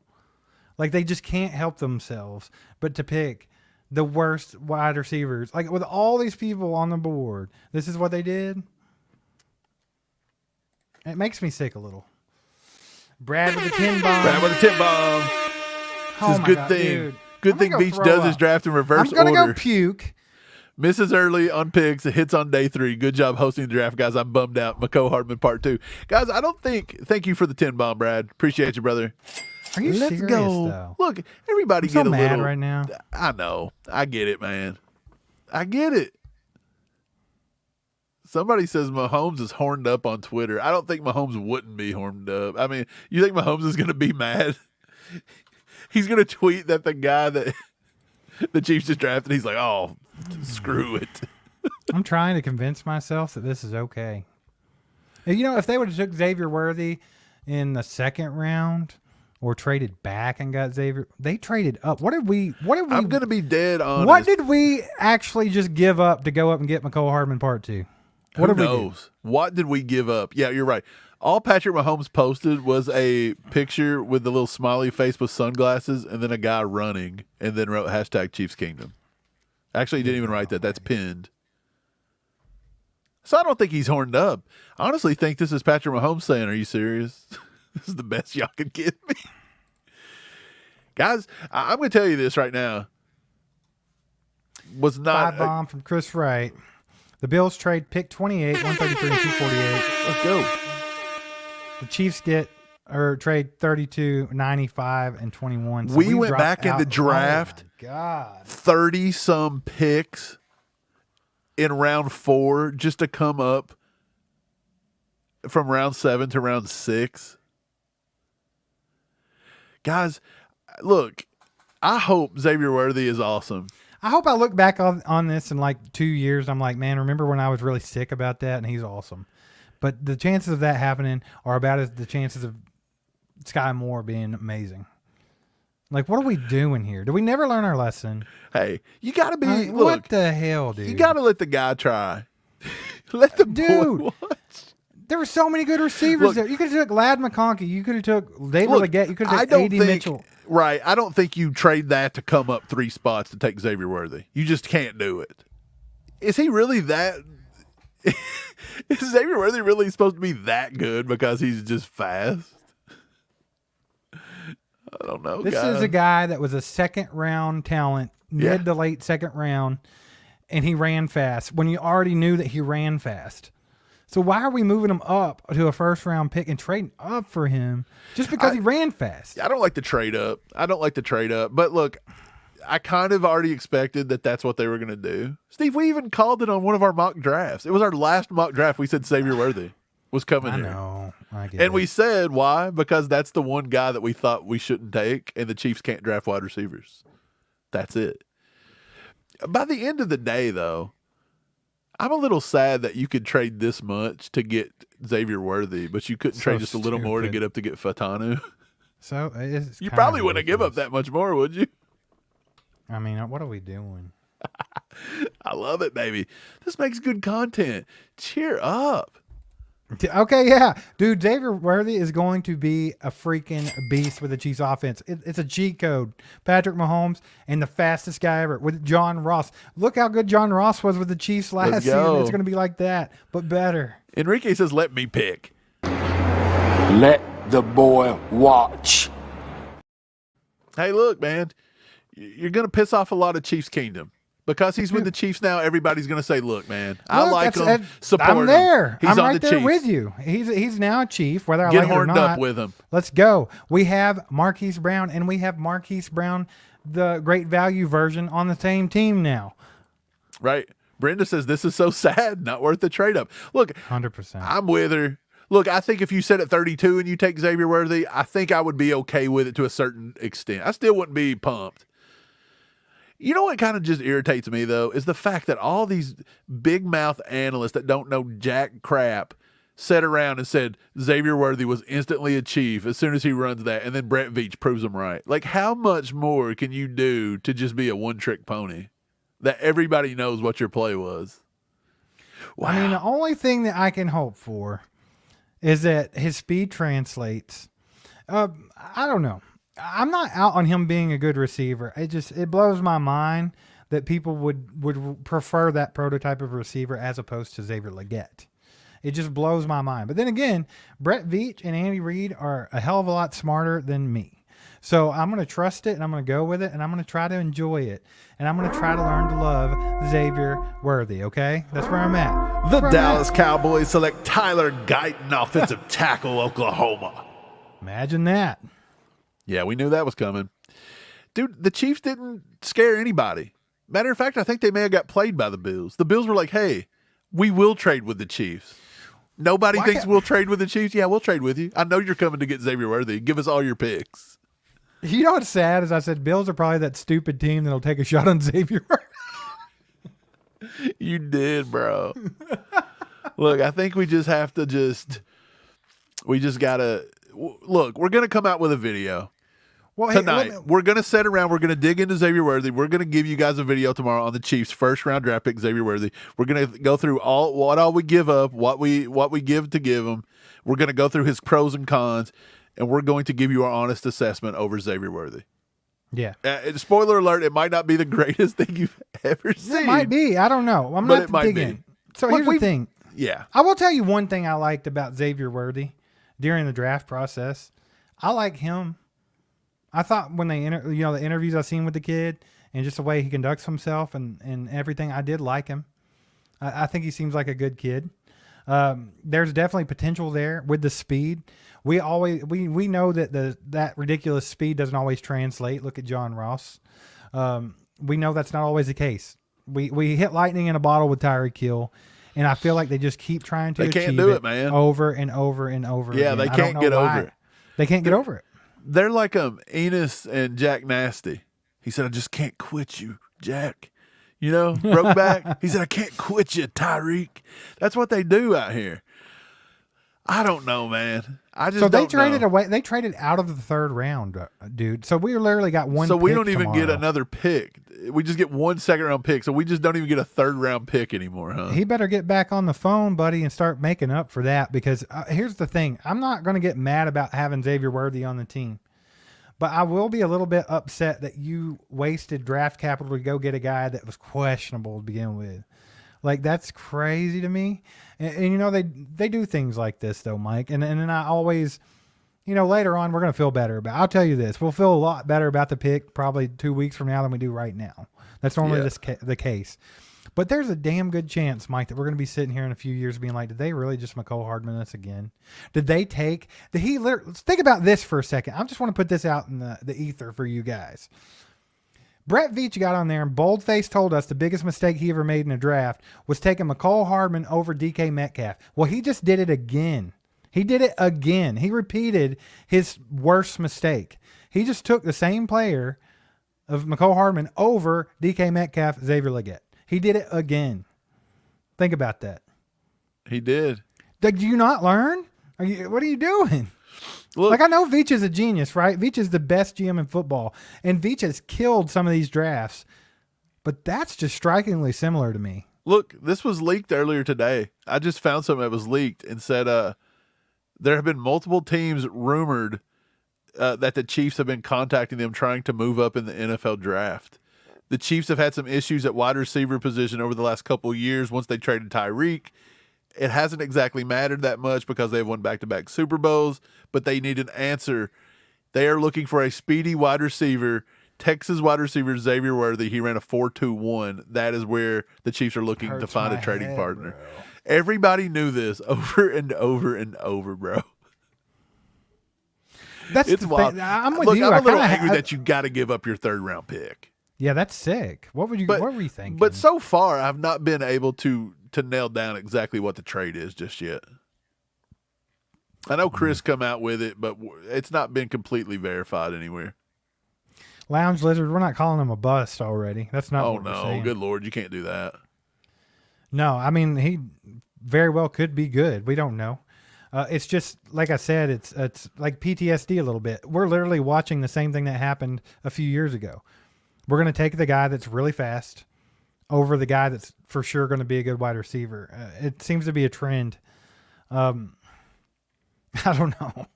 It seems to be a trend. Phil Yates actually reports, yes, the Bills get pick 32, pick 95, and pick 221. Right. That's what The Chris said. Bills the Chiefs get back 133 and 248. So they lost their third-round pick, and they picked up a 133. So now they've got 2 fourth-round picks. So they give up their third to take 2 fourths. And then they get to go up 21 spots in the 7th round. Who are they eyeing in the 7th round? Remember, they switched with Tennessee at 20 spots in the 7th round, and we were like, who in the world are you looking to trade it for? And now they've done it again with Buffalo.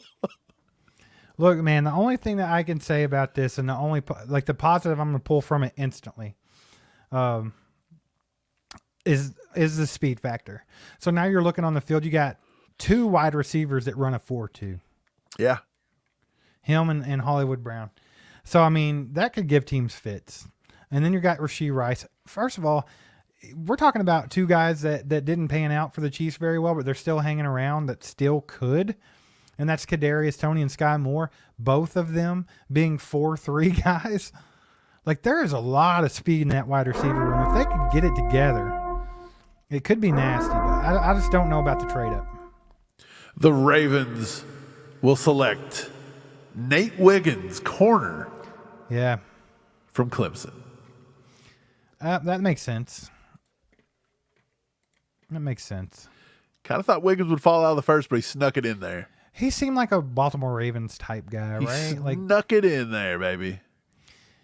yeah, he did. I wonder what Buffalo does at 32. You think they're going to sit there and take Lad McConkey or Xavier Legette and just make us all want to throw up?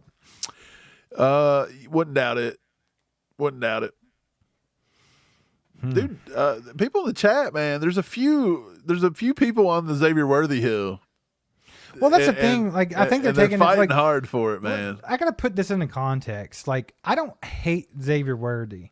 I think he's good. He had good tape. He's got good qualities about him. Obviously, he ran a 4.2, which, of course, was not play speed. Keep that in mind. So I don't dislike him. I don't think he's worth a first-round pick. And I don't think he was worth trading up for and losing your third-round pick for by any means, because I didn't think he was worth 32. The only reason that I'm kind of like bummed out about it is because I feel like there were a handful of guys that are way better receivers than him that were on the board, and you traded up to get him. Obviously, Andy and them have a vision, and that's fine because, like I said, Brett Veach and Andy Reid know a hell of a lot more about this than we do. So, I mean, I'm not going to act like I'm smarter than them by any means. But just from my perspective, I feel like with A.D. Mitchell, Xavier Legette, Keon Coleman, Lad McConkey, you could argue Troy Franklin. You could argue Jalen Polk. You could argue probably a couple other guys are all better receivers than Xavier Worthy. So it just seemed very strange to me to give up your third-round pick, move up, and take a guy that I didn't even have a first-round grade on. So that's why I'm kind of just mind-blown here. But yeah, and of course McCole Hardman, PTSD. Yeah, of course. Look, Xavier Worthy. In full transparency, we had A.D. Mitchell ranked above him. We had Lad McConkey ranked above him, and personally, I had Ricky Pearsall ranked above him. I think Ricky Pearsall was a better wide receiver. He ran better routes. But here's what I'll say. He had 75 receptions for 1,000 yards and 5 touchdowns this year, and he had 5 drops. So he still got a little bit of a drop problem. In 2022, he had 7 drops. So this dude he's got 15 drops in 3 years in college. Now, in 2022, he had a little bit of a hand injury that they kind of, he played through it. So to me, he wasn't worried about stats. He wasn't worried about looking good. He was just trying to let Texas win. Steve Sarkisian and them were like, look, man, he's a team player. I'll give him a little pass on the 7 drops. But look, he's not a good contested catch guy. And again, I don't think Patrick Mahomes throws a lot of that. He's not going to be asked to do that. But he's 99th percentile in speed. He's 95th percentile in his vertical. He's fast off the line of scrimmage. He's in the 93rd percentile in a 10-yard split. He can track the deep ball. He is a vertical threat. And look, he does play some slot, and he can play outside. He played outside at Texas, so he can be I guess he can be versatile for Andy in the offense, and we know that's why Sky Moore kind of bombed, because he's not very versatile. He can also do punting and kick returns. So maybe they think the new kickoff rule, this is something. I don't know. I just think he's really small, man. I really do. At 165. It's scary. At 165, it's scary. That's the first percentile in weight, 27th percentile in height. That means out of every person that's ever been in the NFL, he is in the first percentile. He is one of the smallest players to ever play in the league. So his blocking is going to stink. He's going to get destroyed on press coverage. He's going to get knocked off his routes. I'm afraid he's only going to be injuries a gadget. are going to be a concern. Being that I'm afraid he's just going to be a gadget guy. And to the Chiefs, you really trade up and give up a third-round pick for a gadget guy? I don't know. They traded up for McCole Hardman in the second round. They love gadget guys. They will never get over trying to replace Tyreek Hill. They just will not. But like I said, that was lightning in a bottle. You're not going to do it again. But then again, like I was saying, I think, I'm not saying this is terrible because I don't know. I don't know how this is going to play out. I think there are some good things there. And you mentioned some good things. And I think what's really going to mold how I ultimately feel about the Xavier Worthy pick and trading up for him, what does Brett Veach do with the rest of this draft? Yeah, I think he's got a hit on the rest of the draft. If you still hit a home run, then I'm fine with it. But if you have a bad draft because you traded up to take a guy that's probably not going to be like a first-round talent, I mean, I don't understand why we continue to take guys that are second and third-round talent in the first round. It blows my mind. But I don't know. I don't know. Look, I think what's throwing people off is just the trade, right? It's just the trade. I think if the Chiefs set at 32 and take them, I don't think nobody's really that bad. Yeah, I don't think I would care that much. I would be okay with that. When I saw trade up, I was like, well, they're going after somebody. I thought Xavier Legette. I thought it was Xavier Legette, and then you pulled your stunt. But like, let's go. Because I thought maybe the Bills were eyeballing Legette or somebody like that because they lost Gabe Davis and it's but they also had to replace Stephon Diggs. Right. Look, here's so the thing. Up, I don't know. Everybody thinks Xavier Worthy. Wild. They keep comping him to Deshaun Jackson. Look, we've comped thousands of people to Deshaun Jackson since. Anybody that's this size gets comped to Deshaun Jackson. And there's been one Deshaun Jackson. So I think people, look, you're going to have two people. You've got some guys that are already calling him a bust and they're hating it. You've got some people that are still on the fence of like, well, Brett Veach picked him. He's going to be great. Let's support him. So that's your two. You've got a few guys in the middle, like, well, let's just wait and see. That's where we're at. I mean, that's kind of what you have to do, right? Like, yeah, I think you just got to chill and just let it work. And I think it, like you said, I think you can't win or lose the draft here. He's got to do something the rest of the time. Oh, you can definitely make up for that. Like, if you still have a really killer draft, then we can forgive trading up to get your guy. That's fine. But like I said, as long as it doesn't affect the rest of the draft, we'll see. But there are a lot of good things to like about Xavier Worthy. And like I said, I watched a lot of the interviews with Xavier Worthy and stuff like that. I liked the kid. He seems like a good kid. It seems like he got his head on straight. I think it'll be an okay pick. I just don't. Let's hope it's boom. Let's hope it's boom. Pick is in for the San Francisco 49ers. The 49ers Cooper DeJean have taken, and I'm about to cry, Ricky Pearsall, wide receiver, Florida, first round pick. Oof. Ladies and gentlemen, boys and girls, I'm going to tell you something right now. If you've watched All Chiefed Up, this guy right here calls wide receivers properly.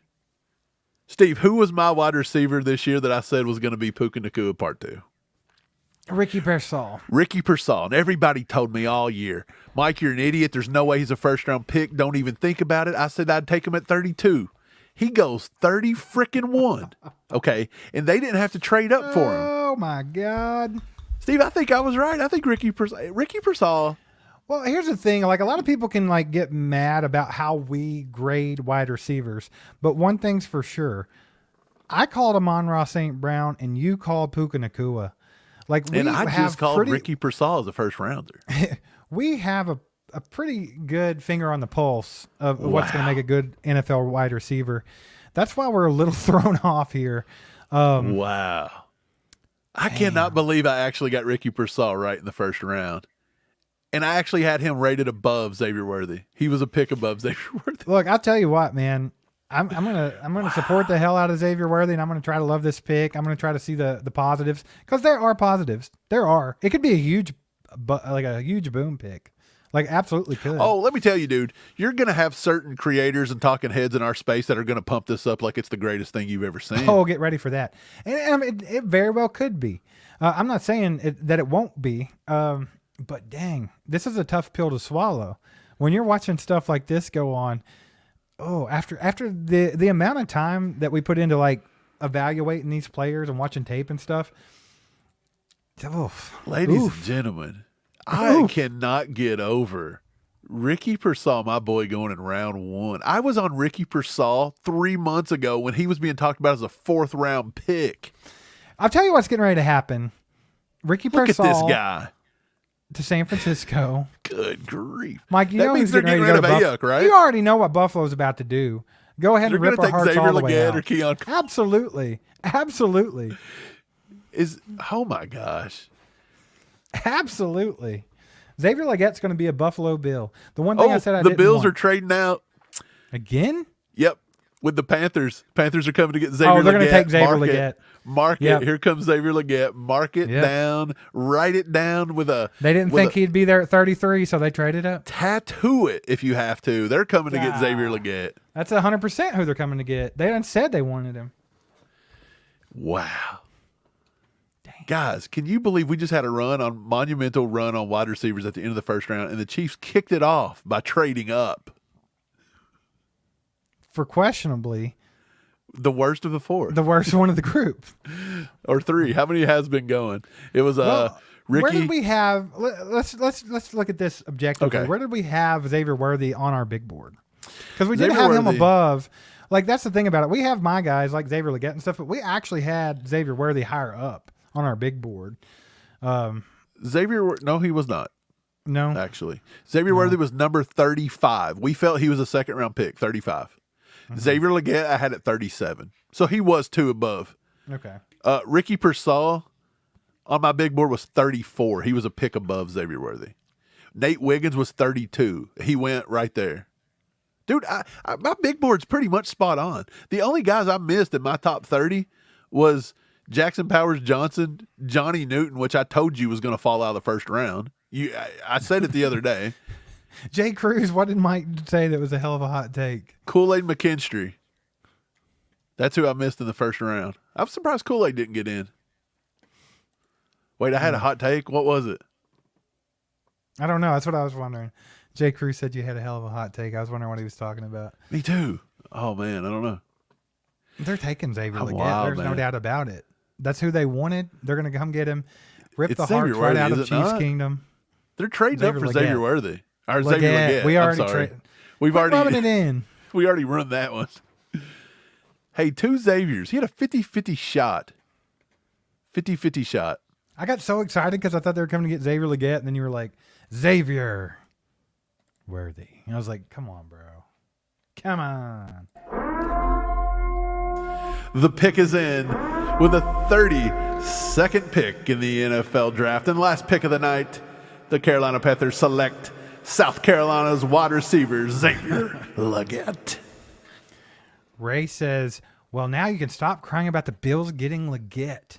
Don't forget how you felt about Worthy when he shows out. Okay, Ray. Don't you Ray. forget. What's funny is like To the pit. If we say like 99.9% stuff right and everybody mocks you, and then once you're right, it's crickets. And then one guy comes along, he's like, well, when you're wrong, buddy.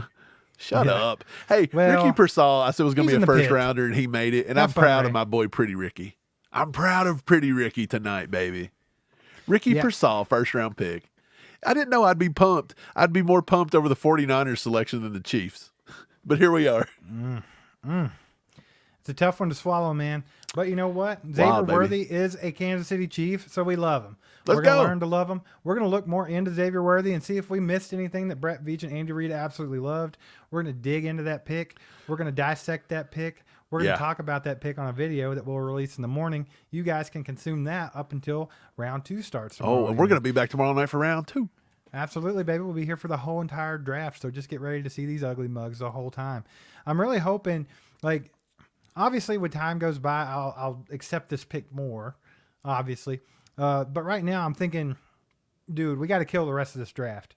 I'm okay with going to get your guy if you kill the rest of the draft. Just don't sell out your draft for a big question mark. Did they pull Right. the extra 4th round pick so that maybe they could be the one to take the shot on Tavondre Sweat and not feel weird by taking him in the 3rd? I mean, maybe. Do they think that far ahead? Is Brett Veach veaching? What's he I don't cooked know. tonight, Steve? What's Brett Veach cooking with Xavier Worthy? Is it like ramen noodles or what's he cooking over there? Hey, I think you got the shrimp flavored ramen noodles. Flapjack City with a 5 bomb. Said we stay at 32 and get Legette? Oh, hell no. My damn plums. It is sick that Plums you could are have stayed at hurting, 32 baby. and took Legette. That's Yeah. pretty sick. It's you would pretty still have wild, your 3rd man. round pick, too. We could have got 32. We could have got him. Could have got him, guys. What are you going to do? At least they didn't take Kathy Amos says, what Smith. time tomorrow? What time does the draft kick off tomorrow for round 2? Is it around? Let me see. Let me see what time. I want to make sure and it's get you still guys. in the evening. Yeah, I want to say they probably do it at the exact same time. Saturday's the full day of fun. Yeah, they more than likely go ahead and do it about the same time. Hold on, I'll find it. Can you not find it? It keeps like putting me on like dumb stuff. Good God Almighty. Just Looking keeps at this bringing real up like day 1. Xavier Worthy. then Ricky Pearsall and Xavier Legette, where we were sitting at. Yeah. Apparently, they're not letting nobody know what time it is tomorrow. Is it really that hard for you to find? I feel like It's not coming up. I 7 did. p.m. Eastern time. 7 It p.m. starts at 6 Central. Yep. 6 Central. Then we'll be on about a half hour early, maybe. Yeah, It's gonna be wild. We'll throw our video up in the morning. We'll throw it up around like what, noon? We'll let everybody have a chance to view it, or we'll throw it up at 1, something like that. Absolutely.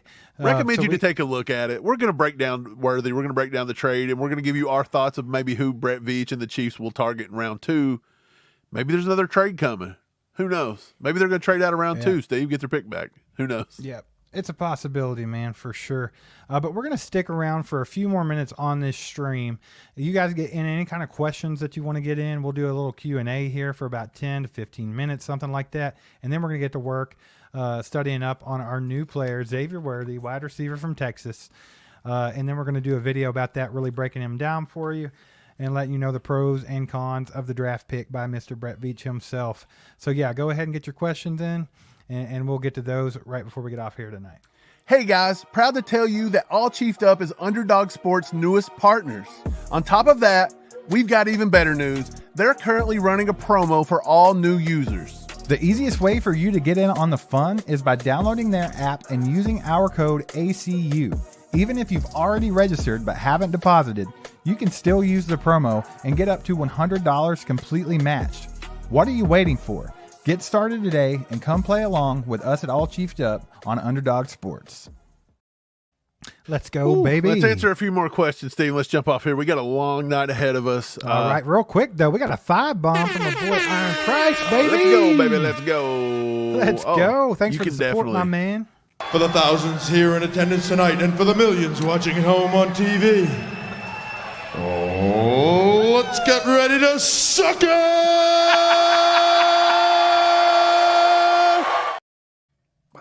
Let's go. Was that to Brett Veach, Steve? No, I ain't going to go that far. I ain't Hey. going to go that far. Yeah, what does everybody say? In Veach we trust. Let's trust it up, huh? Do we Yeah, trust? man, no. Hey, he hit Rashee Rice last year, right? And then Rashee Rice hit somebody on the interstate. Too soon? Oh, I don't know. come on, bro. But let me tell you something. Let's see what happens. Let's see what happens. Yeah, for sure. I see we're in the chat. Some people said they're going to go watch some highlights and get themselves pumped. We're going to have to dig into some tape too. So it's going to be an interesting night, I guess. At least we can sleep in a little bit tomorrow because it doesn't start till late. Oh yeah, Saturday Steve, on the other hand. I think we should get together around like 3:34 and go have some Mexican. You take the heat off of Xavier Worthy, chill out a little bit, get ready for day 2, man. I think we should do it. I like the way you think. I like the way you think. Let's answer a few questions and get out here. We got to get to work, baby. Jay Cruz, it's okay. I just had to get it all out, right? Like Steve kind of does this a lot. I do. So here's the Steve thing was about it. kind Like of I said, disappointed when we took Trent McDuffie. Not because he No. hated Trent McDuffie, but you didn't. No. You didn't Brian like Cook. it. Was it Brian Not to Trent Cook? Mc- yeah, it was not Trent. I like Trent McDuffie. I thought you were a it little was- disappointed in Trent, though. I thought you wanted somebody else there. I don't remember who it was. It was a my guy you were wanting. No, Maybe it not wasn't. there. Maybe it wasn't. Nope, it was the Brian Cook one that really threw me off. You But did either rage way, over and here's Brian the thing Cook. about it. So I'll have like my little mental breakdowns and stuff right after it happens, and I'm just a person. I kind of wear my heart on my sleeve. You're gonna know what I'm thinking. I'm not gonna sit and like BS everybody and be like, "Hey, I'm so happy." But the thing about it is, I don't hate the pick, so don't take it as I hate the pick. Like, I Don't hate the hate the player, situation. hate the game. I don't hate the player. I don't hate Xavier Worthy. I just feel like the route that they went to get a guy that I didn't. You know what I'm saying? There's just a lot to it. Look, I'm with you. You said it perfectly. Brett Veach come out and said my biggest draft regret is not taking DK Metcalf and going ahead and taking the smaller McCall Hardman. And then he turned around and he done it again. Again, that's what I'm saying. The That's what same I'm kind of saying. players. Again, we're going to find out, man. Does Brett Veach learn from his mistakes? Like, he's usually pretty good at this. Man, I don't know what they're seeing. I want to know. I do. I mean, obviously he's a good receiver. We saw that, but I did have him in a second round grade. We had him around early second round. Yeah, we had him ranked number 35. He was a second round pick. Sitting at 32 with Xavier Legette and Ricky Pearsall off the board, and then they take Xavier Worthy. I'm okay with it. Taking Xavier Worthy before Xavier Legette or Ricky Pearsall, that's a tough pill to swallow. It just is. If you watch all their tapes, you watch all those guys, he didn't stack up to those two. Yeah. But he's got the speed. He's got the flash. He'll put the asses in the chairs and the arrowhead and get everybody horned up. So, I mean, I understand it somewhat. It's also it's their prototype. We've talked about that a million times, Mike. We said, even though we loved Legette and we love this guy and that guy, we just don't know if the Chiefs will take them because it's not their prototype receiver. Xavier Worthy sure is, though. So not like a huge surprise, just a bit disappointing. Yeah, I hear you. I may be frozen. I don't know. I feel like my stream crapped out on me. Yeah, me too. I think our stream just completely broke, so no idea what's going on. Awesome.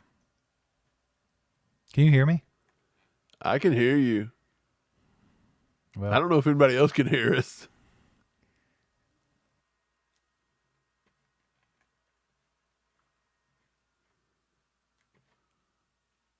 What's going on? We've lost everything. What happened? What happened here? I think everybody can see me. what happened? I think, okay, it was you. I'm like, what's going on? What happened? What happened? I don't know, but What happened? Look, I don't know what happened, but like my entire streaming platform froze. You disappeared, and my entire chat left. I thought the end of the world happened, and I wasn't here. I was like, am I the only guy on Earth right now? Same thing happened to me. It's okay. We got it fixed now. Let's see here. Scott Prosser says, is Worthy better than Hardman or Watson? Here's my thing about it. I do think Xavier Worthy will be better than McCole Hardman. So there's that. There's a positive for you. But it doesn't take much. It doesn't take much to do that. But I do think he'll be better. What about you, Mike? Yeah, is Worthy better than Hardman or Watson? Watson as in Watson? The wide receiver Watson? Yeah. He'll be better than Hardman. Surely it don't take much to be better than McCole Hardman, does it? That's what I'm saying. I mean, TGZ said Hardman Steve's disappointed face is frozen. You were, dude. It was frozen in time. I didn't know what happened, man. I thought somebody hit the nuke button because they were so mad over Xavier Worthy that the end. No, man, I think our streaming platform just kind of pooped out on us. I think it crashed. Since we've been live for 4.5 hours. Yeah, that's true. Let's grab a few more questions here, and we're going to get off here and do what we got to do. The Goo said, hey, boys, Goo was right. Would have preferred Ladd, though. Yeah. It's not a huge surprise that the Chiefs did this. This is totally their MO. It's their prototype receiver. I think we all just kind of, hope to God that they might do something a little different every once in a while. They won't do it. They don't. Right? So for future reference, has his game plan. They're very stubborn. Yeah. Look, everybody knew it was happening. Everybody mocked. From the time he ran a 4.21 at the combine, everybody and their grandma are they that predictable? Like, we are that predictable. Brett Veach is that predictable. That's weird. That is weird. He's that predictable. It's kind of strange. They just value speed more than anything, I guess. Where are they? The Miami Dolphins? I don't know, man. But yeah, it's been. Yep. Jaden says, Worthy, Kelsey, Rice, and Hollywood sure will be tough to cover, especially with Mahomes slinging it. 100%. So as much as I don't care for the pick, like I said, I don't hate it. And I like the fact that it offers you two guys on the field running 4.2 speed. I mean, him and Hollywood on the field together is not going to be fun for defenses. It's just not. No. They could be able to stretch this field out quite a bit, and that'll open up Kelsey and Rashee Rice for a lot. It really will. So, I mean, it could be a good thing. Maybe that's what they're going for there. I don't know. So I'm not like 100% just like completely. I wanted to throw up a little bit, but for various reasons. But I'm still not like completely out on Xavier Worthy. Like, I don't think he's going to be bad. I just think that there's a chance, though. I think that the Chiefs really like riding that fine line of just getting bust guys on the first round. And you know, they've heard it from Chiefs Kingdom about Clyde. Like, to the point to where they, like, everybody was out on Clyde last year. They've heard it about McCole Hardman. And then they went back and got him again. They wasted draft capital on McCole Hardman twice. And here we are again. So sometimes it's just like, I think it's more confusing than anything, right? Yeah, I think so too. But at the same time, I think when you just look at it, it's like it was almost so obvious that it felt like we wouldn't do it. And then Right. they went. Niccolo says, you guys act like staff doesn't know what they're doing, and it's crazy. I have said at least 15 times that they are smarter than me. Brett Veach and Andy Reid and the staff are smarter than me. So I think we just have to trust their pick and roll with it and see what happens. Yeah, let's see. Dustin Johnson says, I guess Veach wanted a 399-yard touchdowns a year, or 399-yard touchdowns a year. Yeah, so maybe, I mean, that's the thing. I think with Xavier Worthy, it kind of shows me that Veach and Andy Reid, probably more Andy Reid, really, they missed the big play potential. Because last year, well, first of all, let's go back a couple of years. So back when we had Tyreek Hill, the Chiefs were known for big playability and the fact that they could score in the blink of an eye. They did it to Buffalo in the 13-second game. They've done it to several teams that year. The years following that, although the Chiefs were good and won the Super Bowl, they were not that team. They were more methodical and longer drives, have the ball longer. So I think they missed that explosive element, and maybe that's what they're trying to get back here with Xavier Worthy and Marquise Brown. Yeah, I mean, you're probably right there. I just don't know. Look, just the fact that Xavier Worthy is so small. It's scary. Look, if DBs in this league can get up on you and press you, it is going to be very tough. The only way he's going to succeed a lot is that if they move him around like the Miami Dolphins do, right? He's got to be running, moving in the backfield. They've got to use that with him. And just to put it into perspective, he runs fast, but these corners that are coming out nowadays are just as fast. They really are. So his let me get his exact 10-yard split time. He runs a pretty good 10-yard split. It's about a 1.49, 1.5. So we'll just say 1.5. If you go to the corners and look, though, and you would say 1.5, come on. Quinyon Mitchell has a 1.5 split. Kool-Aid McKinstry has a 1.44 10-yard split. Mikey Sainstrom, Max Melton both have a 1.5 10-yard split. Drew Phillips has a 1.5. DJ James has a 1.5. Nehemiah Pritchett has a 1.49. There are several corners in this draft that have his same 10-yard split numbers, which means he's not going to be able to separate like he did at the college level. You have got to get him in motion and get him moving. Now, look, I think Andy Reid can do it. I think him and Brett Veach will scheme it properly. Again, my only knock here is the trade. I think it's too much. Right. I think you probably set at 32 and get him. Who was going to take him? Maybe they thought 49ers would have taken him. The 49ers took Pearsall. You know, maybe they thought the 49ers I think if could you do it. have your eye on Ricky Pearsall, you didn't really care about Xavier Worthy. Yeah, I don't think so either, because I think he would be between Ricky. Did anybody think Ricky Pearsall was going before Ladd McConkey? You did. I did. Yeah, sorry. I'll toot it. Toot. Did you think? I think Ladd Ladd's McConkey medical stuff hurts him. Yeah. Honestly, I think Ladd McConkey was the safer pick here, but I think Xavier Worthy's the bigger boom bust.